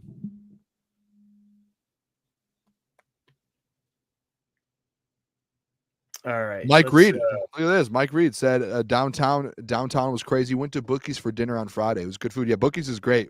They hosted us and we did the event with them on Thursday night. Bookies is awesome. I hope we can get back to Bookies or something for a watch party or something. I got like their chicken ranch BLT. Yeah, I had their wings. Great wings, man. So good, dude. They got good food. Then I had a burger later. Yeah, they're great spot there. I was picking apart the Red Bull fridge though. I'm not gonna lie to you. Were you? Yeah, it's all for like alcohol, but we didn't drink, but I just give me a Red Bull. Give me a lot of people. Booner needs to just some water. And that's literally all I drank all night was Kool-Aid and water. I know. I did not have a sip of a sip. It's absolutely dialed for the draft. That was fun. Go check out that. If you ever want to smile, we got all our reactions all over our Instagram. That was unbelievable. I think their reaction couldn't have gone any better. Dude, I'm so interested what Brad wants to. This is one of the hardest things I feel like in this industry is you probably as other. I'm interested to see like other local, content creators within their GM. You could probably we're gonna go this. We're gonna go running back. We're gonna do this. Us covering Brad Holmes and the Detroit Lions, I don't know what he does. He's gonna be doing something. We know that. Massive Jeremiah Bear says, heading out for a little bit. Be back later if you guys are still on. Later, boys. See you, Jeremiah. Appreciate you for joining. You're the man. Coach Walk 37 says, are their wings better than Hamlin's, Booner? Hamlin's are good. Hamlin Pub's wings. Yeah, that was this isn't I know that was bookies, but Hamlin's got elite wings. Yeah. I know Hamlin's was a sponsor, and typically with sponsors, you're like, they're great. No, Hamlin Pub wings it's elite. They were good. They were very good. And I'm not like a guy that like loves buffalo wings or anything. I'm typically not there. I had their buffalo wings and they were unbelievable. So here might be a show question. Who's a free agent the Lions might try to acquire a target post-draft? DJ Chark. I got to see how these other picks shape up, but if there's no wide receiver taken, then I would lean wide receiver with you, Boone. I'm with you. Yeah, a DJ Chark. I mean, Tyler Boyd's probably going to end up getting paid somewhere a little bit, so I don't know if we would pay that money, but I just think there's a couple. Oh, I know people might hate this and be like, this is just a dumb idea, but an Odell who just can add value into that room might be cheap for a year deal. That's just me just throwing that out there. He was a little productive in Baltimore, but it was just, you know what I mean? I get what you're saying. Yeah, he made some plays. If you take all the other stuff maybe away, he's not and the just- right I fit. can play football. But yeah, he is, Michael Michael Gallup. Gallup or DJ Chark. I'm kind of set on there. Maybe Brad's had conversations with one of these guys. That's why they haven't gone and a weapon, because he feels he can get one of those guys. Bo Booth says food talk's making me hungry. I haven't had solid food since Wednesday. Had oral surgery, so liquid diet. Well, rest up, Bo. Hopefully it's a smooth recovery.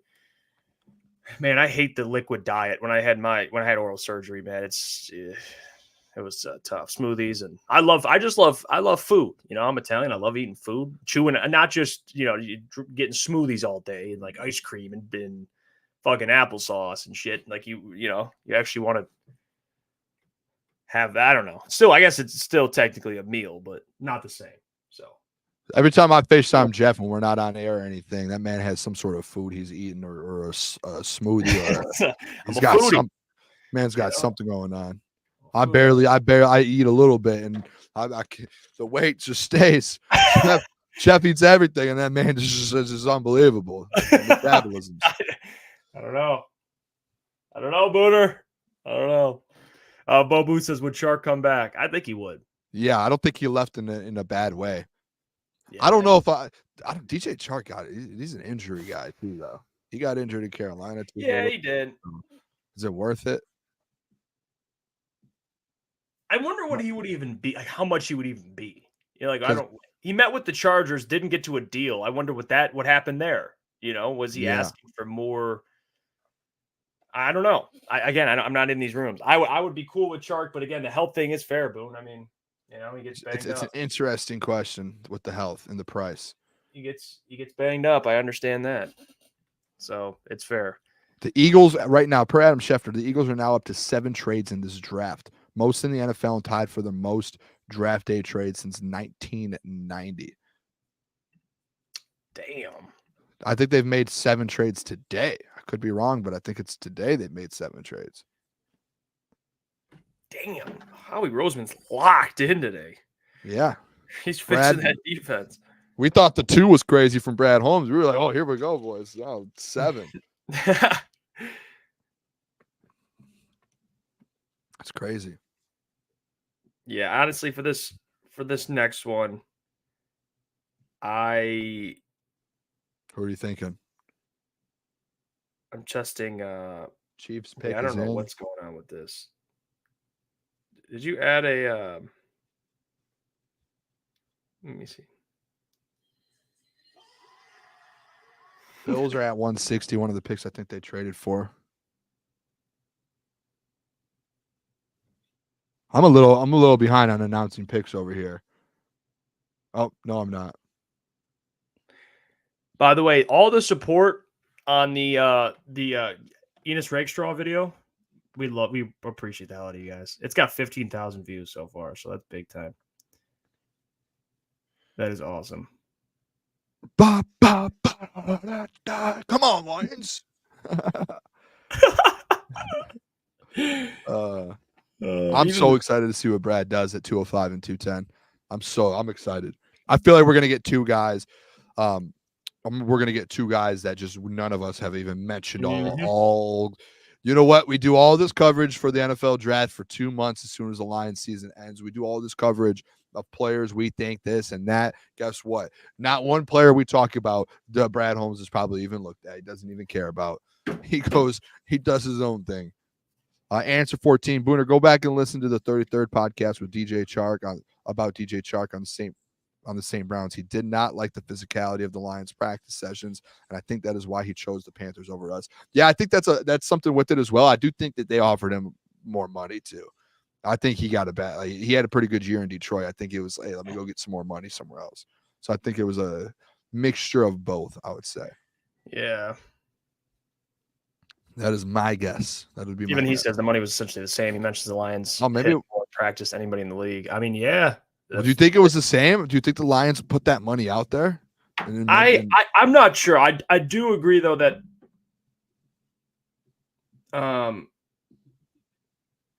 wait, hold on. I'm sorry. I gotta bring this up. Ian Rappaport just reported that Spencer Rattler's appearance in Netflix documentary led to his draft slide. Wasn't that like 4 years ago? 5 years ago? What? How long ago was that? He was on a prima donna. Yeah, that was when he looked like a douche. It was like 5 years. That was when he was in high school. Yeah. This too, real quick, Jeff. Do you have that paper? Do you have that paper that I do.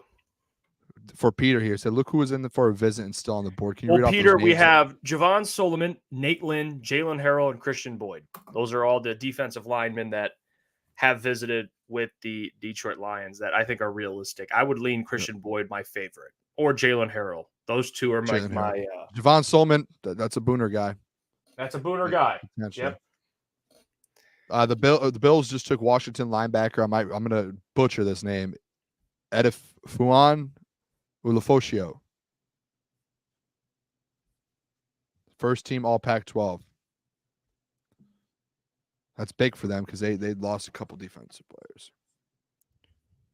Yeah, I don't know about that Rattler thing, Jeff. That's an interesting thing because that was the quarterback documentary or thing like years ago, a while ago. And I think it was pretty well known that things changed after that because he transferred and made a couple moves, which helped him kind of get a little better. That's wild. That Rattler on reality show ruined it. Like I doubt that can't be true. Like that is insane. From years ago. It's interesting. His coach just came out on Twitter and is like sticking up for him. Like he was voted captain 2 years in a row and all this shit. Like it's all bull. Because where did he go? Was he at Oklahoma, correct? Yep, and then he transferred to South Carolina. The story that I've heard and the things that I've heard with Rattler was when he left Oklahoma and he went to South Carolina, he changed a lot, like mental, like as a leader, and everything kind of flipped around. And that whole reality TV show was before he even went to Oklahoma. That was in high school. And when he went to Oklahoma, he had some issues and ended up leaving. And then when he got to South Carolina, they said everything, which is surprising. If that's true, Jeff, shocking that they couldn't figure that out during meetings and throughout the draft process. And this is what the draft, we have to be very wary of this when we break down players. The draft, there's always bullshit ass narratives every year. Yep. There's always about certain players. It's the time of like everything. Like it's ridiculous. What they tried to break down AD Mitchell. They because I know Chris Ballard had his press conference and they were like, AD has character concerns. And he's like, what? No, he doesn't. That's not why he fell. He fell far. But I don't know. It's just funny how people try to crap on all these kids. Like I don't know. And most of it's not even true. Dominique Hampton, safety out of Washington, to the Commanders.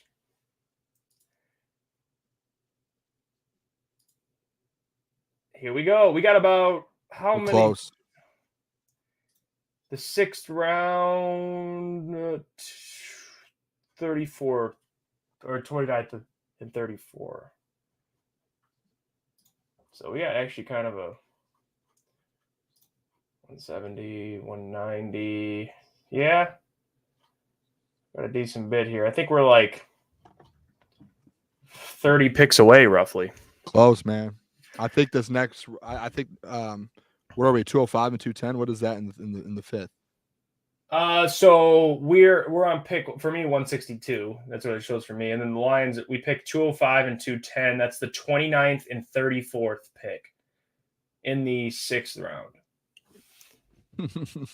So long. I know. Got 2 picks. Yep. Let's see here.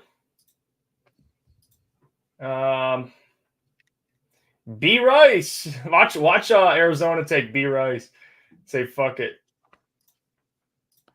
Yeah, I could start announcing. I could keep announcing the draft here. Get some things rolling.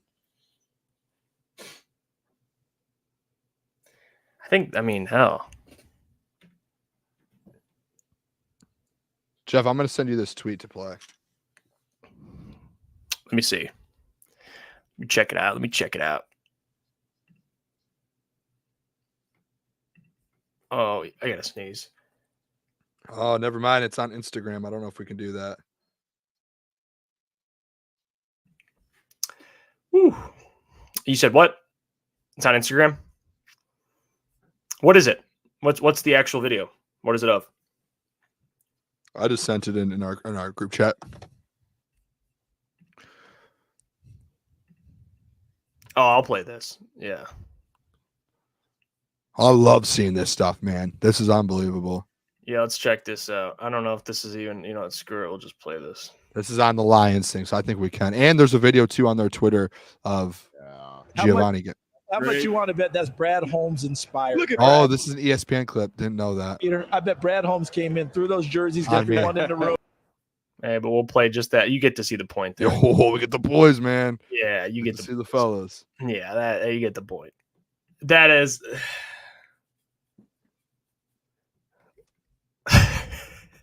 I love it. 935-115. Jeff just want to show his dad not slick. Hey, you got me. Hey, you got me. I mean, hey, sorry, you got me. My bad. All right, I sent another video here. This one we can actually play. This is not an ESPN video. Dude, he is huge. Did you see the video I sent? Yeah. Yeah. Dude's big. Dude. Giovanni. Don't think he's see. Italian though. No, he looks like Samoan or so. Like he.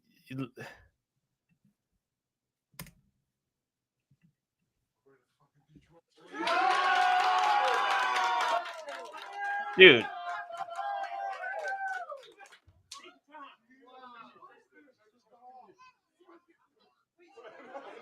Let's go, Giovanni. Get ready to win a Super Bowl, baby. Jeez. Get ready to win a Super Bowl. Wow. Can we put a poll up? I don't know. I don't think I could put a poll up. Can we do a poll? Yeah. Can we just do a poll? Oh, shout out Answer 14. Donated $20. That some Kool-Aid funds to get you through. Great weekend, boys. Appreciate that, Answer 14. Thank you so much, really brother. Appreciate that. That's the Kool-Aid funds. Booner, Kool-Aid we gotta, funds. It's like a swear jar, but every time you say Booner Path, we just throw a couple dollars. Throw a couple dollars in for the Kool-Aid. Yep. It was so good to do a Kool-Aid video again. I'm not gonna lie. It was one of the best feelings I've had in a long time. It was unbelievable.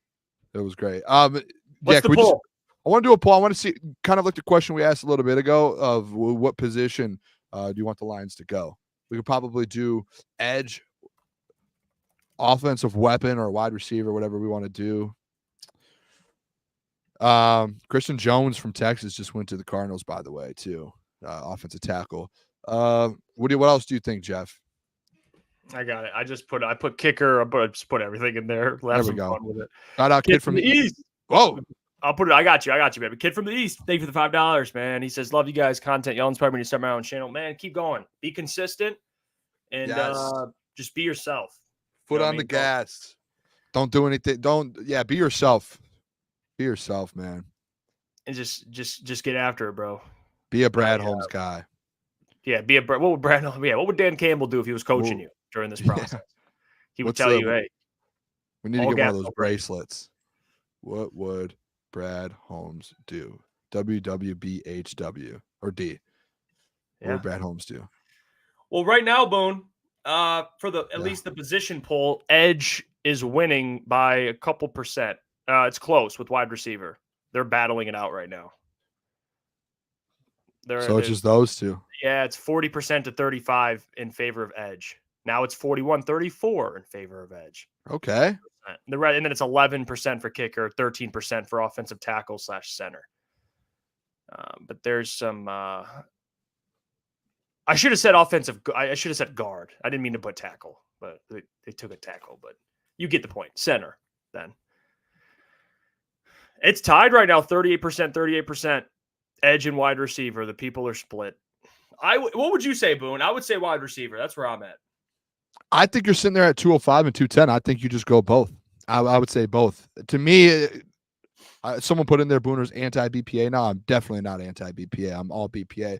But if I had to pick someone, I think I would go Javon Solomon.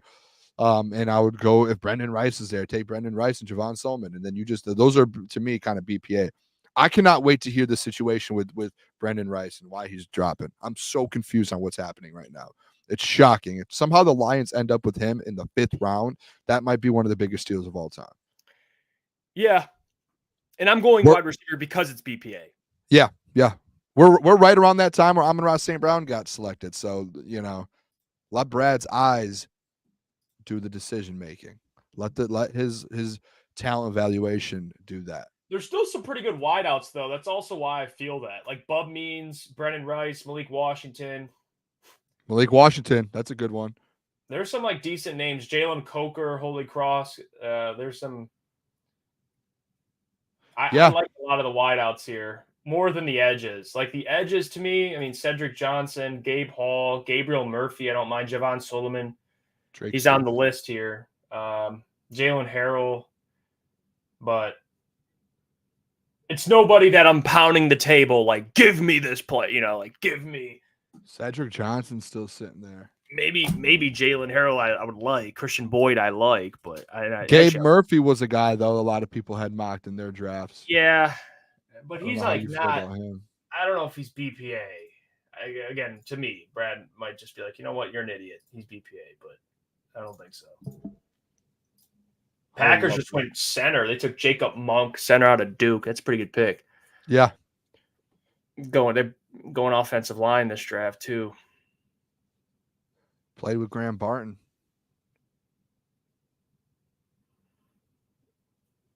Peter says, take a kicker, and who cares? Yeah, just fuck it. Take Cam What Little. What kicker would people want? That's that's another thing too. Kicker has gone yet, and there were some projected like there was the one kicker. Who was the kicker that was projected like 3rd round at points?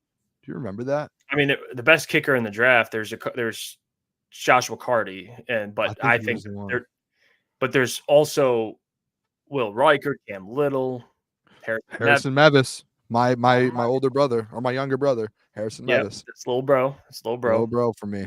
Mm-hmm.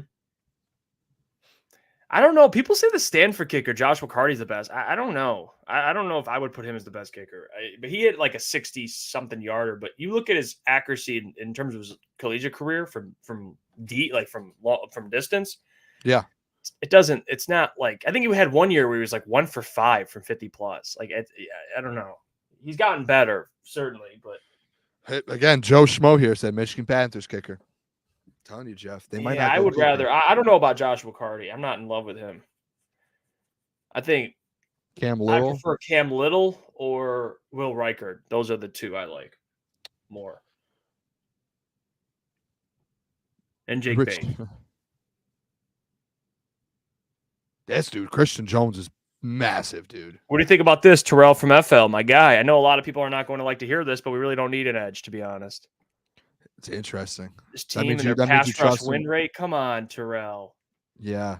This is what is it? What's that word when you use it? Like I'm having flashbacks of last year when Brad was. Oh no, we trust this defensive line.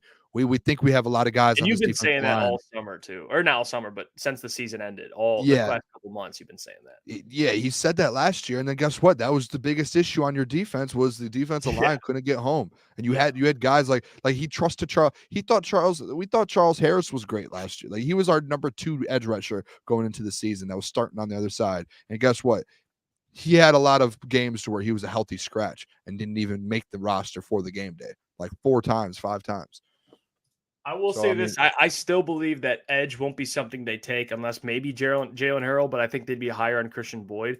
Edge is a position you could address at the trade deadline. Trust me. There's always one that's going to be available. So I think that's the trade deadline move now. Etienne said, could this mean they're interested in Trey Hendrick? I don't think so. I think that's unrealistic, personally. Yeah, because he wants to stay in Cincy. Even if he does get traded, he wants a long-term deal. That's going to be a contract if I've ever seen one, man. 25, 26, 27 million. Packers traded up to draft Jacob Monk, by the way, as well. With the Bills. Bills just keep making moves to add picks, man. They added 219 in it, moved back 5 spots or 6 spots or something. They just keep making moves. Bills are doing really good over there. Yeah, the Bills are I think they've just accepted that they're not going to be they're not going to contend for a Super Bowl this year. They'll win some games, but they've feels like you don't know what you're talking about, Jeff. They gotta build up that roster a little bit. I mean, all right, give Josh Allen some wide receivers, get some new players in your secondary, and go out there, and then you could get in that category to go toe-to-toe with Mahomes. All right? You're not going toe-to-toe with what's his name? Shakira. Shakira. Ba-da-da-da-da-da-da-da. You know that song? Yeah, of course I know that song. It's a great song. Booner glazing the Bills, Coach Walk says. Oh, I don't know what you're talking about, Coach Walk. I don't know. You got the wrong guy. You're the Josh Allen guy, but hey. Don't know what you're talking about, brother. Yeah, they're still all the players they met with available. So they're all here. So I think Brad's kind of just waiting. Should we? Could you share your laptop here with the players available? Yeah. We could break this down a little. Yeah, I got you. Let me see. The Booner's mill path from Coach Walk. No, they don't deserve the path. They don't deserve a Booner path. It's only for the Detroit Lions. So these are the best players according to, again, easy ESPN. Let me see. Here we go. Okay, there's the BPA. Brandon Rice is crazy. Yeah, he's like by far, I think. Like he should have been like a 3rd round pick probably. But there's Keaton Oladapo I like a lot. I've done some breakdowns on him. But Bub Memes, I mean Christian Mahogany's here. Gabriel Murphy, Christian Boyd, Dog, Javon Solomon. There's a couple dudes, man. Couple dudes. Yeah, I mean even the quarterbacks, like they haven't really. We were talking about it earlier, but like Joe Milton's about to go undrafted probably. I said that, and people were like, "Oh, Joe Milton could be the next dude." No, he was never getting drafted. He's probably gonna get drafted now that I said that. Lemire. Jake Nugent. Yep, Jake Nugent's here. Might go undrafted as well.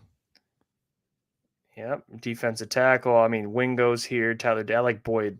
Christian Boyd's a dog. Yeah, edge is kind of where it's like, okay. I mean, if you're taking one, Jalen Harrell would be interesting. Now, good old Braden McGregor, Grayson Murphy, who's the brother of Gabriel Murphy. Yeah, there's I'm interested to see who Brad's guy is. Wow, dude, I take these glasses off. It is bright. The kicker. Harrison Mevis. Coming in at 4. Joshua Carter, they have him as the number 1 kicker. I don't know how you value, how do you rank these kickers? It just I like Will Reichard and Cam Little. Those are my kind of 2 preferred guys. But we shall see. You might see it happen. Let me see here. Okay. All right. Here we go. The Giants just selected running back Tyrone Tracy Jr. from Purdue. What running backs were available still? It's really not. I don't think anything here. Let me see. Running back, there's Blake Watson. Yeah. Chase McClellan, the Alabama running back, still here. Mayan Williams, Ohio State. Frank Gore Jr. Frank Gore Jr., that's an interesting one. I don't think it's anybody where it's you're shocked. All the running backs, I think, are pretty much gone. Didn't Mayan Williams have a chance to go back to Ohio State? I could be wrong about that, but I think he had a chance to go back, and he decided to go into the draft, but he's just not getting drafted now. Someone can correct me on that if you know in the chat. Yeah, even this, Kevin S. Jeff's going to speak Rice into a Lions uniform with pure desire. Yeah, I mean, I'd be very, very happy. I'd be a happy man. Coach Walk 37. You're battling for us right now. I'm in the trenches. Coach Walk 37. Joe Milton has a great arm, but he's not good. Get Brandon Rice to 205. 205, baby. That's all we need to get to. 205. Let me see. We're almost there.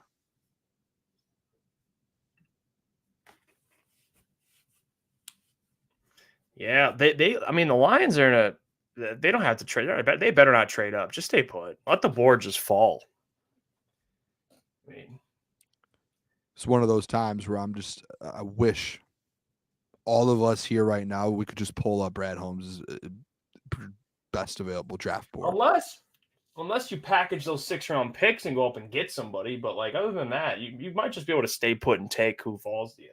Yeah. You know what I mean? Like it might just be better. You might just. You're just so low in round 5, though. You're so low, or round 6. I mean. Yeah. You don't have pick the 29th and the 34th pick in round 5. That's just not. It's not like you have a top 5th round or 6th round pick to where guys fall. Like those guys are going to get off the board. The Brendan Rice. I would be shocked if Brendan Rice made it to 205. I would be shocked. I don't think he will. I don't think he will either, Boone.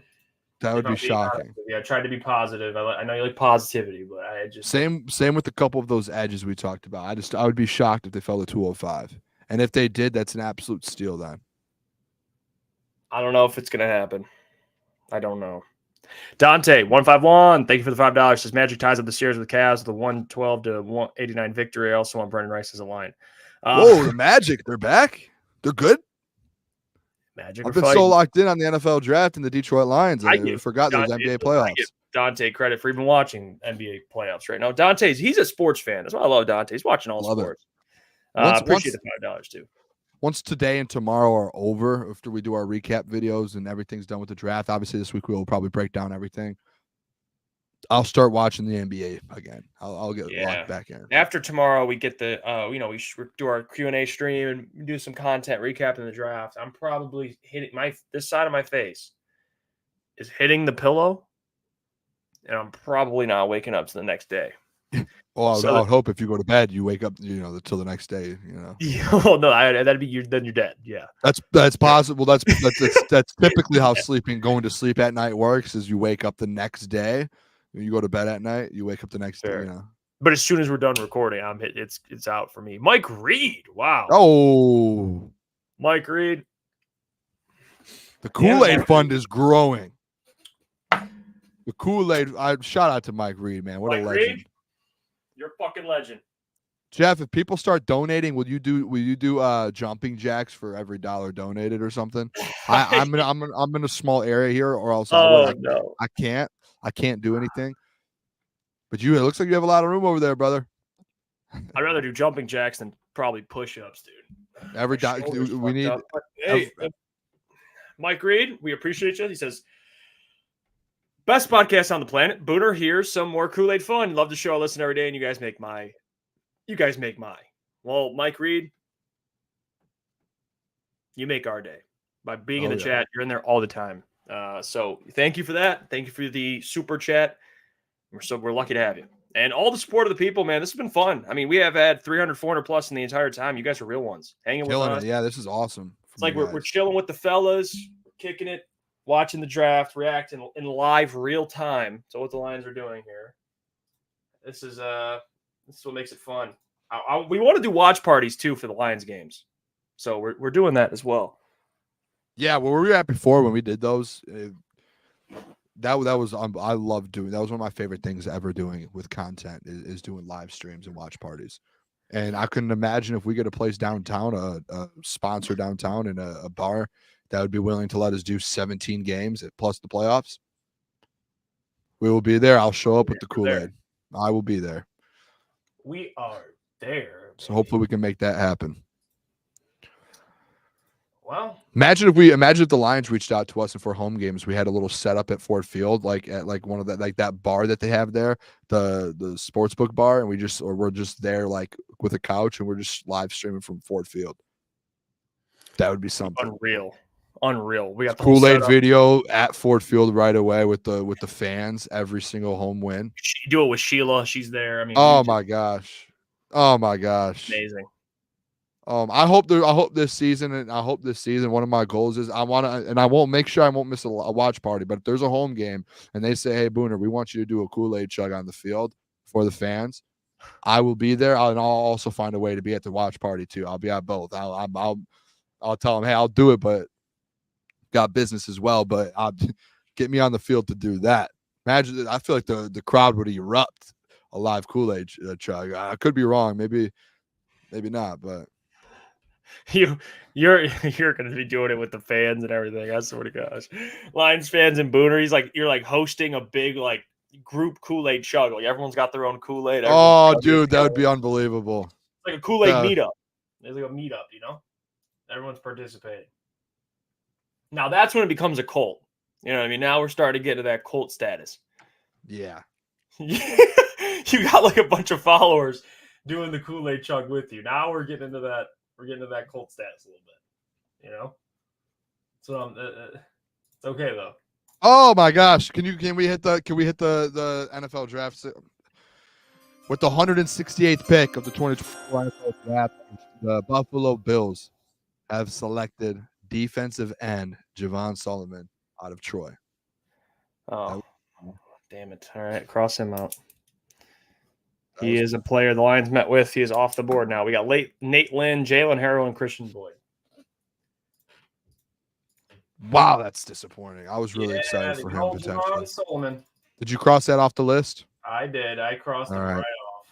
All right. That one's a disappointing one. Yeah, well, at least the players we had in mind. I still have two guys. My two guys I like, Christian Boyd and Jalen Harrell. Those are two that I like. So for me, I'm okay. I am okay. As a man. Yeah, you still have your guys there. Coach walks out there. You're going to say Rice, Booner. That's what I thought, Coach. I looked over like, oh, shit, here we go. They just took a wide receiver again. Oh, jeez. Oh, wow. So this is per Brad Galley. Detroit may finally be getting an NBA All-Star games. Pistons COO Richard Hadid told us NBA executives were in town this weekend for the NFL draft, and Adam Silver was in town a few months ago. Sounds like they might have been impressed, Jeff. I said it the other day. I think what we saw on Thursday night when we were walking around, it felt like it did feel like this was an event to show off the city, and the city did so. They showed off, man. Showed out.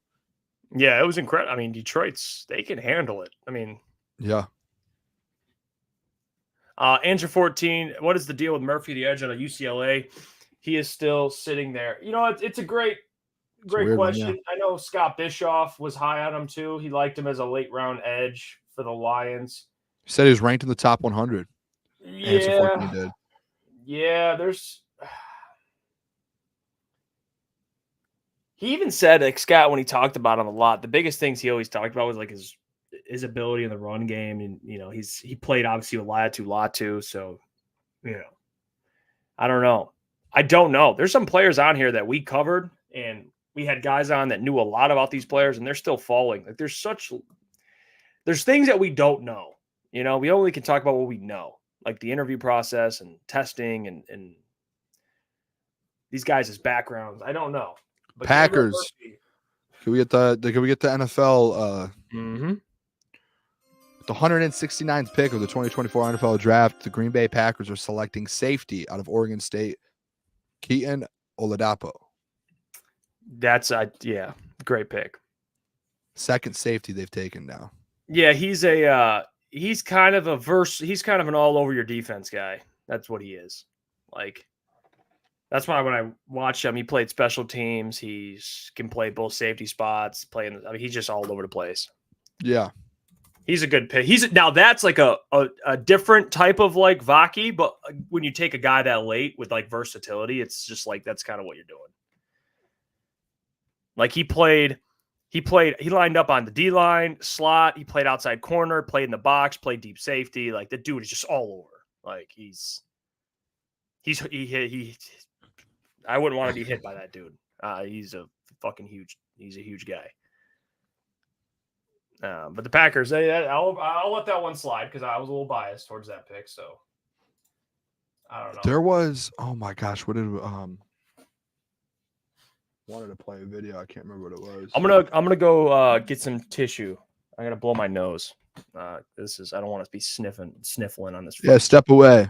Do we do a Booner? Yes, you're right back. Give me 1 minute. Booner Q&A. Drop some questions for me. 6'7", 352. Unbelievable. Giovanni Manu. What a pick from Brad Holmes. Drop some questions in the chat here, fellas, if you guys want to answer some questions here.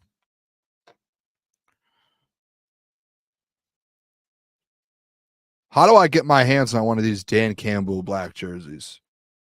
If anyone has a link, would love that. ETN. Yeah, who knows? He might be hanging out with Adam too much. Draft the cocaine. I did see Adam tweet out. He said Terrion Arnold was the cocaine. So we got the stamp of approval there with that. The Ronin favorite pick so far. Terrion Arnold. One of the fact is that was one of the best defensive players in this class. So they moved up and got him. Motown Mitch. Who do you want at wide receiver next pick? Johnny Wilson or Brandon Rice? I would rather have Brandon Rice. I just don't see a chance of Brandon Rice falling all the way to the Lions. Zero chance. What are we at right now? Did I just hear you say you want Johnny Wilson?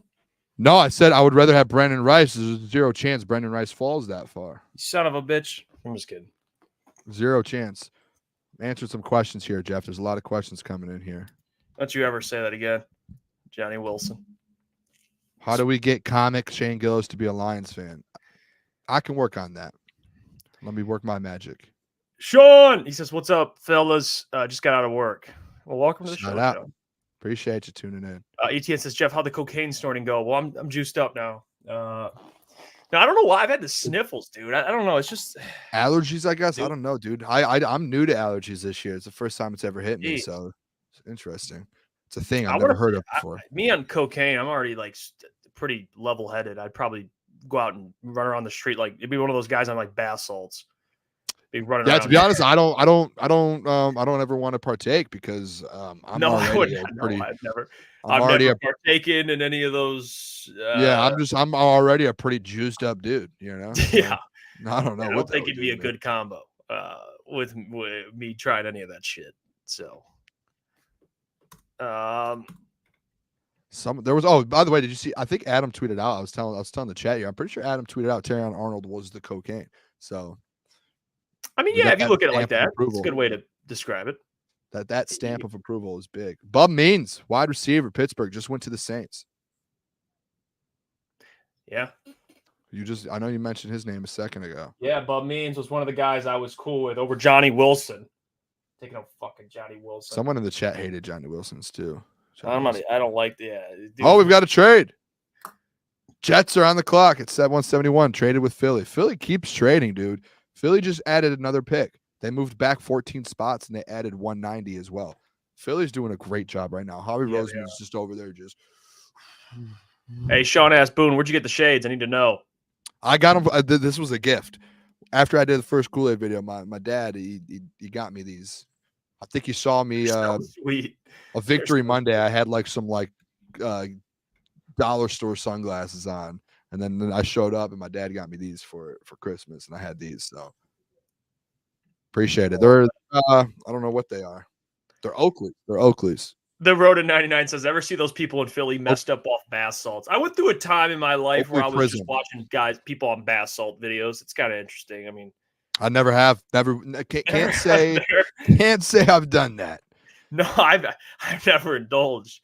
No, I'm saying I've never even watched the videos. You got to see these people on bath salts. Dude. I don't know, dude. I feel like that's like zombies, dude. Yeah, they are. I don't know how I feel. Probably shouldn't be laughing, actually, but yeah, why are you laughing, dude? I don't know. It's kind of fucked up, actually. One of the scariest stories I've ever heard was when I was a kid. I saw. Hold on. Oh, never mind. Wait. Oh, never mind. The Jets pick 3 times in the Okay. The picks. Ready for this? Give me the Jets or give me the NFL draft thing because I've got a pick here. 171. 2024 NFL draft. The Jets traded up and gave up 2 picks for quarterback out of Florida State, Jordan Travis. Why are we laughing? I was just like sitting like listening. The quarterback Jordan Travis. I mean, that damn okay. Or I thought you were laughing, and I was like, oh no, what did I do? I was laughing at Michael's comment. People on bath salts have a lot of grit, he said. But Jordan Travis, coming off a broken leg. yeah, you can rehab. Giving him a good situation to rehab. It's good. It's a good situation to be in. Yeah. He did fall, so it's good value. Phillies are back on the clock here. Good value. 172 as well. And then the Good Jets again. So you know, a quarterback, me and Lucas were randomly watching film on, like one night, just randomly going through like some random game, like highlights and lowlights, just everything. Michael Pratt's good from Tulane. Yeah, no, he's good. He's not bad. He's like his pro comp was like Cooper Rush. He'd be a good backup somewhere, I think. Hey, Michael Pratt. I mean, they were good at Tulane too. They were winning football games, and he was putting up numbers. I don't hate that. That's like a guy, if you can get undrafted or you can get him in the 7th round, that's like a guy that if he gets in the right position, he just knows how to play football. He could just throw the rock. He slings it. He's not bad. Jordan Travis. Wow, that's interesting. By the way, I've never seen more of a fall off than Keaton Slovis. Yeah, didn't he play at like 4 different colleges? Dude, Keaton Slovis' his first year, when he played at USC his freshman year, I thought the dude, I was like, holy shit, this dude's going to be a first rounder. And he never, if you look at what he did after his freshman year, dude threw 17 TDs the following year. He got worse. He's literally gotten worse every year. His productions went down every single year. And now at BYU, he threw 12 TDs. He was at BYU last year. Wasn't he at West Virginia before? Yeah, he's at Pitt. He was at Pitt. That's what it was. Yes, Pitt. Yeah. Yeah, because I remember watching that Pitt West Virginia game a couple years ago, and it was him. That's he might be a good flyer for a team, but he'll be like a career backup. A career backup. Yeah. Because there's career backups in the NFL who aren't there some that just have never really even played in college. It's just would you want to play your whole life and just put everything towards being a backup? And some dudes just love that. Some guys don't. Let's see here. Well, the Lions. So we're getting close. We're getting close, Jeff. Well, fuck, dude. We're almost in the 6th round. That's what we need to get. We just need once we get to the 6th round, things move quicker. I think there's less time between picks in the 6th round. B. Rice.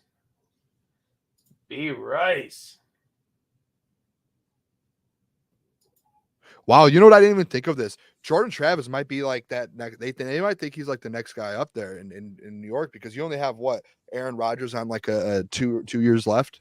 So maybe they feel like Jordan Travis can kind of learn and play under him. He's better than Zach Wilson. Yeah, because if he didn't get hurt, he probably doesn't go this late. Hey, Trevor Keegan to the Eagles. That's a great pick too. That just happened? I didn't see that. Trevor Keegan to the Eagles. Great for him. Coach Walk said 1 year left. Yeah, that might be it. So Trevor Keegan. Wow. Now the Jets are back on the board.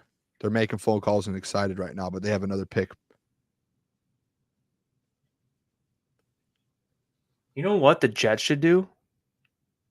Jordan Travis, 1,900 rushing yards. You know what they should do? Honestly, fuck it. If I'm the Jets, don't say it. Don't say it. Come on. Hold on. Come on, dude. Don't put it into existence. Honestly, just take fucking Brendan Rice. Don't say it. Just take the guy. Just take the guy. You got. I mean, because you have. Don't. Come on. Mike Williams is on a 1-year deal, and he's kind of that big body receiver they got. Don't do it. Mike says, "Peace, guys. What time you start tomorrow? We'll be it'll be in the AM, probably 9-10. We'll be live. 9 or 10, yeah. Yeah, we'll be live for a Q&A, recap the entire draft because I'm actually going to leave probably before the Lions finish their picks. So to recap it and give our thoughts, we'll be live tomorrow. Yeah, I don't know if we're going to be live for the 7th round here today. I'm not sure yet. It depends. Yeah, I'm going to try and stay for as long as I can, but I do got to leave it. I'm going to try and tough this thing out for a little bit more. So I'm not trying to have you do this by yourself, Boo. So I want to help you out. When do the Lions pick in the 7th round, Jeff? They pick at 'Cause it's- pick 29 again. Oh It's my 29 gosh. every time, so it's late 7th. Oh my gosh. Yeah. Let's see how after this Lions pick where we're at after these 2 picks, and then we'll break it down a little bit. Maybe if we break it down, because you know what I'm thinking, Jeff. Here, let's just talk about this on the fly. If I'm thinking, if the Lions pick at the bottom of the 6th round here, if we break those picks down for 5 or 10 minutes there a little bit, I don't know. Maybe the 7th round will be already halfway through because it goes down to like 2 or 3 minutes in between picks. And then I'll play that by ear. Maybe I'll stay on with the people after that. Maybe I'll do that. Oh, heck yeah. I'll see. We'll play this by ear. Play this by ear. Well, let's see. I mean, let me check this out. Yeah, We're live now. Yeah, I don't think the Lions trade up. So I think they're going to stay put. That's the feeling I'm getting now.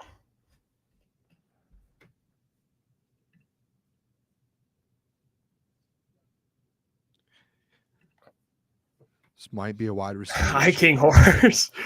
Jeff is leaving to go on a date. What's the lucky guy's name, Jeff? I think all of the fellas, they were going to play in laser tag, right? No, we're not playing laser. What's up with you in laser tag lately? What do you want to popped in my head today? I don't know why. Let's just we got to get someone to go with us. We got to get like a videographer, maybe Justin or Ryan, and we'll just fucking play laser tag, dude. Get it all. Get it. I mean, I haven't played in Jesus, probably 10 years. There used to be a laser tag spot actually about 10 minutes from my house, and they closed down. Which again, not surprised there. It's just laser tag is saying what it used to be. Coach Walk 37 Luke had a massage appointment. I wouldn't discount it. Michael Lucius says Booner has his laser tag glasses on. These do look. I would wear these if we went. Mm-hmm. I for sure would wear these if we went. You just run it with those.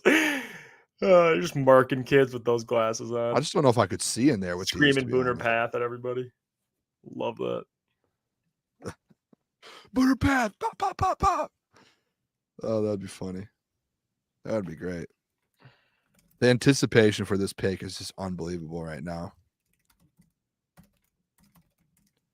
This is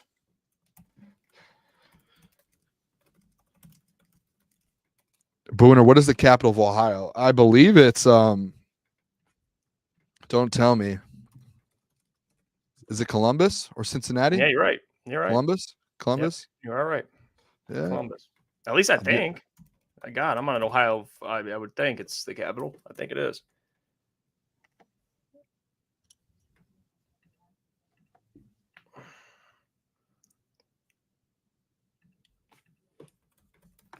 Ba, ba, ba, da, da, da. All right, now people are just asking me questions to answer. Jimmy Bach what's the square root of 169? I don't know. I'm gonna tell you that. Cannot tell you that.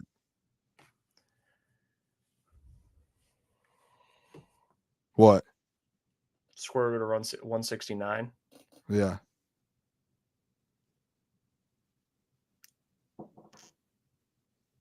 $13, 12. Well, no, 12 would be 144.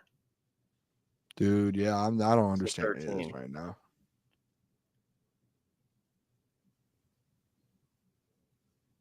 I think.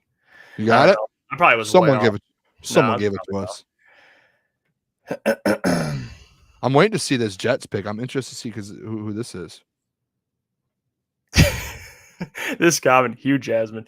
Jeff gonna get that cheese wet today. I don't even know what that. What do we mean by that, Hugh? Maybe like a string cheese.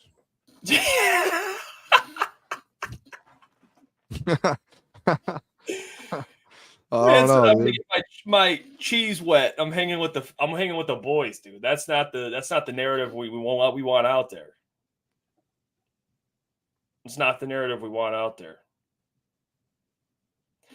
Peter says draft clock and rounds 4 through 7 should be 2 minutes. I agree with you, Peter. I agree. I think they switch. And I could be wrong. If anyone in the chat, I'm pretty sure 6 and 7 switches that moves down to different times. I think every Yeah, Trevor Keegan to the Eagles. And then Isaiah Davis, South Dakota State running back, just went to the Jets. So they just got a running back. They ended up not going wide receiver there, Jeff. Cowboys on the clock. Oh, Cowboys. Do they do it? Do they do it, Jeff? Do they get Brandon Rice? Oh no. He's a Cowboy. You keep saying this, but He's a Cowboy.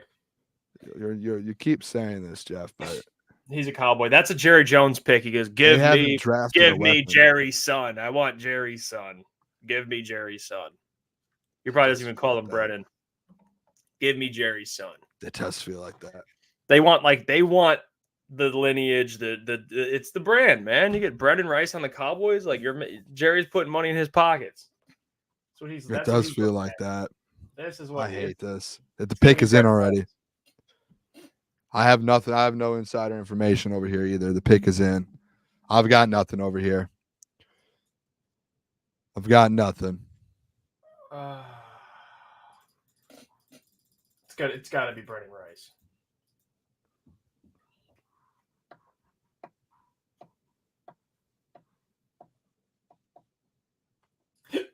Oh, I've got nothing over here. I need to know. He's a Cowboy.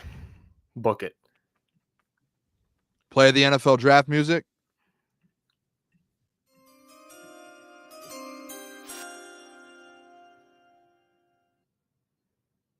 I've got nothing still.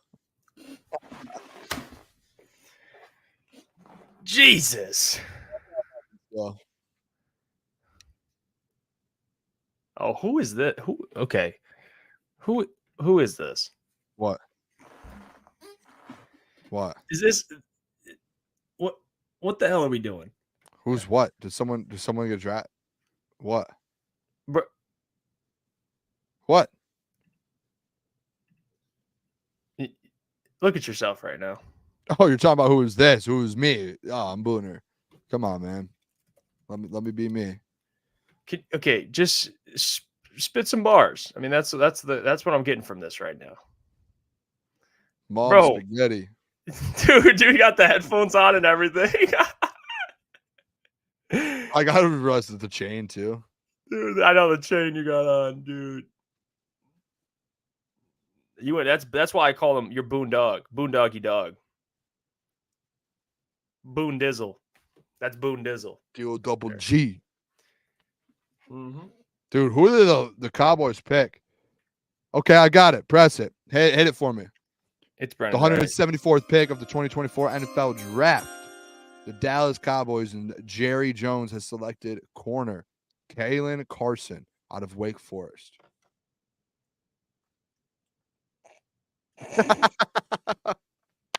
You saw that too? What? Okay. Yeah, I-King. I-King's a legend, by the way.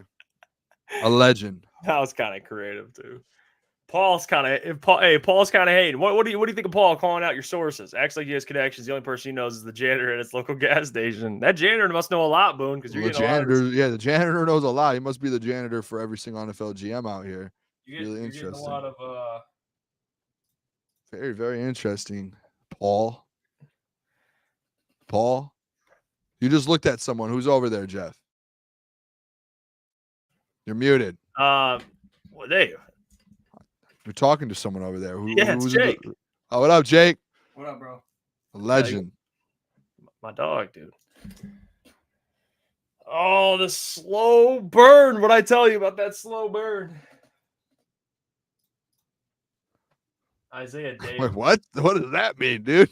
Slow burn. Bro. That's how the draft is, man. Once you get to 5th, 6th, 7th, it's a slow burn. I just want to get these two picks in and let's move on. I'm kind of this takes a long time. They should. I'm gonna finish this 5th round. You might need to hold down the. No, you can't let me go a whole 6th round by myself, brother. You can do this. No, whole 6th round. You know how long this 7th round just took? What? That's the Jeff. The Lions have 2 picks for the rest. They have 3. 3, but they're like, there's not another draft for 365 days. Come on, brother. I'll buy you a dinner tonight.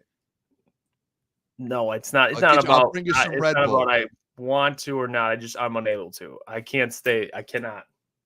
This is unbelievable. I'm unable to stay. I will do my thoughts on the pick. This is unbelievable. Are you gonna hop back on after the pick? Or what are we? Yeah, maybe I'll hop back on when they draft the player. There's no way I can do that. I can see for another hour and a half by myself. I'm going. I got to go get some food. I'm going to eat some food and then I'll join back when the pick is in. If you want to do it that way too. I cannot stay. Unfortunately. Let's do a poll. No, there's no poll. I cannot let's stay. Do a poll. For what? If you I don't have the on my end. I don't have the noise for the NFL draft, so I can't announce the picks. I don't have anything over here. Oh no, the comment I just saw, Jeff. No. What? What comment? Oh my gosh, Jeff. What? J2 Detroit? Jeff here with his WSN work ethic. I don't know if that's a compliment or not, because we've been going, man, this week. I'll say there's another place that's live right now.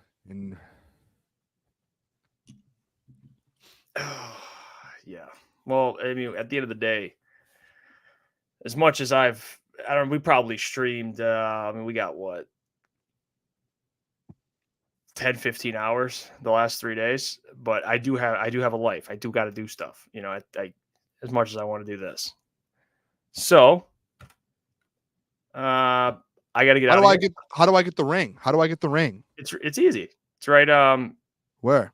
It's under brand and then right there, top of background music. I don't see it. Yep. Look at how easy that is. Interesting. Yeah. Look at that. So you don't even need me. What if I do this? I do need you, brother, but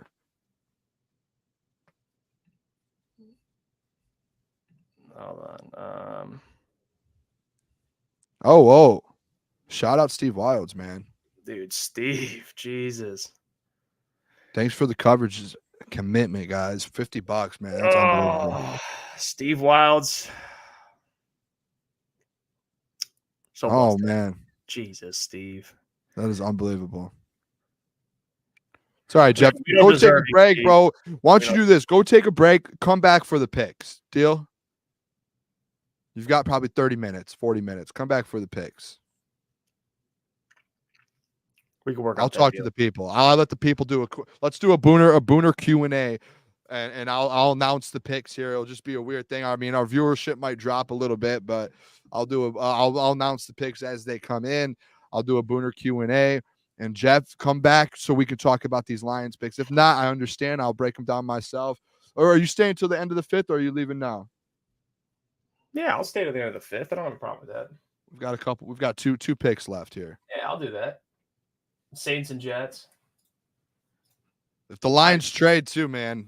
If the Lions trade for Brendan Rice, you better, wherever you're at that moment, you better hop on quick. Will do. Like a Bo Booth, they'll probably trade up as soon as I leave. Probably. I'll sit here and just talk to the people. What other sounds do we have? Do I have over here? I didn't know I had access to the sounds. Oh yeah. You got it all. What's this Detroit one? Can I play that?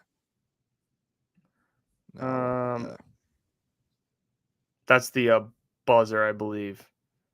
Like the air horn or the horn that they played. Yeah.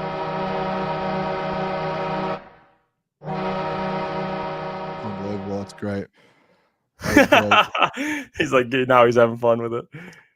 Hey, if the people stay, I'll stay. Should I stay and go solo here? I don't want the people. Yeah, I don't want to get. No, you should. You I want to get like want to watch off of viewership here. We want to make sure I'm going to stay where people are going to stay, and we're going to lock in on this Lions pick. We'll talk some players. We'll do some Q&A. We'll do some things like that. Yeah, 700. And I will be back, Boone, when the Lions select. All right.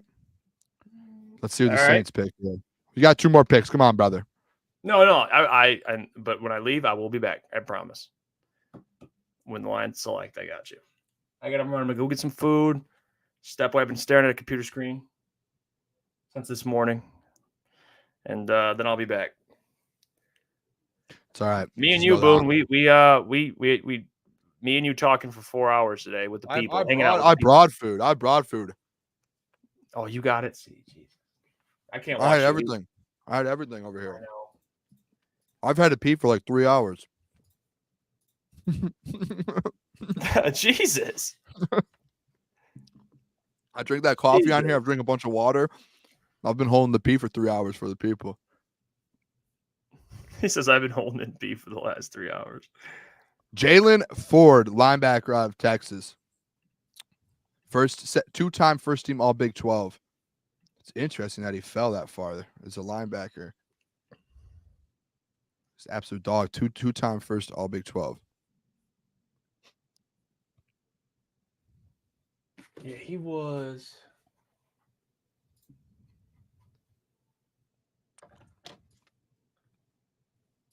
And the Jets close it out in the 5th round.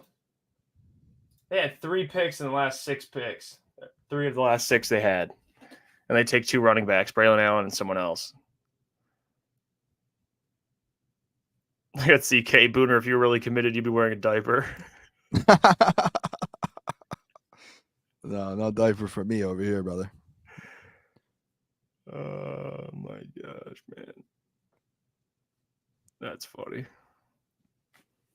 I want to pull up the Lions depth chart. I want to start looking at a couple things here. Let me see.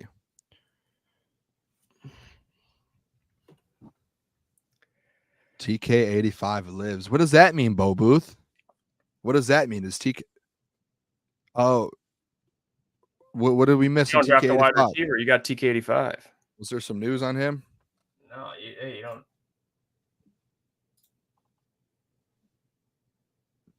Is the Jets is the final pick of the round? Yep.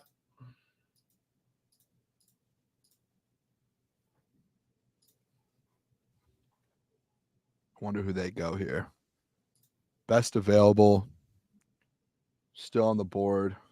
A lot of dudes. Amico Wingo. And the pick is in. Yeah, I know. You're so excited to get out of here. No, I'm not. I'm just telling you the pick is in.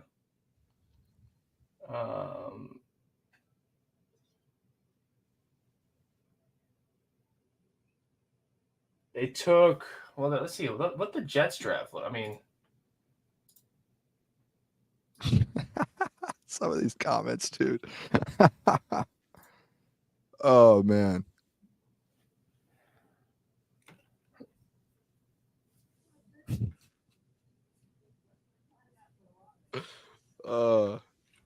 the Jets they took what? Olu Fashanu, Malachi Corley, Braylon Allen, Jordan Travis. Jets have had a decent draft. I like their draft too. Hey, Mel's best available. Guess who's number 1? Brendan Rice. Johnny Wilson. Oh, yeah, that I definitely believe. Did Brendan Rice get drafted? How is he not his best available? Because Mel he's off. Johnny Wilson, man. Come on, dude. What are we doing here? Shout out Jeff Lammy. Super sticker. I don't even know what a super sticker is. That sounds awesome though. 1999. Oh, Jeff dude. Lammy. There we go. Appreciate you, my guy. Appreciate the support, man. Rice is 6th. I think Jeff Lammy says great coverage of the draft, guys. Thanks, Jeff. Nice name, by the way. Appreciate that. That is awesome. Hello, Jeff. Jeff's late for watching his Mary Kate and Ashley Olsen video marathon. I don't know where Jeff's going. I'm supposed to be hanging out with Jeff later today too. So this is a disaster. Jimmy Box is trivia time. Who's going to be the number 3 receiver on the Lions? I think that's what he means. Yeah, Jackson Power or Jackson Powers. Yeah, maybe you need to DP. Yeah, dude, my brain is everywhere right now. All right. With the 176th pick of the 2024 NFL draft, the New York Jets select. I don't know. The kid's not saying it. He's just standing there. Quantez Stiggers. Who's that? The guy the Lions brought in. Oh, you have that list over there? Is that one of the guys on the list? Yeah. No, it's not. Montez He's not Stiggers. on the list. Oh yeah, he was on the list, but corner. Yeah, from the CFL. It's weird. I don't do CFL guys get drafted that much? Wow, Quantez Stiggers. Let's watch He him. didn't even play college ball. No, he went to the CFL. Same thing with what's his name that we drafted. These CFL guys. Wow. Does that has? I wonder if that has anything to do. I'm interested then.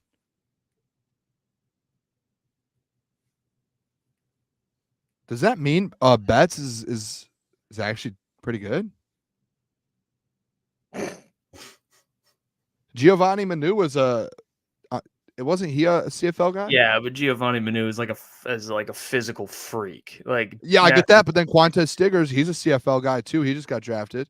Yeah, but So does that mean Betts might actually be something he would have gotten drafted if we didn't put him Betts, up? I'm not trying to crap on the party, but Betts, he's Panda Sam said Manu went to a Canadian college. I thought I saw CFL at one point. Could be wrong. No, he's not in the CFL, but he was from British Columbia. Okay. But the CFL point though, like Matthew's like 6'2". I mean, he's not. I don't know. CK just became a Crunch member. We appreciate Shout you. out Thank CK, you, man. Matt. My guy. Pick is already in. We're already into round 7. Jeff's here for a round 7 pick, a round 6 pick. Hey, well, Boone, I will be back. Bro. Everyone start dropping. Let's do a Booner hour here until he gets back for the drop. Any question you want me to ask or answer? I'll be right back. Hopefully some Lions questions, brother. All right, Boone. I feel like I'm about to be naked here by myself. Why you gotta get naked? Wait. No, I just mean like, I'm Hey, alone. I know. Wait, what do you mean by that? What do you mean by that, brother? Don't get us canceled. All right, I'll be right back. I'll get us canceled. All right. This gave me the keys to the kingdom. How about that? Don't get me going. Hugh, I'm not reading that out. Not reading that out loud. Not doing it. Not doing it. Chili Damon, I don't know why Jeff can't stay. Who knows? Must have an appointment somewhere. Oh, we go to this Detroit Lions here. I want to look at some of these guys. Sione Vaki. Sarah asked, Booner, do you think Vaki will possibly be the returner on the Vikings? By the way, too, I just want to throw this out there. I think Jeff can hear me right now. He's still in the backstage, just laying down. I can see him. Don't let that man fool you. He's backstage right now. He just put his head up. I see you over there, brother. I see you, brother. Sarah, no, to answer your question, probably could be a returner. I think that's a good opportunity. Wonder if DPJ can return kicks this year. He did it for the Browns for a little bit. He's pretty good at it. I'm interested in that. Very interested.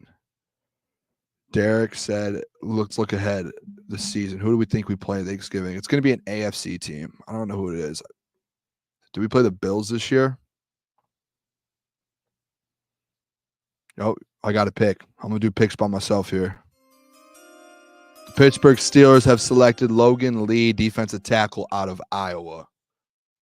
Logan Lee. Look at the best available list here. What do we got? We've got so many picks to the Detroit Lions, fellas. We've got so many. Sarah said he did last year for us too. Yeah, he did as well. I'm interested to see who they have the returning kicks this year with this new kick return format. That's going to be interesting. That's going to be Maurice Alexander did he didn't for us during the regular season, but he can definitely return kicks as well if he makes the team. I'm not against as well having Jameson Williams return kicks with this new format. Not against it at all. I'm in for that.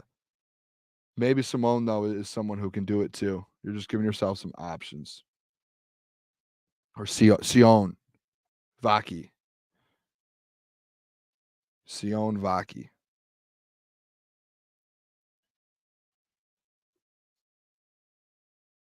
Yeah, the Lions just tweeted out and said the latest addition to the Lions running back room, and they have Sione there. So they must think he's when they originally tweeted it out, they put safety under the graphic, and they've turned back on that now with all their recent posts saying he's going to be a running back.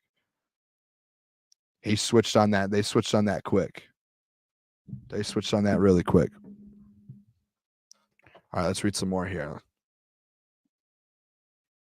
Yes, Brendan Armstrong. If we end up with Jalen Harrell from Michigan, edge rusher, and we get Brandon Rice at 205 and 210, that would be, to me, that would be an unbelievable scenario. I would give Brad Holmes an A+ draft if you end up with those two in round 6.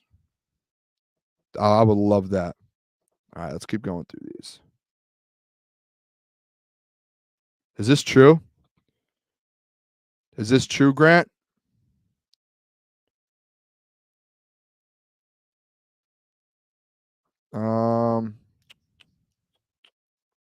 Let's read this. Hey, Booner, what do you think about all the special teams switches in kickoff next season? Could that be reason? Yeah, that was something I was just talking about there.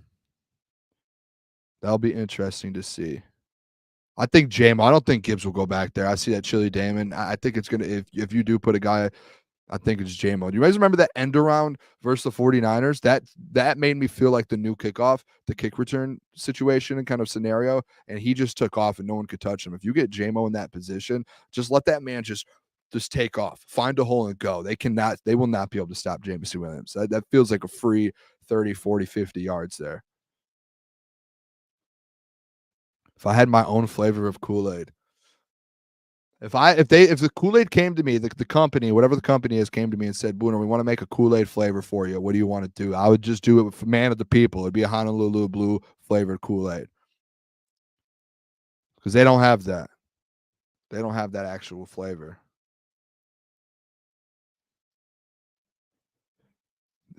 These 4 picks in round 4 are pretty good. Let's see. Let's pull them up. Let's see who we've got so far. I've only got 1 pick I've announced here. 180. Things are going quick. We're already 5 picks in. Jeff should have stayed this whole time here. Walter Ruse out of Oklahoma, offensive tackle. Logan Lee out of Iowa. That's a good one. Satoya Lama, guard out of Utah. Marcellus Dial, yeah, CB out of South Carolina, going to the Patriots. Oh, do we have to do that? Carrie, do we have to do this today? How much would you pay Goff? Not a fan favorite of his. He got lucky, a lot of crappy passes. He threw. He should be glad. We have great players to make him look good. Totally disagree, Carrie. Appreciate you tuning in, though. Disagree. Jared Goff is the man. He is the future of the Detroit Lions. You guys didn't hear Amon-Ra say they love him. The people love him. He's going to have a contract by the time training camp comes around. Give him $50 million. Give him 3 or 4 years. Move on. 4 years, $200 million. 3rd year opt out. Booner looks like Biff from Back to the Future, too. That's funny. Steve, I've tasted winning before. I have never tasted crack, so I cannot comment on that. But Honolulu Blue Kool-Aid does taste good. Hopefully some people can try some someday. Steven Van Warden. Booner, you guys got any plans to move into a studio setup before the start of the NFL season? Once the NFL draft ends, we've had these conversations. Once the NFL draft ends, we are going to start working on. We have about 2 or 3 months until the football season to get everything together to kind of take that next step. We will be working on some things. We don't know what we're doing yet, but we're going to be, we appreciate all of your guys' support for hanging here with us and, the donations, everything, all of that has been massive to help us do that. So hopefully by football season, we realized when we did the live show on Thursday, the day one, all of us in person, it felt like a different level and a lot better than being over camera like this on a computer. I will say that it felt like we took a big step to being in person. That was it. That was a big time. Who did the Chargers take here? Who did they end up taking? Who did they end up taking here?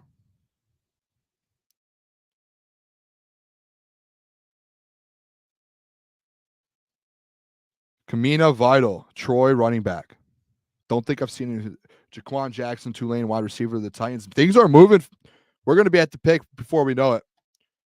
Jaquan Jackson just went to the Titans, wide receiver out of Tulane. 2023 third team all ACC. I would love to know what's happening right now with Brendan Rice, why he's falling. I would love to know what's happening with this. Best players available still: Brandon Rice, wide receiver, USC. Miko Wingo, LSU defensive tackle. Maybe that's someone who falls down to us as well. Malik Washington, wide receiver. Johnny Wilson. I know all the people in the chat love Johnny Wilson. Curtis Jacobs out of Penn State.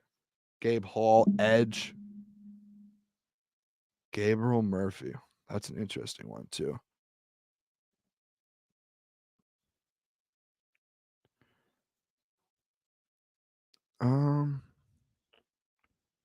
Yeah, I didn't realize Sheila had a Dan Campbell. I would love a Dan Campbell new black jersey. If anyone knows where to get one and can message me, let me know, please.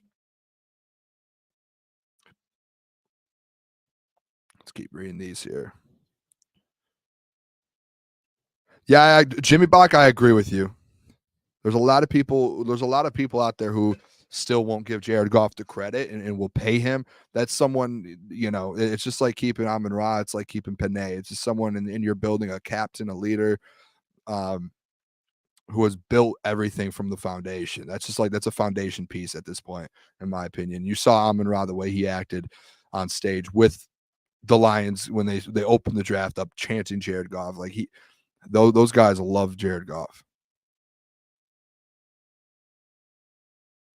Sarah, I know you guys probably said this, but what do you want for the rest of the picks here? I'm hoping for a wide receiver or maybe an edge here. Those would be my two players I would love. I wonder if they actually do go kicker though. That's going to be interesting. Maybe who knows? Maybe a linebacker. I don't know what they do. Same room. Shout out Rich T. Sticking it out with the fellas. Well, the fella.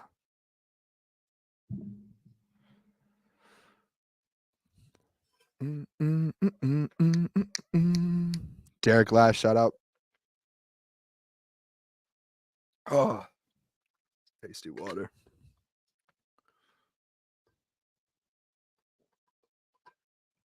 Yeah, Wingo would be great, actually. I think he's the number 2 overall prospect left here right now. Wingo is defensive tackle, Iowa or LSU. I'll look him up real quick.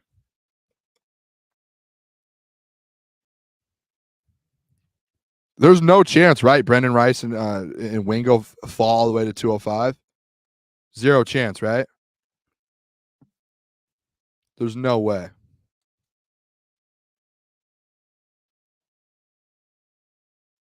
Oh, here we go. I've got a pick.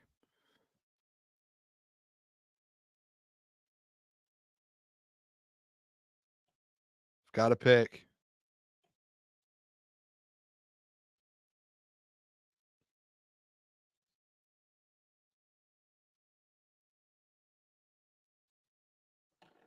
The Dolphins.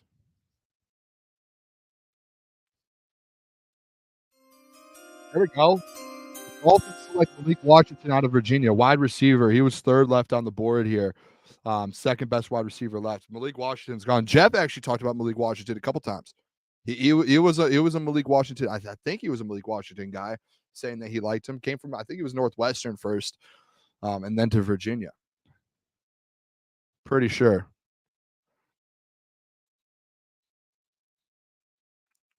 Yes, a running back. They announced him as a running back. When they put the graphic out, they said safety. They put safety.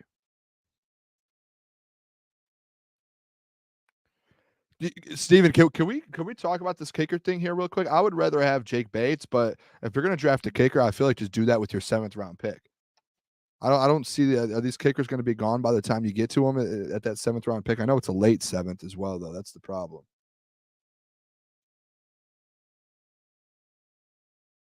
That's the problem. I wouldn't mind too just getting a defensive tackle here. You do have some dudes. The Lions. Brad did address that need, but let's look at the depth chart. DJ Reader, Lee McNeil, Broderick Martin. Hey, people aren't. Give me Broderick. I think Broderick's going to be a dog eventually. Levon Zarike. Yeah, they do need a little depth. Add another piece there. I wouldn't be shocked, actually. A defensive tackle. If Wingo's there, I would not be shocked. Who knows with Brad, though, fellas? Never know. That man could get a long snapper because he's an absolute dog. He's a football dude. A long snapper. Rich T, I'd be shocked if Brendan Rice doesn't get drafted. That'd be shocking. That would be absolutely shocking. I mean, the Eagles are on the board again. I mean, how many picks have the Eagles had? It's unbelievable. I'm tired of seeing that.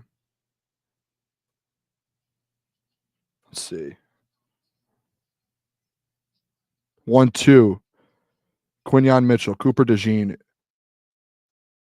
Alex Hunt, Will Shipley, Nia Smith, Jeremiah Trotter, Trevor Keegan.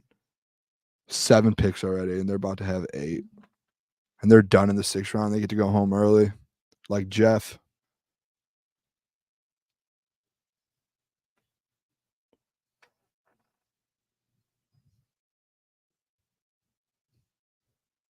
Ba, ba, ba, da, da. Yeah, maybe the kicker will be gone in the 7th, so maybe we'll use a 6 for him. I don't know. This Jake Bates thing really threw it off because I was all in on drafting a kicker late. But if you already have a confirmation that when Jake Bates' season's over, because he's probably under contract with UFL, that he has confirmed he will sign with you, then I think maybe you wait. Jeff wants to draft a kicker. I'm in on the Jake Bates thing, man. I'm all in on the Jake Bates thing. That man, I don't think he's missed a kick in the UFL yet. I'm so far behind on these comments, by the way, fellas. I'm trying to. Oh, there we go. I caught back up. Yeah, Steve, I'm tired of seeing the Eagles on the board of this draft, dude.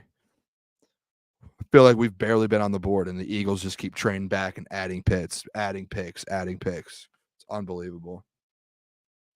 Unbelievable. Pick is in.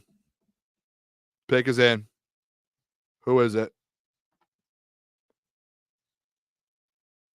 it?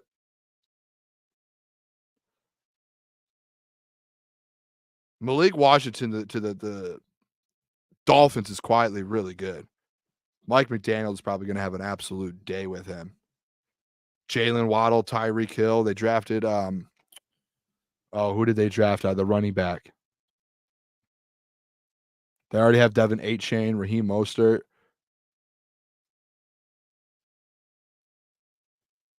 Jalen Wright out of Tennessee, an absolute dog. They got that offense is built now. And they got Mohamed Kamara, Chop Robinson.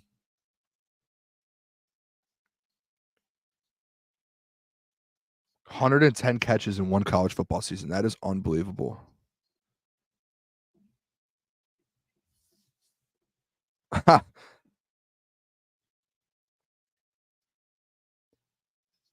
Coach Walk, I appreciate you a ton.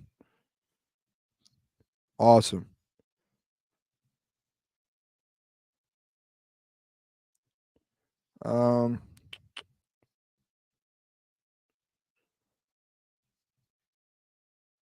Who is going to the Eagles here? Shout out Tom Brady. If you guys are watching the broadcast, they're putting up Tom Brady right now. Did he go 186 or 187? Is that why they're playing him? I probably should know that as a Michigan fan. That might be why they're playing him. That might be why.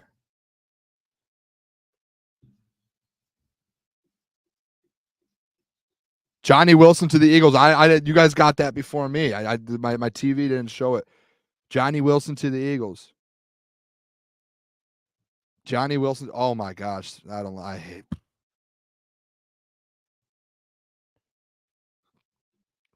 Eagles are doing really good, guys. I hate to say it. Eagles are doing really good. Steve Lehman. How do we prank and what? Oh, this could be good. Levi Volmore. Booner, what's your player comps for Jeff Klotz and Gentry? Oh, here we go. I don't know. That's a tough one. I see Matt Hasselback on the board up here right now. I'll give that to the Jeff Iafrate. Corey Schlesinger for Klotzy. Gentry. This is a tough one. Who's a short quarterback? Who's a short quarterback?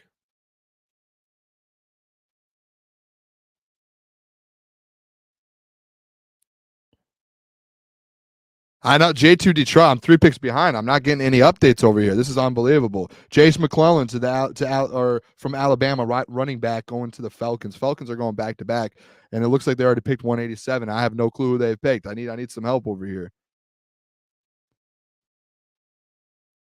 Kyler Murray, Menzel. I'm gonna give Gentry Johnny Menzel. Gentry football, baby. Oh, we've got to trade. We've got to trade. We've got to trade. We've got to trade. We've got to trade. No.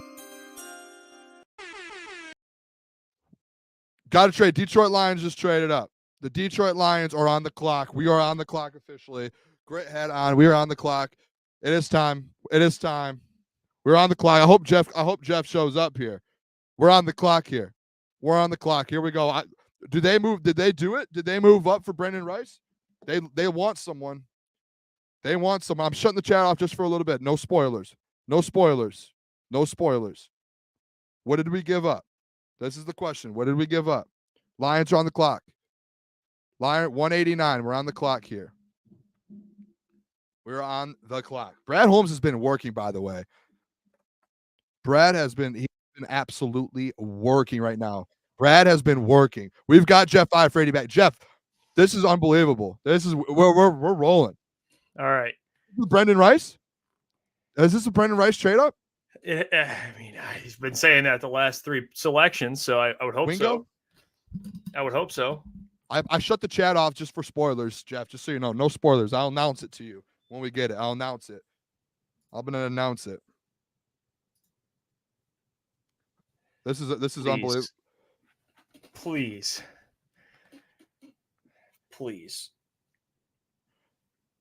Come on, baby. Give it to him. Brad Holmes is working, baby. Jeff, I was having fun without you. I'm not going to lie. Just talking to myself over here. I felt like in my element a little bit. Just having conversations with myself. Lions, man. That's 3 trades in one day for Brad Holmes. Did they already make the pick? What did they trade up to get it? I don't know. I'm not sure. I just saw they don't have their up. 7th anymore. How about that? They must have traded the 7th.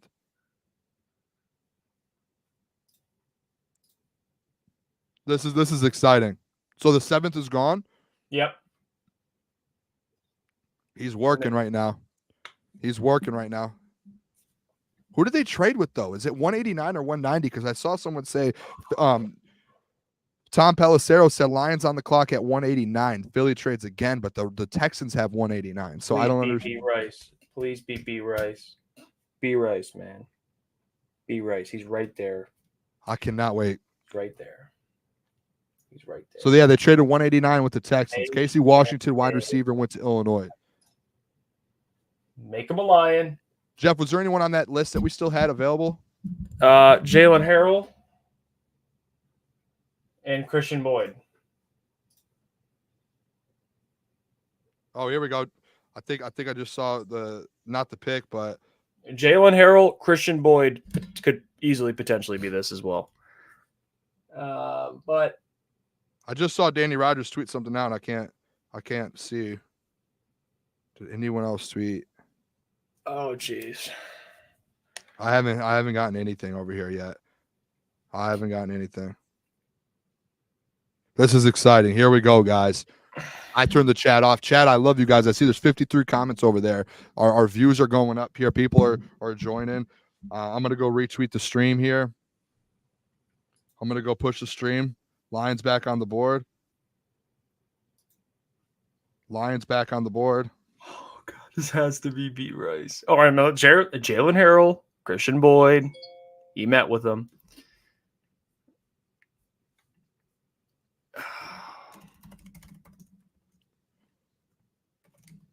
Jeff, I just tweeted out if you want to go push that a little bit to get back in for people to get back in here. Oh, I'm getting. Oh no. Eagles just completed their 9th trade of this draft, the most. But who did they trade with? I don't want to go on Twitter right now because I figured I'll expose. Don't. I'll be on Twitter and I'll get the pick here for you. Do you have the broadcast up on your screen? Can you shut it off? Okay, because I have the broadcast up, so I'm about to get the pick. I'll announce it. I'll tell you when to play the sound. Pick is in. Oh my gosh, who is it?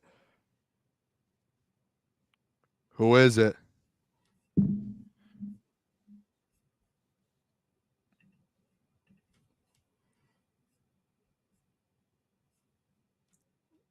Hold on. Who is it? Don't look, Jeff. Don't do anything yet. I've got nothing yet over here. Hold on a sec. I've got it. Are you ready? With the 189th pick of the 2024 NFL Draft, the Detroit Lions select defensive tackle out of LSU, Wingo, to the Detroit Lions. Dev, you said his name a couple times. Yeah, I did. I don't think it's a bad pick. No, it's not. It's not a bad pick at all. When you got off, I talked about how they potentially, you could sit there and look at some defensive tackle depth outside of DJ Reader and Lee McNeil and Broderick. It is a good pick. I will say it's a good pick. It's a good pick. I like it. I'm with it. Yeah. He was. It says on ESPN a top 10 defensive tackle in the draft. Okay, yeah. See, so I'm good with that. Ran the second fastest 40 out of all defensive tackles. Yeah. The newest Detroit Lion, a beast. Oh, jeez. Like Clown Copter said, you can't spell Wingo without win. You know what I mean? I like that. It's just what it is. I appreciate you hopping back on, Jeff. I'm going to get this tweet out real quick. Yeah, I think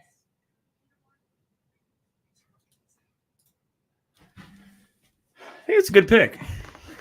Yeah, I like it. I'm not going to sit here and say it's a... Go ahead.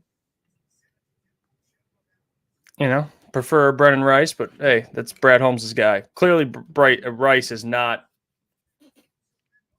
He must have did something, or there's some big red flag or something. There's just no way. If he's about to, he's almost a 7th round pick. Like, what did this dude go? Like, did he kick a puppy? Like, what did this guy do? Jesus. Spit on a homeless man? Like, what do we?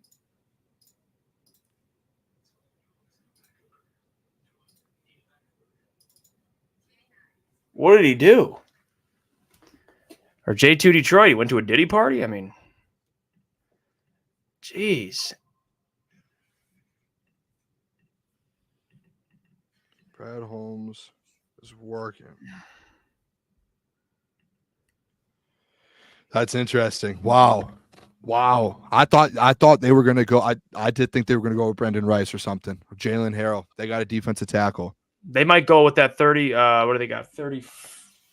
They're at 13 right now. They're 34. They 34th pick in the 6th round. They might be Jalen Harrell. Yeah, I agree. I think that might be another defensive pick. A lot of defense. Yeah, they might be Jalen Harrell. Or if Brendan Rice falls, maybe Brendan Rice. A lot of defense. I need to get this. I kind of like it though. What was the thing we've always talked about? That defense is going to be a big priority, and if they get the defense right, things will that's what you needed to do in this draft, and that's what they've done.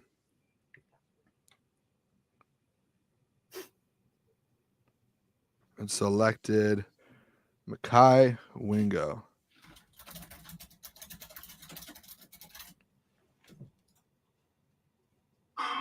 That is unbelievable. What does the chat say? I'm going to read some chats. What do we think? How are you guys feeling about this one? Oh yeah, I guess the trade comp. What do we trade away? That's a good question. Have you seen that yet, Jeff?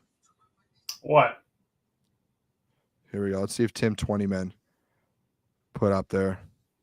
No, he didn't. Lions PR put it out. No. I haven't seen what the trade was for, what they gave up.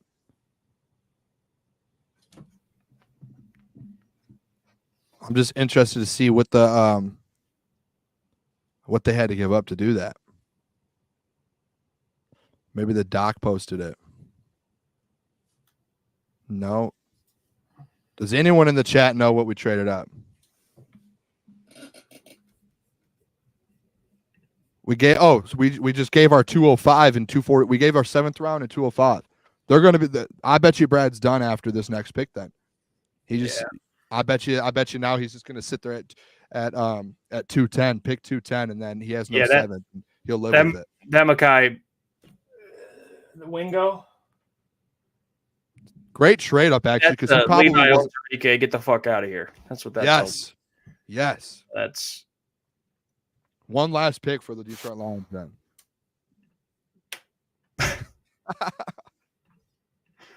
Oh man, that is funny. That is unbelievable. How do I spell it? Dude. I gotta learn how to spell his name.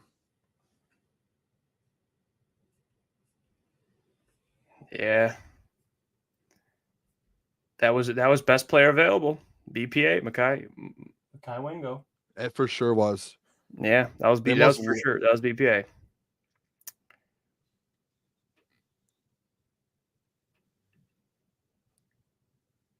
The Lions keep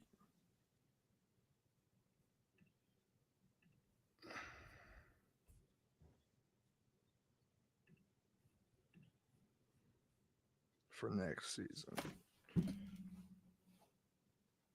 Unbelievable. Wow. Shout out to Brad just making moves.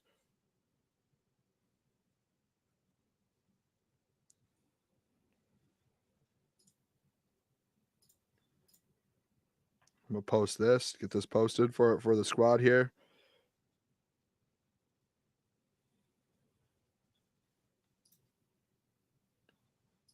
Jeff, you're a legend too for hopping back, bro. Thank you so much. Oh no, dude, I got you. Is Jake still there? Yeah, dude. I saw a comment. Someone just talked about. I was looking that up on my computer. The Brendan Rice and Keyshawn Johnson interview. What was that? Apparently, he came off kind of like a douchebag in the interview. I didn't really? watch it. Yeah, I saw some people talking about it, and I just looked at the comments of the video, and people he came off kind of douchey in a way. I don't know. Maybe there's character concerns. That's not good. That is not good.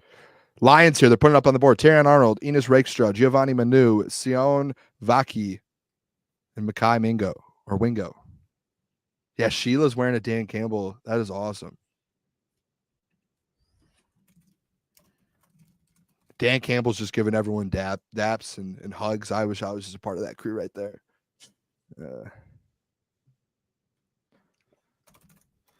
That'd be sweet. Let's see here. Yeah, it's not really a good look like a guy like Brendan Rice, like when everyone's passing on you. It's not just like the Lions, or it's you're getting, and not just passing on him multiple times. Like, yeah, that's not good.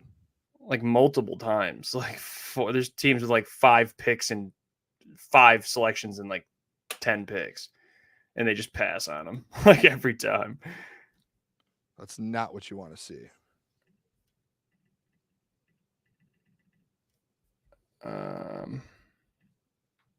Wow, are you ready for this? I'm gonna hit the thing here. And Jeff, if you don't want to, if you want to go, bro, but the Patriots are selecting Joe Milton out of Tennessee, out of Tennessee with the 193rd pick.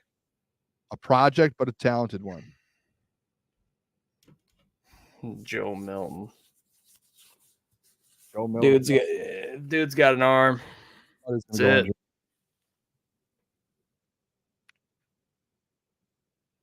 Thought he was going undrafted. DJ James, corner, went to Seattle. I keep reading that wrong.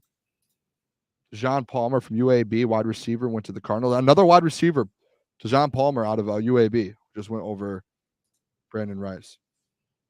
Casey Washington out of Illinois, wide receiver, went before him. Oh my God. There's issues. Maybe it's a good thing then. Maybe you don't want him, Jeff. Maybe you should take that back. Wow. Maybe you should take that back that you want him. There may be things I'm not as,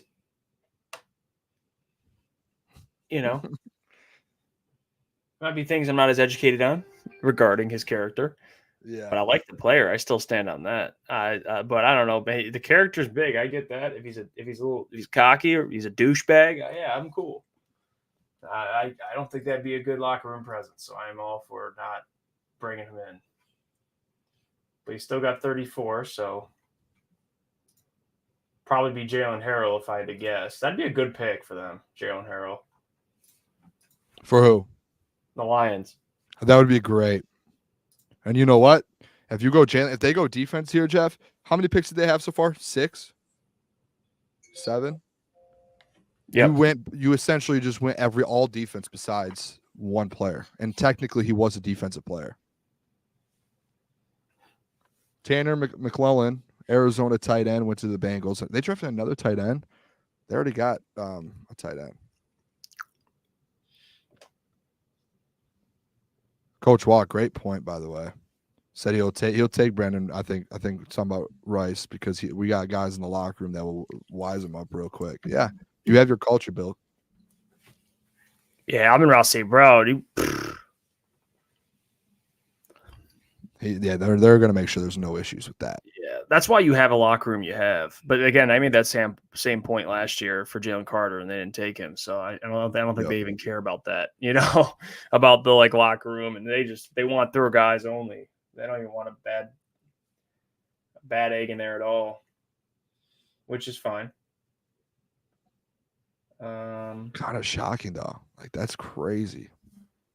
Yeah. Steelers pick is in. Johnny Wilson went before him. I'll never. He's supposed to be a tight end though. If he gets converted to a tight end, I think that'd be interesting. It's like Darren Waller. Waller. Brandon Rice? No, Johnny Wilson. Johnny Wilson? Yeah. Oh, okay. I didn't know that. Did you see Malik Washington? No. Dolphins. Oh, they took him. Yeah, it's a good pick too. You're there with that offense there with Tyreek Hill, Jalen Waddle. Those running, you got some weapons there. Could be a good spot for him.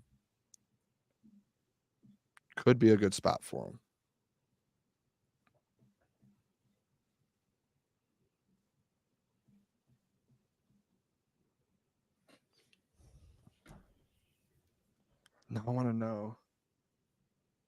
By the way, yeah, Bo Booth is right. If Belichick was in New England, he would never draft Joe Milton. Yeah, that would never be a pick. Steelers, the 195. What did they take? Ryan Watts, cornerback out of Texas. I feel like Texas had a lot of players drafted this year.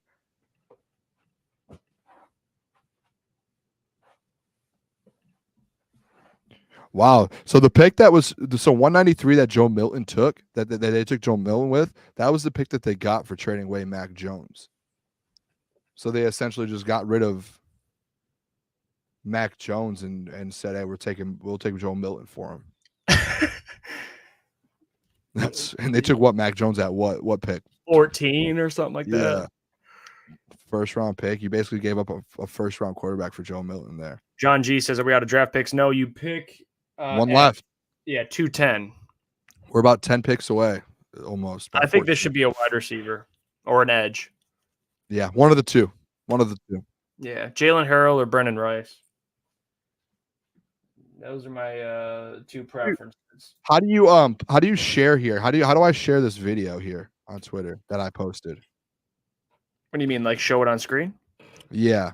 Hit present.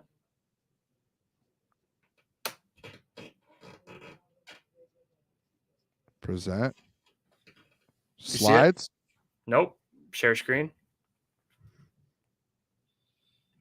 Click on the tab, the Twitter tab, and then you gotta. Yep, there you go. Zoom and click on the. Oh, no, yep, and then pause it, rewind it. Look at this dude. Right in the middle there. Not the guy that circled. Right there. Him. Bang. Absolute dog. Look at him. Bang on Jordan Travis. Sheesh. So he's a dog. I Yeah, like it. He's a dog. Looks quick. Kind of quick, too. Looks kind of quick for his size. I'm not still sharing, am I? No. All right. Your porn won't pop up. Don't worry about it. Oh, man. Yeah, that's big time then. I can't get over how big Manu is, dude. That dude is huge. Crazy. That pig. So Makai Wingo too. I hope I'm pronouncing it right. 81.7 PFF grade since 2022, second among all SEC defensive tackles. I know we're not a PFF team here, but I don't mind it. I think that's just to show kind of what he can do. And I think Detroit Lions so far here. This is the 33rd team. Taron Arnold, 32nd overall prospect. This must be their rankings. Enos Rakestraw, 21st. Makai Wingo, 39th overall prospect for them. So that's big that we got him, man. Big time. A lot of people are saying that he was in their top 100. Guess what, Jeff, too? Let me share my screen for this one. Let's look at me and you. We've talked about this a lot, and you spoke about this before.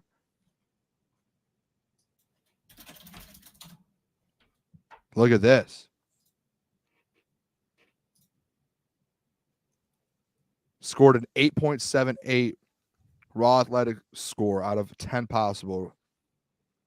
Ranked 221 out of 1,800 defensive tackles from 1987 to 2024. Jeff, you did say Brad Holmes. He looks a lot at RAS scores. Yes, we looked at some of his previous picks and guys who have actually worked out, and RAS scores that are in the green that are on the higher end. He loves to draft. And, there you have it. Yeah, Levi, Josh Pascal, Aiden. I mean, all these guys he takes. Yep. 6 foot, 284. Ran a 4.8. Malik McNeil. Keep going. He's at 31.5-inch vertical. The only one that wasn't a high score was Broderick, but that was like an exception, because Broderick, he's just such a big dude. So you're kind of like, you gotta take him, kind of thing. Yeah. You look at the upside with him, basically, not so much the RAS score stuff. Like Brian Branch, he doesn't have a high RAS score, but it doesn't really matter. Good football player. Bo Booth said Levi is not going anywhere. Thoughts, Jeff? Yeah. I would love to see. He doesn't have to go anywhere. We're going to help him get in the fucking Uber. The Uber is going to take him to the airport. So he doesn't have to do anything. He just has We'll handle his travel. We'll accommodate his travel. Yeah, we'll handle his travel. We'll be all right. Don't worry about it. Oh, the sunglasses are killing me inside with this bright light.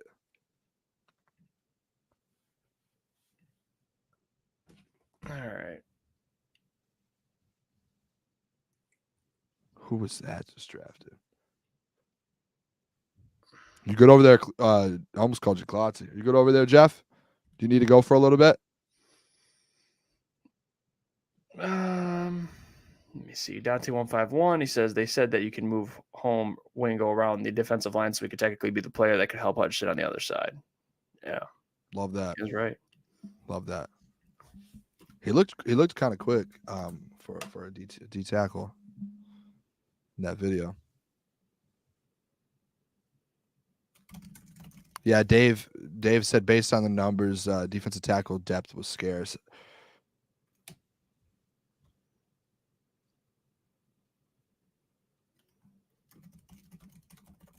Coach Walk, they could have been drafting McNeil's replacement if he doesn't resign. He's going to be a big contract. I don't think it's going to be his replacement, but a big contract, massive contract. You would think.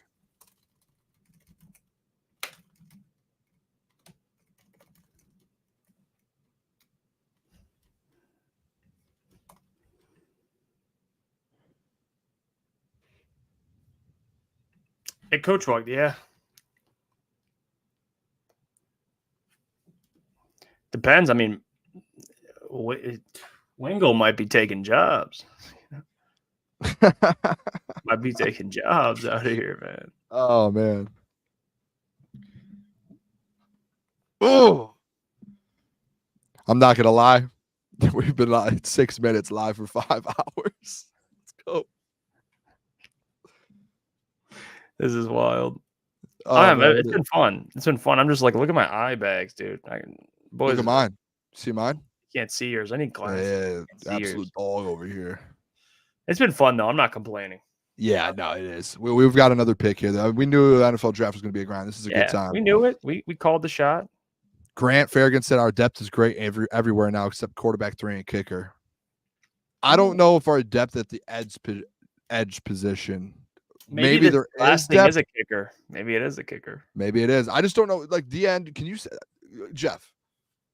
There is depth. It's not great depth though. For the Lions? Yeah.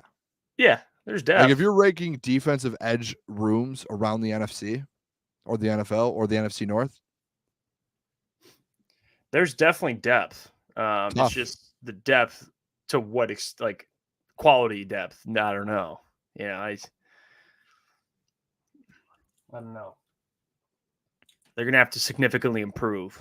Yeah. So there's that.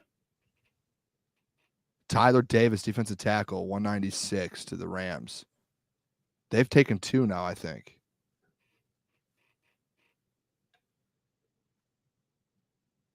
Tyler, yeah. Yeah, they've taken Braden Fisk and Tyler Davis. Cameron Kitchens, that's a great pick, dude. Is it Kitchens or Kinchins? Kinchins. Yeah.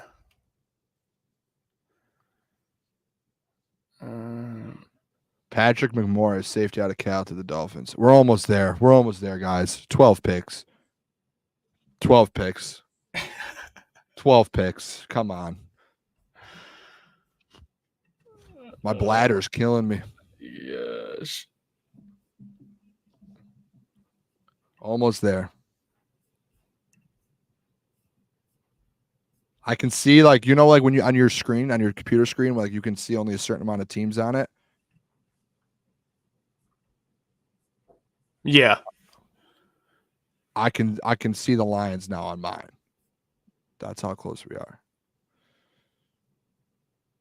That's how close we are. What's on today, too, guys? UFC? Do we have a UFC fight? I think they got a fight night on, probably some NBA playoffs, and that's after the draft. I don't know. They got some. We got playoff hockey on right now. Playoff hockey on tonight. Ooh. So there's playoffs. We got some playoffs going on. Yeah. NHL playoffs, NBA playoffs, fight night. There's some stuff on tonight after this.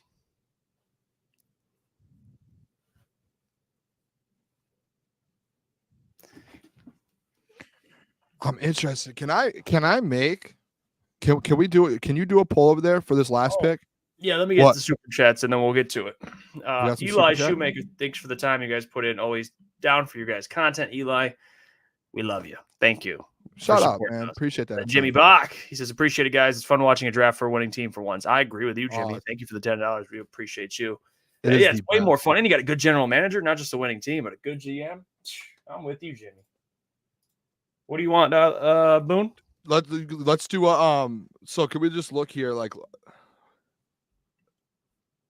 I want to see who the people want to pick here. Can we just do a poll for like this last pick? What do you want? Like, whether we could do positions or we can do players. We can do one or the other, whatever you want to do. Brendan Rice is available. Cedric Johnson out of Ole Miss, edge still available. Gabe Hall out of Baylor, edge. Christian Mahogany, Jeff, guard. He's still there. We had him mocked to the Lions a couple times. Gabe Murphy. I feel like that Gabe Murphy ends up being a Lion. Jalen Harrell. Did you do players or did you just do? I did positions. Positions. Okay.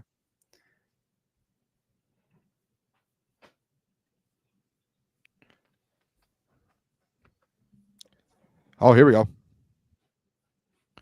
Shout out Brian Westcott giving us $10 here, donating Harold, McGregor, or Rice.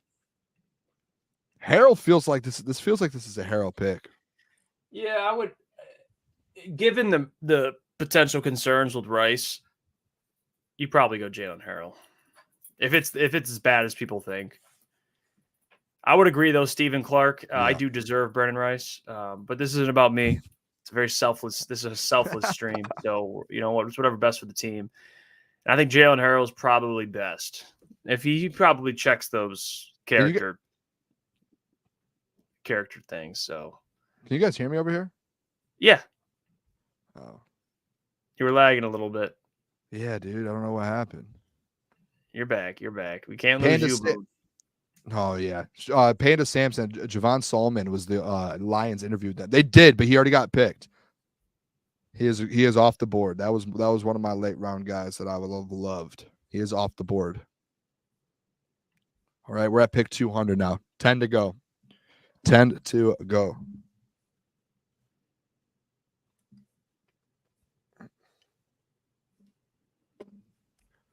Oh, we got another one here. Jeff, Rex got you. He's got you some here. Rex, Jeff, you're such a trooper. You know what? The boys, we all are. Boone, we've been doing. I mean, we knew what to expect. I hate that. I'm no complaining. We're not doing that. This is a part of the. What do I keep reminding you guys? Signed up for. Yeah, you guys probably keep getting mad at me. Guess what? I keep reminding you. What would Brad Holmes do? Brad Holmes wants you to be dogs. Yep. Grit. We need to be dogs. Grit. When you guys are like, Booner, why do you want dogs? Dan Campbell, what does he say? Dogs. Absolutely. How about this too? Coach Walk, $50, man. Have a beer on me, boys. Thank you for doing this. You guys are great. Let's go, Lions. Coach. Love you, Coach Walk.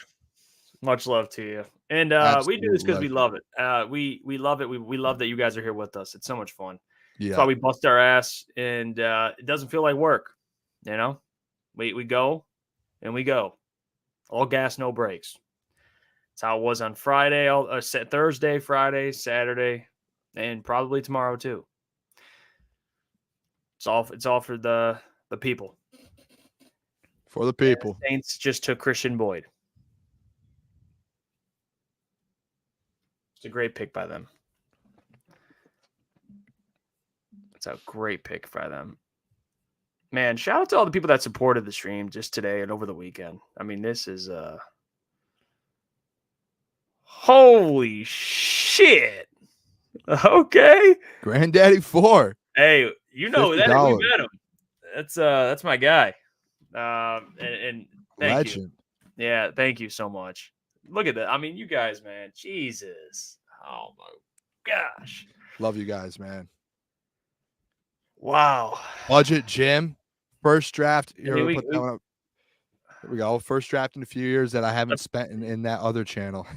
Shout out Budget Jim, man. Wow. The support is crazy. We're so lucky, man. Man, shout out to all you guys. Appreciate you. You guys are everything. That's all. So I'm gonna pull this up real quick for you guys, real quick. I said real quick twice. It's okay. It's okay. It's okay. Jeff, Jeff, are we hanging out? Are we hanging out after this? Yeah. Let's do something.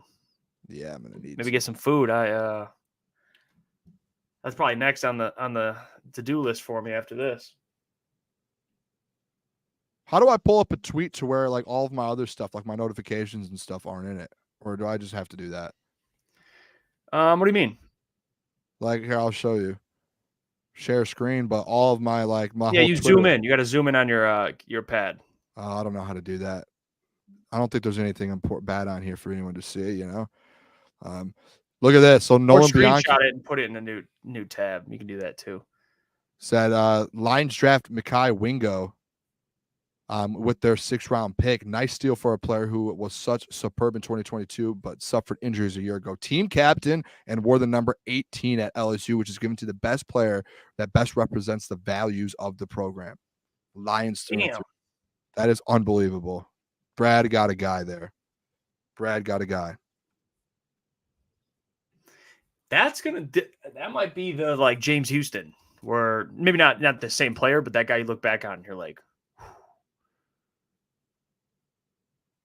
that guy's a stud. Look at Rex, dude. Rex came right back with another one. Says Booner, love you, dude. Nothing personal. Rex. Shout out Rex. Did Rex say something bad to me or something? I don't know. No, I think he was. He's a legend. I love Rex Whitley. I think he was probably just busting your balls. Oh, he said, Jeff, you're a trooper. And then he said, Booner, also love you, dude. Nothing personal. Oh. Man, Appreciate it. Jeff, you are the trooper. You are the trooper, Jeff. You are a trooper. Boone, I wish I had your glasses, Boone, to hide the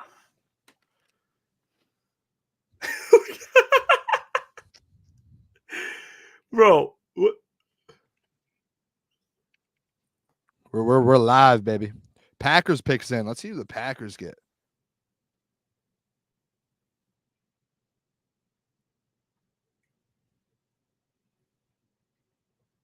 Couple Let's picks see who the away. Packers get.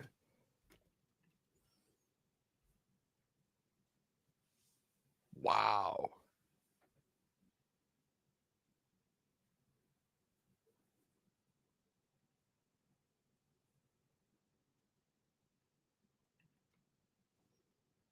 Oh my gosh.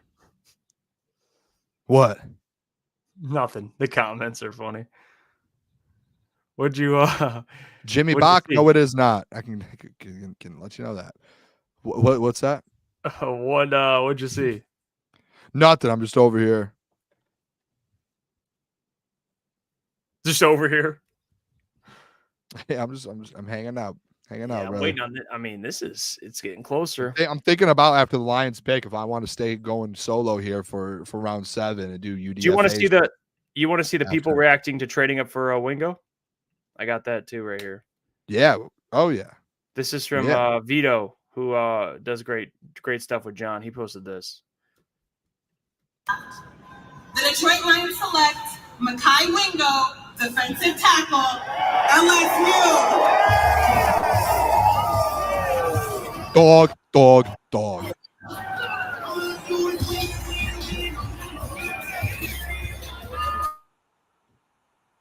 And every time I step up in the building, everybody hands go up. I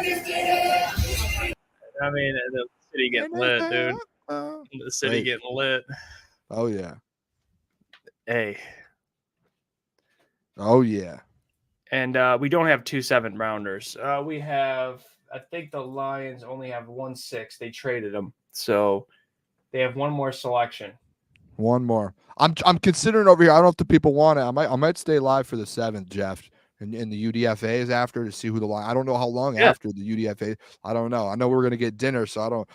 Maybe I'll just meet you up. I don't know. I'll see what the people say here. I don't know. Okay, you can do whatever you want. Hey, this is our platform. Feel free. I'm having fun. Have fun. This has been fun. I mean, it doesn't feel. I mean, it's been 5 hours. It's still going, but might just do like a little subathon here. I mean, people are subbing. Yeah. We got 6. We're about to hit 6,100. What are we at here? If we hit 6,100, 6,070. Yeah, if we hit 6,100, maybe by 5:30, I'll stay on until the whole draft's over. Who knows? Boone, you're a fucking animal. Coach Walk said, Boone, have you ever thought about being a singer? Don't. Okay, I didn't see the don't. I totally. Yeah, Boone, what are your thoughts on that? Singer? I think I could be a singer. I've already have plans on a couple other professions that I've been thinking about. So Shane Gillis, comedian. Shane Gillis being a comedian or being in some movies. I would love to be in a movie star. Yeah, that's fair. You already know one of my lifelong goals. Vikings just got Will Reichard. Maybe. Maybe you get a kicker. Get Cam Little.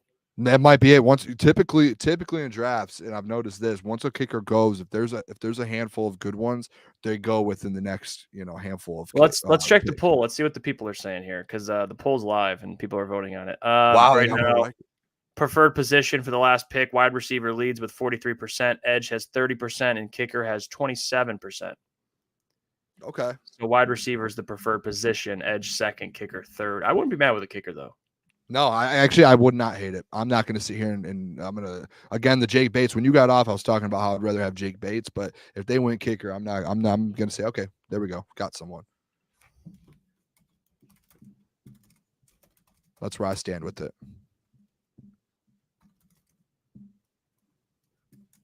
Yeah, I don't hate that. Wow, they got a kicker. That means kickers might start going, Jeff. Imagine if we ended up with my little brother. Harrison Mevis. If we got Harrison Mevis, imagine that. Mm-hmm. That's something if that happens.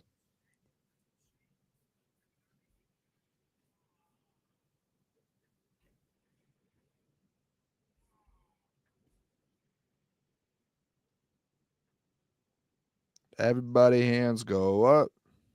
And they say, yeah, Houston Wells, get a kicker. He likes that. John Mullen, what about a guard or center/guard? Yeah, Christian Mahogany's still on the board. I think that's a player we've all of us have broke down and we've been pretty high on. Have not seen him go yet. Mel's top available. Christian Mahogany, Brendan Rice, Bo Braid, safety out of Maryland. Michael Pratt, quarterback, Tulane, Jeff. Kamal Hayden. Yeah, so there's a handful of guys still here on the board. Bills are up right now at 204.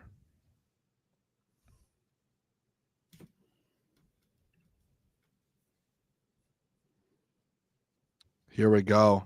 That's a sweet super fan, dude.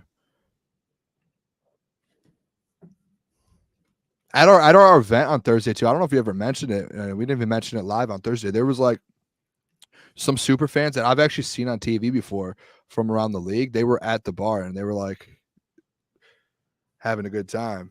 Like the Atlanta Falcons. I've seen that girl on TV plenty of times. That lady, the Atlanta Falcons super fan. She was there. The Lions, the one lady that does a Lions super fan. There was a lot of them. It was pretty sweet. Yeah, we met a lot of super fans. Yeah, it was crazy to see. Alan, we're at pick 204 right now. Lions pick at 210. To be honest, Jeff, what I said last round? Brandon Rice won't be available at 205. Guess where we're at? We're at 205 now, and Brandon Rice is still sitting there. That's crazy. I know, dude. Same with Jalen Harrell. Like those guys, we said we might not be able to get falling there. from the heavens. I mean, and they're getting there. Who do the Bills take here? You got the Bills pick yet? Do you know? No, I don't. I was hoping. Coach said, what time again tomorrow? We'll probably do a full draft recap, grade it. We'll probably do that at 10? We'll go live. Yeah, let's do. I say 10 o'clock is a good time. And then we'll go live and answer some questions, recap the draft. So be there. Or be square. Tylen Grable, offensive tackle, UCF to the Bills. Tylen Grable. So there's players on the board that we like still. Yeah, the Vikings. So the Vikings have gone, I think, decent, right? Mm-hmm. JJ McCarthy, Dallas Turner, Kyrie Jackson, Walter Rose, tackle, and Will Reichard out of Alabama, kicker. I think the Kyrie Jackson thing is big for them. I thought he was pretty good. It's a good pick for them. Eduardo O'Neill said, I heard Hutch got his help. Sarcastically. He might get Jalen Harrell. There's your pass rusher. Yeah, Jalen Harrell would be nice. That would be big. 5 picks to go. Pick is in.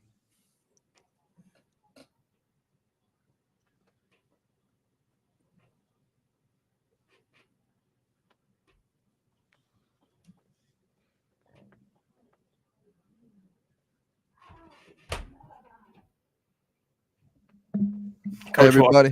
He's got bets. He's got bets. You got bets, man. Imagine if Betts came out with like a 10-sack season.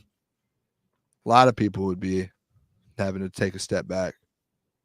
If he did, I would put my hands up and say, I was wrong.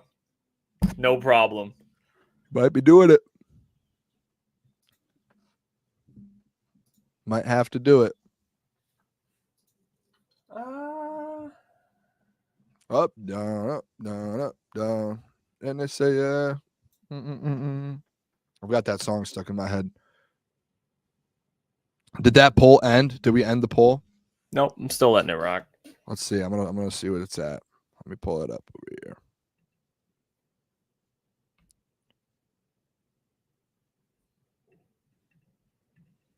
I don't know. I can't see it.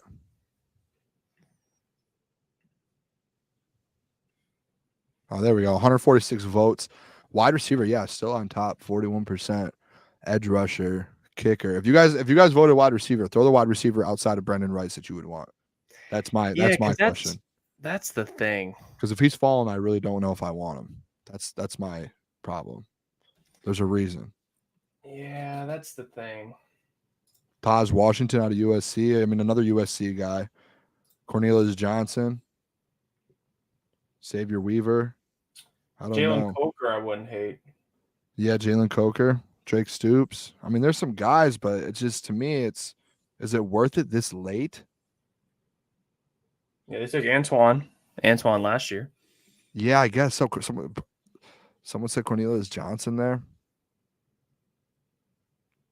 The Rice thing just really scares me at this point. That's all it is. I get the concern. I do. How do you say this guy's name out of Mississippi State? I don't want to pronounce it wrong. Ledietrich Griffin. Ledietrich Griffin. You nailed it. Yeah, Ledietrich Griffin. I don't know. I don't know much on him, to be honest. Yeah, I don't know. I mean, I would rather go edge, to be honest, guys. I think I would rather go edge. What about edge? If you picked edge, what would you do? Because edge, Cedric Johnson, Gabe Hall, Gabriel Murphy, Jalen Harrell. I mean, even I'd probably ride with Jalen Harrell. I guess a kicker. That's the last one.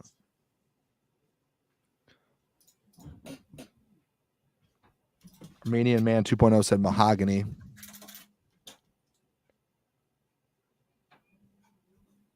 Matt Lewis, Kamara is gone. Kamara he got picked a couple, like 2 rounds ago, actually, I think now. Yeah, he's with the Dolphins.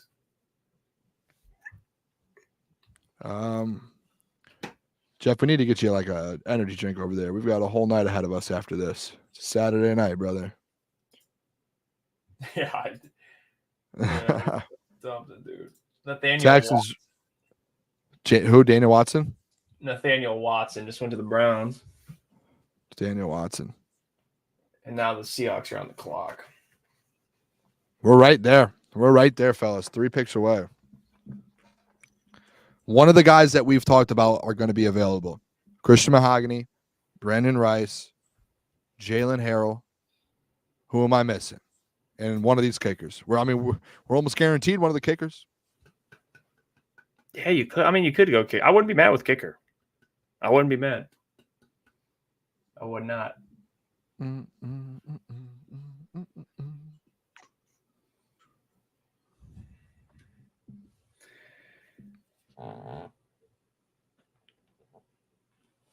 Shit. Don't look at me yawn. Yeah, what's going on over there? I thought I heard a fart too. Oh no, that was my chair. Okay, whoa, Yeah, dude. no, my chair. I was waiting for the chat to say something. I'm like, No. my chair squeaks. I would. like Hey, that, I would dude. let you know. That's what I would do. I would. Dude, it sounded just like it. If you rewound it and clipped it, Wait. Does this? Wait, can you hear this? Wait. No. Was it a fart? No, it was not. It was not. Did we get a fart? Jeff Iafrate fart? Oh, No. Who was that? Trent Baalke. Who?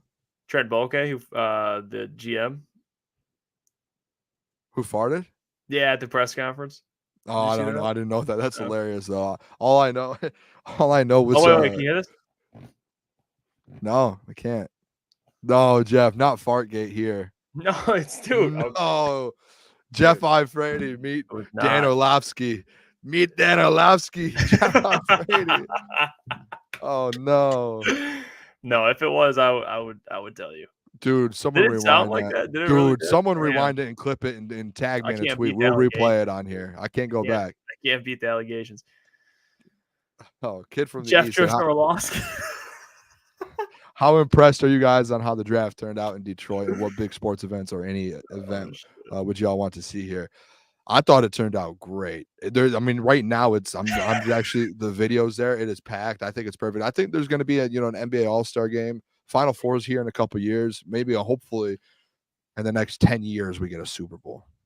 What's going on, Jeff? Oh, just the comments, man. It's funny as hell. Jeff Iafrate. Sir James says that was me, Booner. Sir James, Steven, you're in the 6th hour of a live stream when the chair fart segment hits. That's what it. ETN said he for sure farted. Jeff's face is red. No, I mean, actually, I don't think it is red. Jeff Iafrate, dude, that's funny. Jeff Orlovsky. Oh, dude, I'm surprised we've been live for like 3 days straight, not stop. I'm surprised this is the first time we've got a fart on air. Bro, I did not. Trust me. That was not minor. Doesn't sound like that. Doesn't sound like that. All right, brother. You would know. You would know. We're at 209. Pick us in. Lions are on the clock. Lions are on the clock, baby. It's got to be edge. Got to be edge or wide receiver, I guess. I mean, or kicker. Maybe a little Joshua Carty action.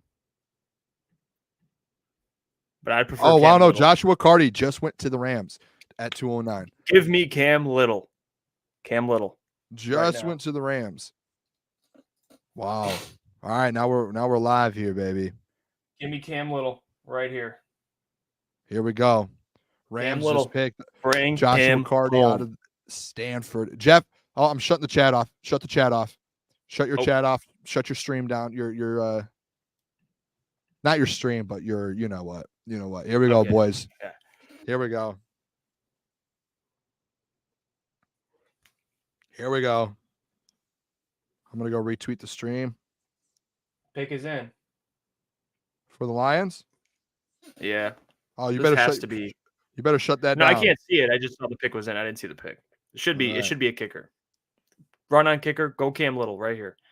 Cam Little. Cam Little. Cam Little. Cam Little. You got it? No, not yet. I'll tell you when I get it to play the thing. I haven't gotten any inside things over here. Nothing insider over here. I'm trying, but nothing. You got to get the ESPN app. It puts it up there like immediately when it's announced. Like when they even know it before it's announced. All right. Don't That's no. someone tweeting it. No. Why don't you sit down there, Jeff? Huh? Why don't you settle down a little bit here? We've got a big pick coming up. Cam Little. Shut up. No, I don't know. I'm just saying. Shut Should up. be. Cam Little. Who are Harrison we gonna Memphis, pick? maybe. Come on.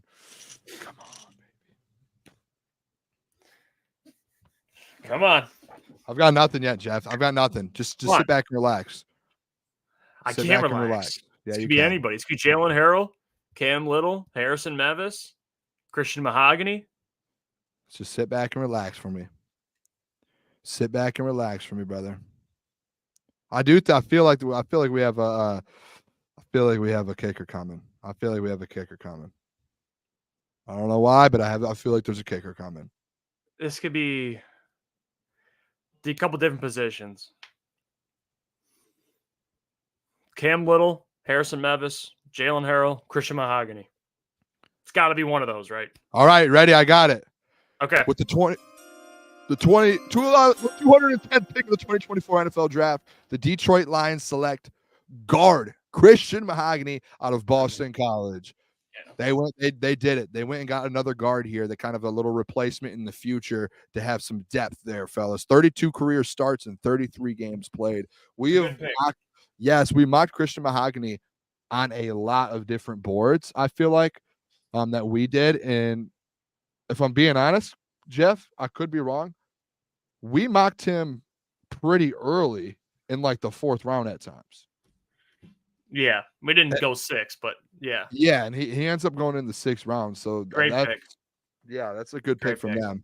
I'm awesome interested now to see. I think that's it for the Lions, I would guess. I would guess they're done.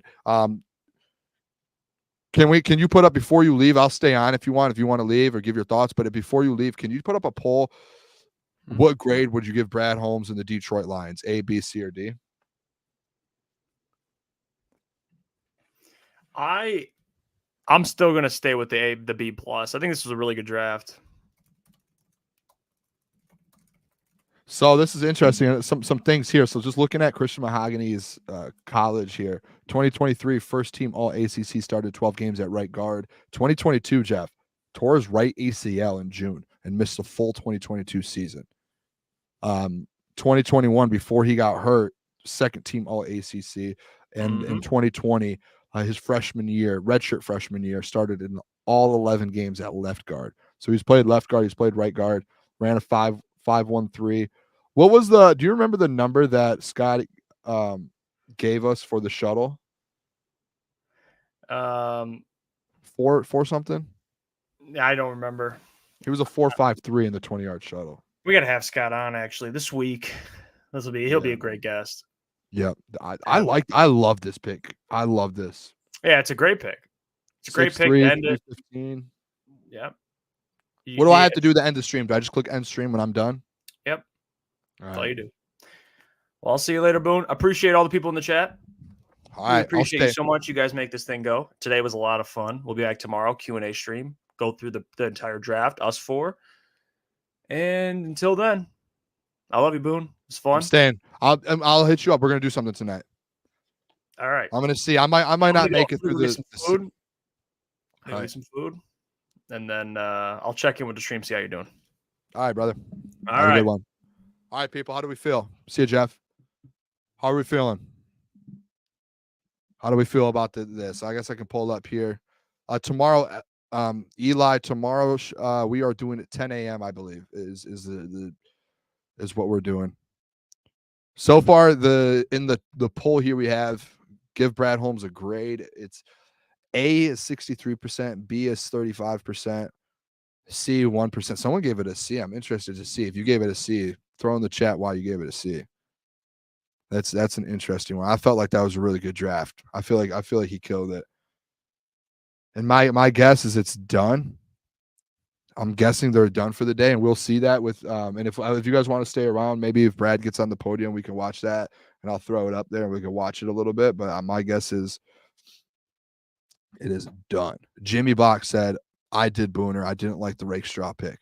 Jimmy, this is what I'll say to you. We on here we weren't big fans of in his rake straw. That was because he was getting mocked to go 29 into the 30s, 40s, and you end up getting him at 61. If that was Brad Holmes' second best corner in this draft, I don't see why you would hate that. I feel like that's very good value. If you got your second best corner at 61, that's really good. That's really good. All right, what else do we have here? I think he gave up too much capital for his later round trade ups. I don't know. I guess maybe you could say he did. What did he trade up here? Let me see. Pull up some trades.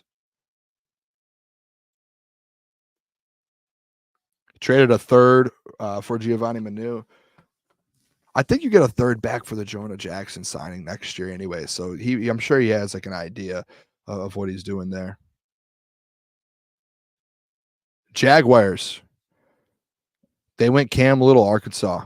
Kicker. Cam Little. Wow. He ends up going.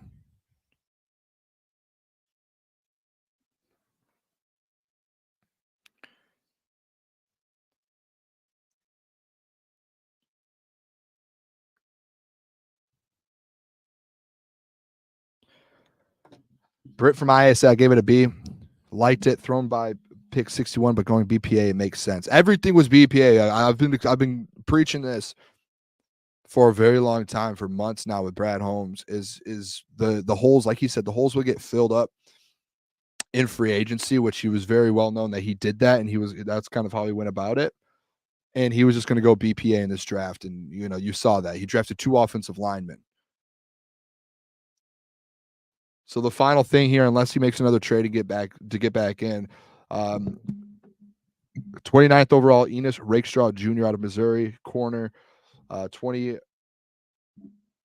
round 4, Giovanni Manu, offensive tackle. Round 4, Sione Vaki out of Utah, safety, going to be a running back.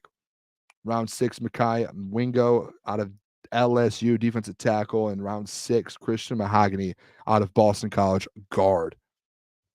Donkey Kong said best draft ever. I feel like that's a troll. I don't know. That feels like a troll. I feel like I'm being trolled there. For sure trolling me. That is for sure what's happening here. Nick asked how many picks we get next year. That's interesting. I'm going to look that up for you guys here. 2025 Detroit Lions draft picks. Pull it up right now.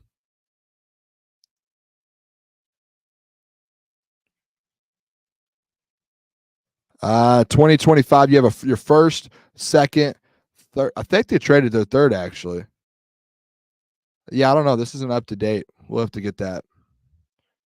If you guys want to just start dropping some questions here, we can do that. I wanted to see if Brad Holmes goes live and we kind of just truck this thing out.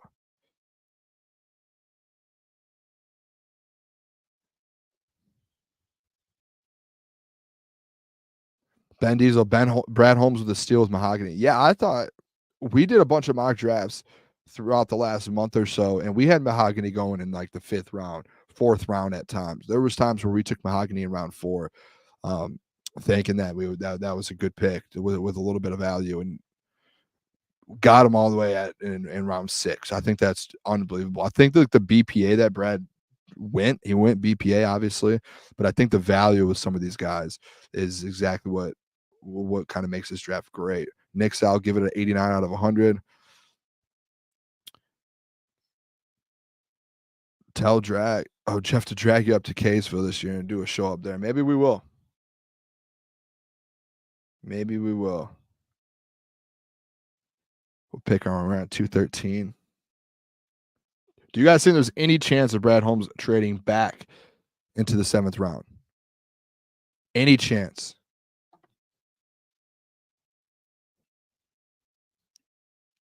I wonder if there's a chance here that we get him. But Jalen Harrell, he's still available too. Brad Holmes, great. 60% still sitting there with an A, 37% B. There's a D in there too. That's an interesting one. Someone must hate that. Coach Walk said A minus B plus. Yeah, that's where I'm at. A minus B plus is exactly what I was thinking. Would you wear a Lion do-rag? I'd wear a Lions anything, to be honest. We'll figure that out. All right, so just saw from Jeremy Reisman that Brad's about to come to the podium. Do we want to watch that? Should we watch that together? Break that down.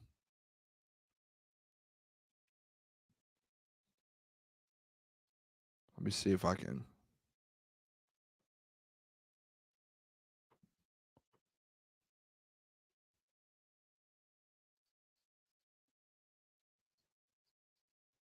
Let's see. Yeah, so he must be done for the day. If he's going to the podium, he's for sure done for the day. You guys all want to watch it? Everyone's saying, yep. I'm interested too, fellas, and ladies or fellas, whatever it is. I'm interested to see the UDFAs. Like Brandon Rice still has not gone off the board. If he's a UDFA, I'm interested. If Jalen Harrell doesn't go off the board in this last round, there's going to be a lot of unrestricted free agents or undrafted free agents that especially within the state here, some of these people that visited with them, I'm sure they have an idea of who they want to bring in instantly. And while they're at the podium, I'm sure he'll do it. Raise the sales. I think it works. I could be wrong. If someone knows this better than me, I believe it's just, the players can choose. They're going to have different offers. They're going to be able to pick, if they feel like they're going to have an opportunity better in this team than this team. The players are the ones that kind of decide where they go. It's basically just like free agency, on my guess, just not getting drafted. I don't know what the contracts will look like and anything like that, but I'm sure that there's discussions on that depending on what it is. Wow, Cam Little to the Jags. Jags were someone that Riley Patterson was over there for the longest.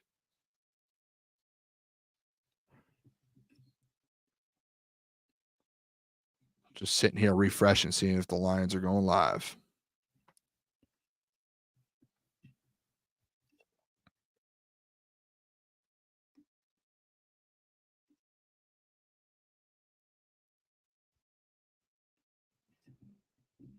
Lions.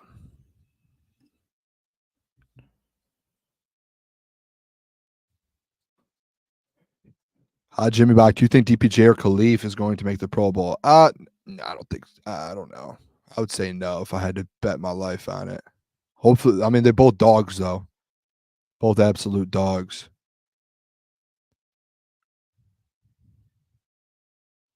Both dogs.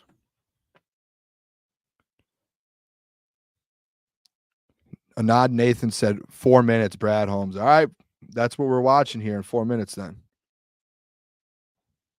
That's what we're watching. I'll get it pulled up on my screen here so we're ready to go. So that means the draft, technically, I would say, is officially over. Officially over. Lions got their guys. Brad got their guys.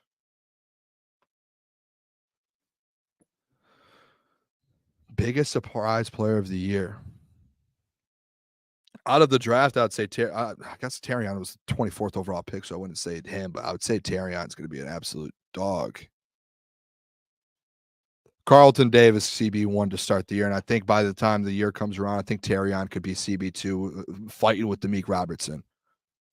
Interested to see the Meek Robertson situation.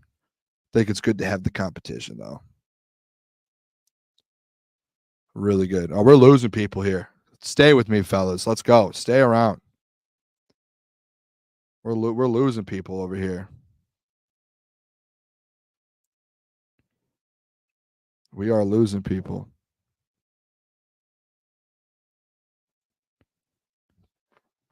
UDFA time. Yep.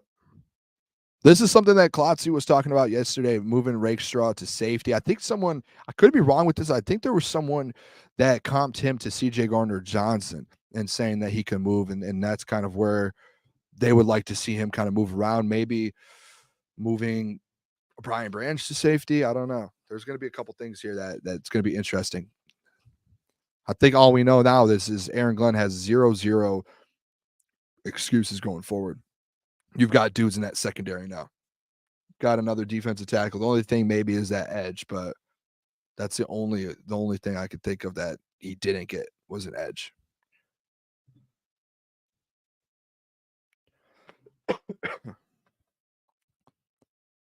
Appreciate you here on Mark.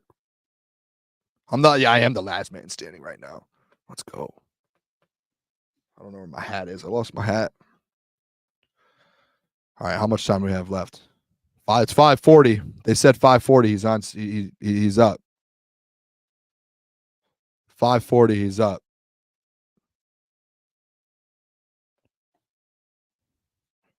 He's up at 5:40.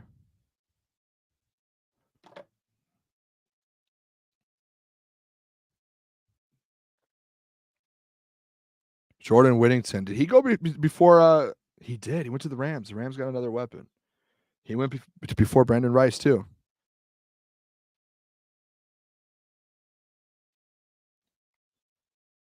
Almost in the 7th round. Yeah, here on Mark, I think the defense this whole draft is the defense is updated. They've upgraded this whole defense.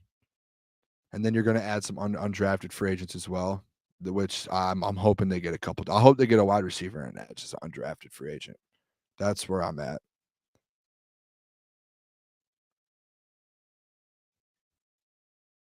I agree, Etienne. Something's going on behind the scenes with Brandon Rice. I kind of feel bad over here. Feel bad. Brad's about to be on. It's 8:40. Or 5:40. They said 5:40. He's up. Oh, 4 more minutes. 4 more minutes. All right. Yeah, Coach Walk in and O-line. Giovanni and Christian Mahogany dominated O-line. I feel like a lot of people were mad, or not mad about the offensive line, but you needed depth. I mean, when Giovanni got drafted, everyone's, that's disrespectful to Taylor Decker. Taylor Decker is going to be just fine. He's going to sign an extension here. You got some dudes in the building now.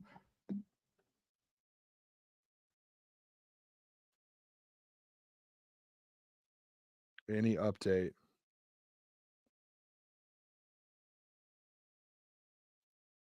Any update?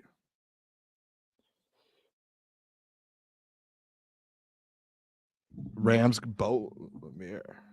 How many picks do they have? Joe, I think we all feel good about Mahogany. I think everyone in the chat, drop how you guys feel about Mahogany. I like Christian Mahogany. I had him in my mocks a ton throughout this whole process here, and we had him in the 4th round getting drafted. So I love Christian Mahogany. Started a lot of games over at BC, a lot. He did have an ACL injury 2 years ago though, so that's something. But Ron Burgundy, that's funny. I just want to listen to Brad talk. Yeah, Sione, I don't know how many he's going to get at running back. It's going to be in a running back 3 battle, which should be exciting. Special teams demon, an absolute dog on the special teams.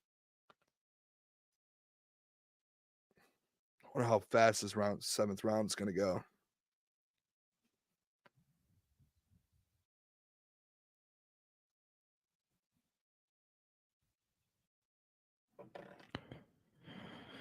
JZ said, I like both the O-line picks, and Brad spent the high picks rebuilding the secondary instead of spending on current O-line depth. Yeah. I want to hear him talk about how high these guys were on his personal board. I say that all the time, that I would love to hear or to be able to just see Brad Holmes' board. It's probably so different than anything any of us have. Devin Leary. Wow. Let me get that NFL chime for that. Well, 18th pick. Baltimore Ravens. Devin Leary, quarterback out of Kentucky. We saw him at the combine. That man absolutely can sling the rock. Slings it. Wow. Little backup piece for Lamar there. Zaquan said, favorite Lions pick so far, Booner. Are you concerned about with the pass rush? My favorite pick is Terrion Arnold. I think they absolutely go up and get someone at 24 who we all had projected top 15. Brad knew exactly what he was doing. I think Brad was shocked that he got there. Pass rush, a little bit. Just a little. I would have loved to get Jalen Harrell. I would have loved to get someone maybe a little earlier. I would have loved to add an edge to this team. I would have loved it. I'm not going to sit here and throw things around, though, for it. I know Brad knows what he's doing. They must trust some people in that building. That's just what it is. 1 more minute here till Brad. Let's go.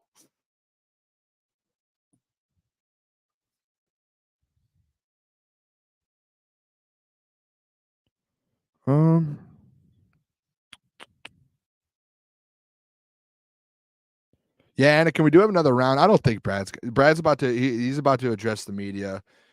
In any minute now, he's going to be live. So I don't think that. I think that kind of shows that they're done. They're done for the day. So that's a wrap on their draft. They got their guys.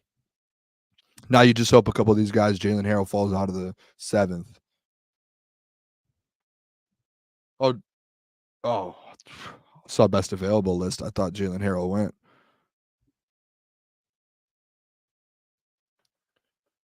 All right, 7th round. Who have we missed here? Or 6th round? Bills pick is in. Yeah, ECL, we can still get an edge in free agency or roster cuts with teams not finished yet. Yeah, I agree. There's still going to be some depth. You're just not going to get an elite guy on that other side. That's just what it is. Jeff talks about it all the time. What you're going to end up doing is just end up getting a tiering. Oh, Brad's on. Here we go, guys. Brad is on here. Let me share my screen with you guys here. Let's see if I can do this. See how I can do.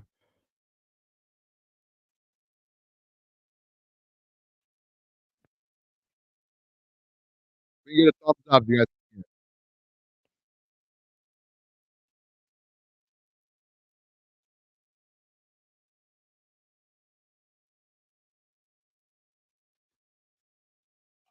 I've said all along. Did you guys hear? Have the best Thumbs up if I fans in did the this. world. Give me And, something here.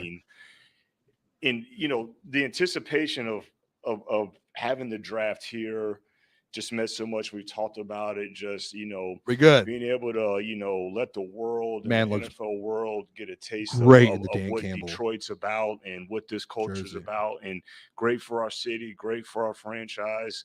But that's something to be said. You get 700,000 fans at one draft host city. That's about as impressive as it gets. So just want to really thank the fans. Just want to really thank the league and the sports commission and everybody. Just everybody that played a part in this. But just really really excited about this. Questions?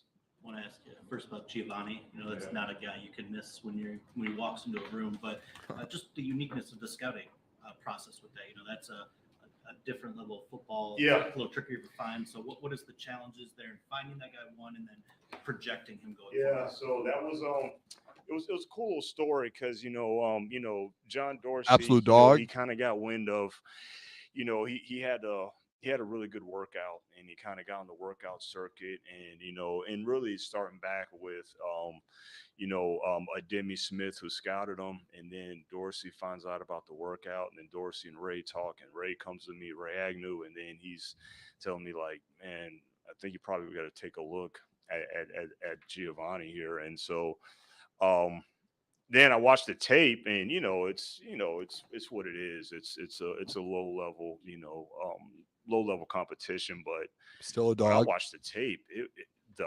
upside of the actual player. It's not about who he was going against and all that stuff.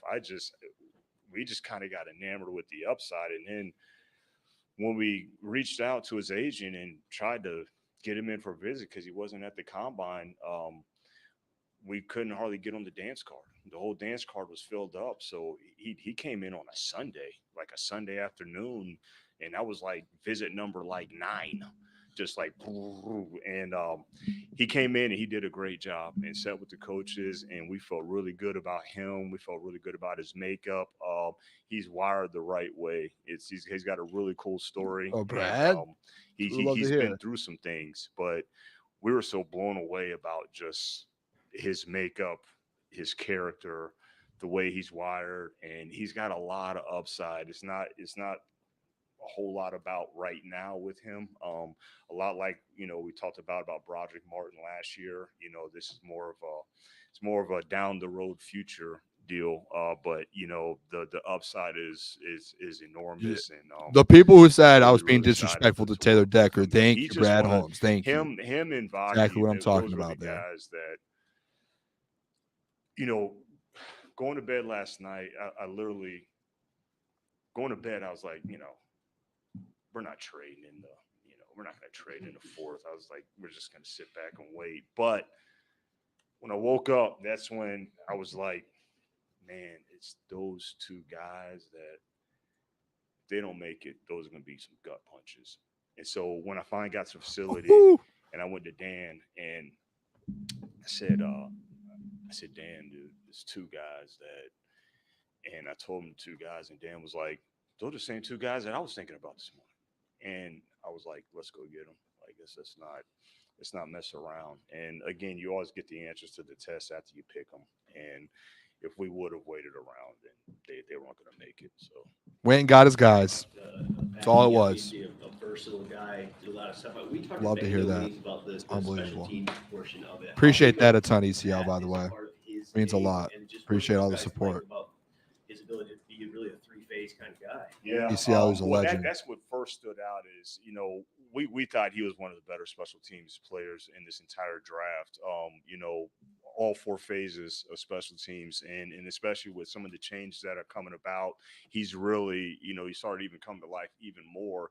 And then even later on in the process, just sticking to the special teams component, it kind of came to life even more with some possible return value. You know, you're looking at him at 4 core and return units as more of a blocker, but he can actually, the stuff he can do with the ball in his hands. And so, you know, are they talking about? Is he talking about Sione Vaki? Made the switch. 200 all-purpose yards in the game versus USC. You know, at running back there at Utah, and you know, they just had him just fill a dog. But we were more so looking at him as a safety.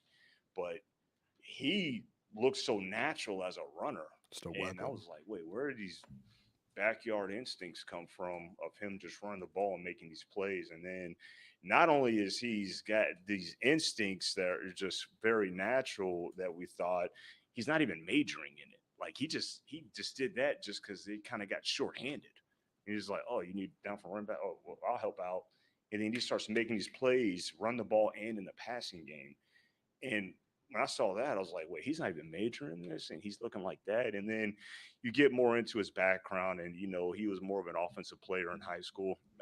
You know, he did a lot of things on offense, but it was very impressive what he did with the ball in his hands, and not just making this and all that stuff, but he runs hard, man. Like he again, he's a football player that plays football like how we like it, and there's nothing football player that plays football. And man, Brad is because he can do that too, and he was one of the guys that had one of the more impressive pro days, I thought, because he worked out as a DB, very long DB workout, and the DB workout was really good. And then he worked out as a running back, and then good running back. And then after the running back workout, then he works out as a wide receiver, and then he does a wide receiver workout. Then he works out as a special. And you see all that, and the guys, like, I mean, the fact to even go through all those different phases of that workout was need that guy in our building. So just the love for him just kept growing. But he's a very unique player. Again, it's nothing saying that he cannot play safety, but our vision of what he can become as a runner, but it starts with those special teams. When he comes here, he'll just be doing running back stuff. He wouldn't do defense first. I mean, we have some options there, but we know he can play safety. Like we know he can do that. But the vision is, you know, we're so intrigued by the running back stuff, and especially he hadn't been majoring in it. And so it's like, well, how far can this thing go if he actually – imagine if they just got like an absolute dog and one of the best running backs out there. Get him with Scotty Montgomery. It's tough to get future assets, and obviously I think both these guys, like, you have it's a weapon. Visions for them down the road. How soon do they have to get it, or what do they have to do to sort of make that worthwhile? That, like, you know, you're a little short-handed, I guess, for next year. Or do you just kind of cross that bridge when it comes to the draft picks? Well, I wouldn't say it's short-handed. I think the only pick we don't have is a third-round pick. Is that right? Yeah, right. Would that be short-handed if you're missing one third-round pick? Yeah. So I think I feel really good about it. And we looked at that because I would have not thought that we'd have been able to trade twice into the 4th round. And when I looked at you look at all those things, it's like, okay, well, what's the future assets and all that stuff? And when we did all the calculations, I was like, wait, you can do it because we had the extra 4. Drafting for depth in the future, man. I was like, man, if you can do all this and the only thing you really feel like you're losing is a future third, like that's it. Like, just go ahead and do it. And so we felt really good about that. And that's why we went ahead and did it. So you always get a better feeling that you can go and get your guys. And that's what we did. And we couldn't be more thrilled about it. And even what we still have left from a capital standpoint for the future. With you overall, with the draft, which I was able to add, you know, a lot of pieces. Do you feel like you've got enough now to take you guys over that next step of the hump? Yeah, you know, look, I was thinking about that this morning, Eric, about just a lot of these guys, where we're at as a roster, man, if they win a spot and play, then they play. If they don't, they don't. Like, I don't, you look at the corners, like, yeah, we really like these corners. They're rookies. I don't know, they got to win a spot, because Carlton Davis has been a proven starter. A healthy Emmanuel Mosley is a proven starter. Amik Robertson is a proven, like, these are good players that have been proven stars that's made play. You know what I mean? Like, it's not just a given, but they all want to play. They're all wired right. But man, look, and it's good to be there from a roster standpoint. You get Jimmy Bach. I don't know if Edge is like they've got their dudes. It's just all about depth now, like he's saying. So it's a good feeling to be in a spot where we feel good about the depth we have. We feel good about the future we have. But man, those guys got to compete and win spots.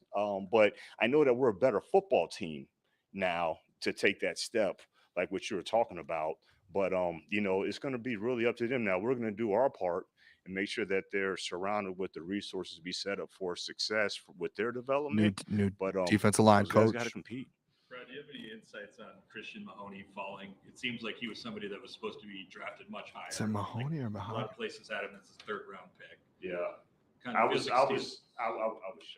I didn't think I didn't think he would still be there at that point. I can't really go into details. I could probably point out a thing here or there that may have been a reason that that we'll keep internally, but I saw there's other players that I probably would have had a lot more questions on, that went. So I don't know. I just know that he fits how we want to play, and he's a tough, physical. He's got some dirt bag in him. And he's just one of those tough Jersey kids that he doesn't take a lot of crap, and he's got some fun tape to watch, and he's gone against some good defensive linemen, and he's bode well versus them. So we were excited. I'm shocked he fell as far as he did. That is unbelievable. Trading up, is that partly because you have a very specific vision of the type of players you want that maybe other teams don't have, and also because with your roster, you can be particular and specific and jump up and get somebody? Yeah, it's a little mixture of both. It's me and Dan, we'll have the same vision of what we see with that player, whether it's where their development, what stage that they might be able to contribute, what the usage will be, what the role will be. But once we're aligned there, it's just, man, let's just go get the guys that we want. And that's really what it comes down to. But also it comes down to, I mean, how many late round picks can you have that from where we are as a roster? You start looking around and you start looking at the board as well. You start looking at the board and it's like, man, these guys are just sticking out a little bit more than some other guys. They're on the board for a reason because you're comfortable with drafting those players. That's why they're up there, but some kind of stick out a little bit more than others. And so then you start looking back, it's like, well, you got 2 6s, you got a 7, and you start looking, you're like, it's going to be hard. It's like, yeah, you could get this wide receiver, but he don't play special teams. And so I don't really know how this is going to work, because now he would have to really win a spot, but he's probably not. And some guys just it doesn't add up and just make a lot of sense. So but we couldn't be more thrilled with the guys that we got. With Wingo, it's really obvious to see the football character aspect. Yeah. A guy that comes back from injury, very similar to what we saw reported last year. From an on-field skill set, what do you see there? Is there is there an overlap with a player you've scouted or had before that can maybe help us understand what he's about a little bit more? Yeah, I would say you're right on the football character aspect. I mean, this guy fits our culture like a great kid. I think Mekhi Wingo might be the biggest steal of the draft for the Lions. But, not the full I draft, think but his for the character Lions. Speaks for itself. He plays great pick. His football character shows on film too, the way that he plays. But the role, and it's a good question because that's kind of what I had to get to. Was I originally looking at him as purely just a defensive tackle that was just going to be playing inside, and I was kind of, I was like, man, I'm not sure. But when I kept watching him, his rush ability really started to come to light, and I kind of put him in a different kind of box, a little bit like what we talked about Pascal when Pascal came out. These guys are just like, okay, can he play on the edge on first and second down, and can he do some inside rush? Wingo, he's got a lot of good stuff on tape as an edge rusher, actually, surprisingly. But his sub rush is pretty impressive. Not saying that he can't play base downs inside, because he can do that as well. But when you put him in that specialized category, or that position, whether it's more of a big end or more of kind of an elephant that can do some interchangeable things, that's kind of where it's Sam. And when we Play the edge. saw him in that light, that's So we kinda love when to he hear. became more attractive to us. Love to hear that. So I know y'all trying to keep it light a little bit. What was the idea with the jerseys this year? Yeah, look, I'm not taking any credit for this one. This was, but I'm glad that the idea was brought up. But this was Rod Wood's idea, for us to wear these jerseys, and I thought it looked awesome on television. I mean, just the text that I was getting, and just me seeing, I was like, wow, that's even cooler than thought it was going to be. But yeah, it was Rod's idea, obviously, with the new blacks, and just the whole story. I'm sure you guys heard about Dan when he wanted the black jerseys back. So it all kind of came full circle. But I thought that was a good look. Brad, you were talking about how you like your depth more now, and maybe your team overall more in the future. The teams in your division have some interesting young promising talent too. Can you see a scenario in a year or two where this is one of the best divisions in the game? I could see it heading that way for sure. I don't think it's hard to make an argument for it now. In terms of, I mean, those guys got some good players. And we got some good players too. So but yeah, I mean, it's just going to be a good division. Could be the best division of Obviously, you kinda football in a saw year it or two. last year, Be scary. of some of the guys in the division, making some surges. So, yeah, I mean, we're going to expect everybody's best, whether it's in the division or outside. But yeah, but we'll be ready. Without revealing any names, you always talk about the board. How's the board set up? Is you have like list 1 through 300, you just check them off, or you have, first round guys, second round guys? How does that work? Great question. No idea. Yeah, I try to be as Great question. generalized as I can, but it is vertically by positions. Brandon Rice got And, drafted. We're not big rounds. We have it set up in a way. The where Chargers. It What a equates steal. to a round.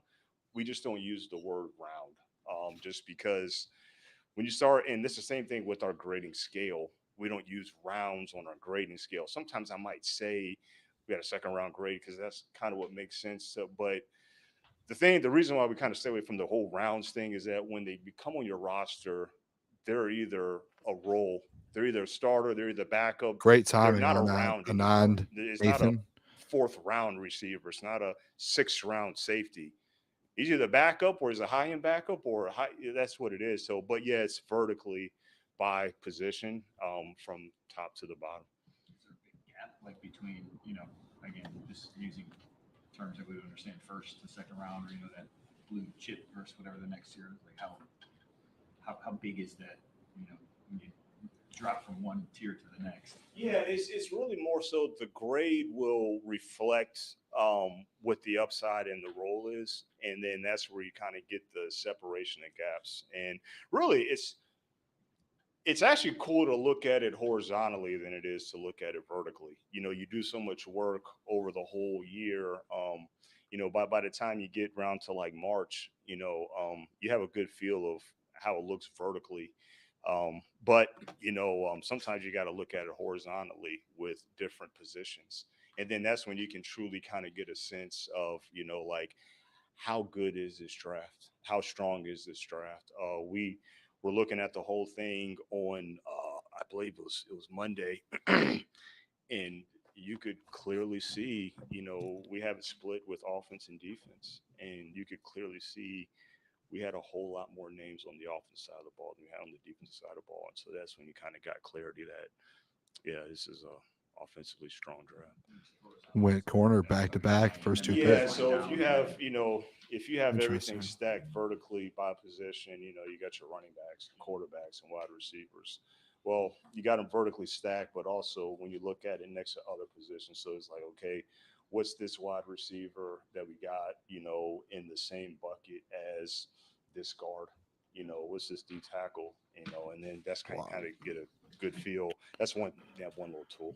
It's been good. Really quickly, just before you go, you got 2 big extensions done this week. It just the timeliness of it was your first draft. Jared Goff? What's their success is your success. What did it mean for the organization to extend? Thought we were gonna find something out. Oh, it meant everything. Look, first of all, I'm so happy for them. Those guys are truly our core. Those guys truly are our foundation. They're our first draft. But the main thing that I've been saying to everybody is that it represents not only testament to all the hard work that they've done, but it's such a representation of who we are as an organization in terms of, man, they earn that. Like they earn that. And we're all about earning it. We're not expecting a shortcut here or there. And man, is all the credit to them. But yeah, extremely happy. But it's cool that both of those guys. Look, it says a lot to who you extend. It speaks not only to a lot of different areas, but it speaks to the locker room.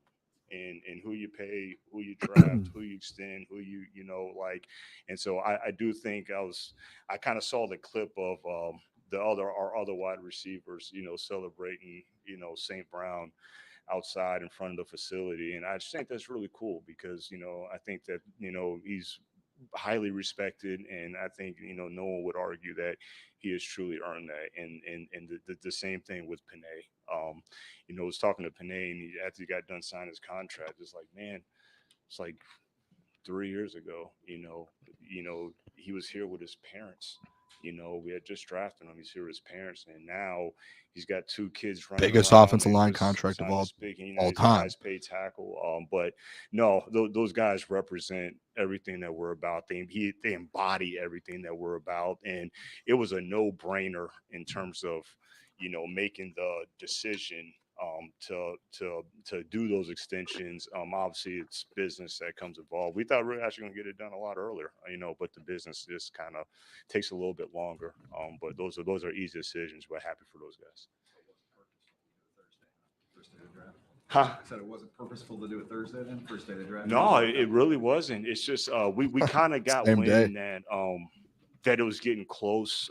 Was that it's like Tuesday or Wednesday that we kind of got wind, like, I think we're getting close. Like, I think it's a possibility that it could be Wednesday, and so that's just kind of how it happened, but wasn't intentional. Yep. Thanks, guys. Appreciate it. All right. What a press conference. Shout out to Brad Holmes.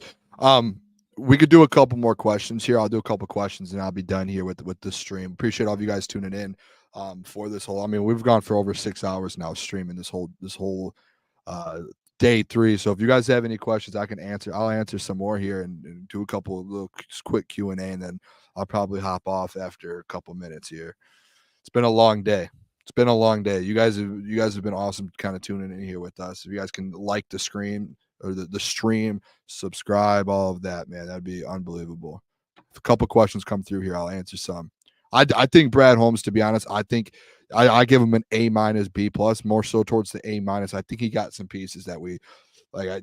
There was no like major need. If you're sitting here saying maybe edge, you can argue that, but I think eventually, like once you see, there's gonna be so many other guys on this edge, and like a Mekhi Wingo. You just heard Brad Holmes talk about the how he could play on the edge if you need him to, and he can move around. And Aaron Glenn has some pieces now, and that doesn't mean they can't get a UDFA like Jalen Harrell. He's not off the board yet. I could be wrong. I've been watching Brad, so Jalen Harrell could be a UDFA. There's guys that that you could pick up, and then there's also guys that when the players or teams make cuts, or if you can get a trade at the trade deadline, there's going to be opportunities, but you just boosted up your secondary to be the future of your secondary. You went and got Ennis Rakestraw. You went and got Terrion Arnold. You've got dudes in that secondary now. So I love what Brad did, to be honest. I'm all in on the Brad thing. Again, if you're sitting here going at Brad, you need to wait before you kind of go at him and say, oh, it's a C, it's a D, it's an F. Because last year, a lot of people said it was a C, a D, and F. Turned out, guess what? It was an A+ draft. You probably had the best draft out of any NFL team. And the same with the year before and the year before. So just let it all develop. I mean, these aren't guys that, I mean, you have a starter at every position essentially on this football team right now. You were never going to get a guy outside of maybe round 1, Terrion Arnold. You were never going to get a guy that was going to be an instant starter on this football team right away. You were never going to do that. This whole draft this weekend was about getting depth and getting pieces for the future. That's all this was about.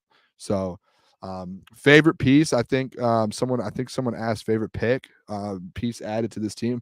Obviously, I think Terrion's the easy answer. The second one, I would say Mekhi Wingo in round 6. 6th-round draft pick. I think that's unbelievable. He was there. And same, honestly, these 2 6th-round draft picks are shocking to me. Mekhi Wingo, LSU defensive tackle, and Christian Mahogany out of BC guard. I think those 2 guys were shocking. I love both of those. I think Brad got value out of every single pick today. And yes, I think he got value. So some of these guys will become starters too eventually in their career. When I say that, I mean now, because you're going to lose some players. There's going to be guys that are going to ask for big contracts that we talk about. You're going to have to step away from some guys.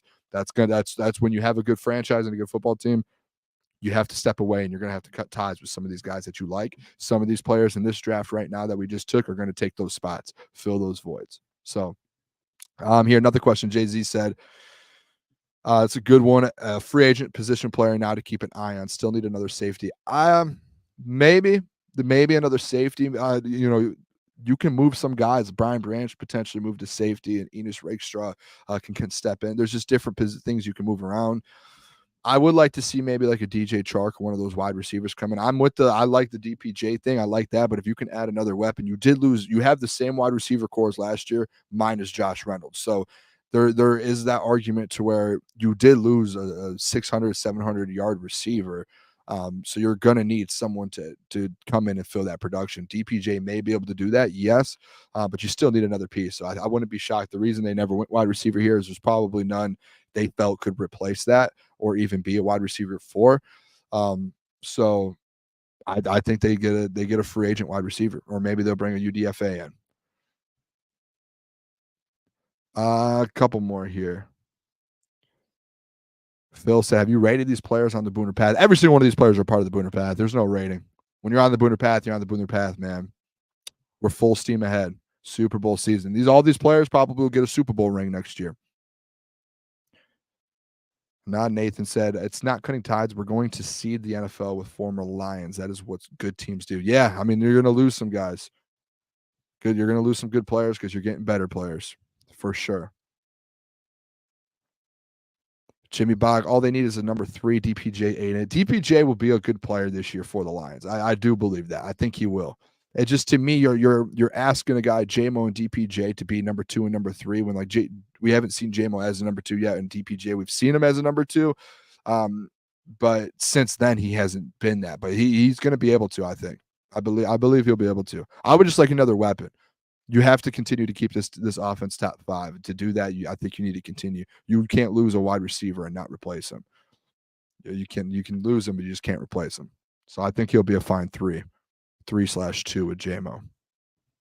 Shades are on the Booner Path. All right, I'm hopping off. This was what a day. Appreciate all of you guys. Love all you guys for the support, all the donations, everyone that donated. We appreciate that a ton. It helps a lot for us. Make sure you guys hit that like button if you guys can. If you haven't already, share the stream, subscribe to the channel. We're going to be live tomorrow, 10 a.m., I believe, with the coverage here. We're going to do a Q&A at 10 a.m., and we're going to kind of give our grades for the Brad Holmes draft. So we appreciate you guys tuning in. Hit that like button. We'll see you guys tomorrow, 10 a.m. Bright and early, the Booner Path, baby.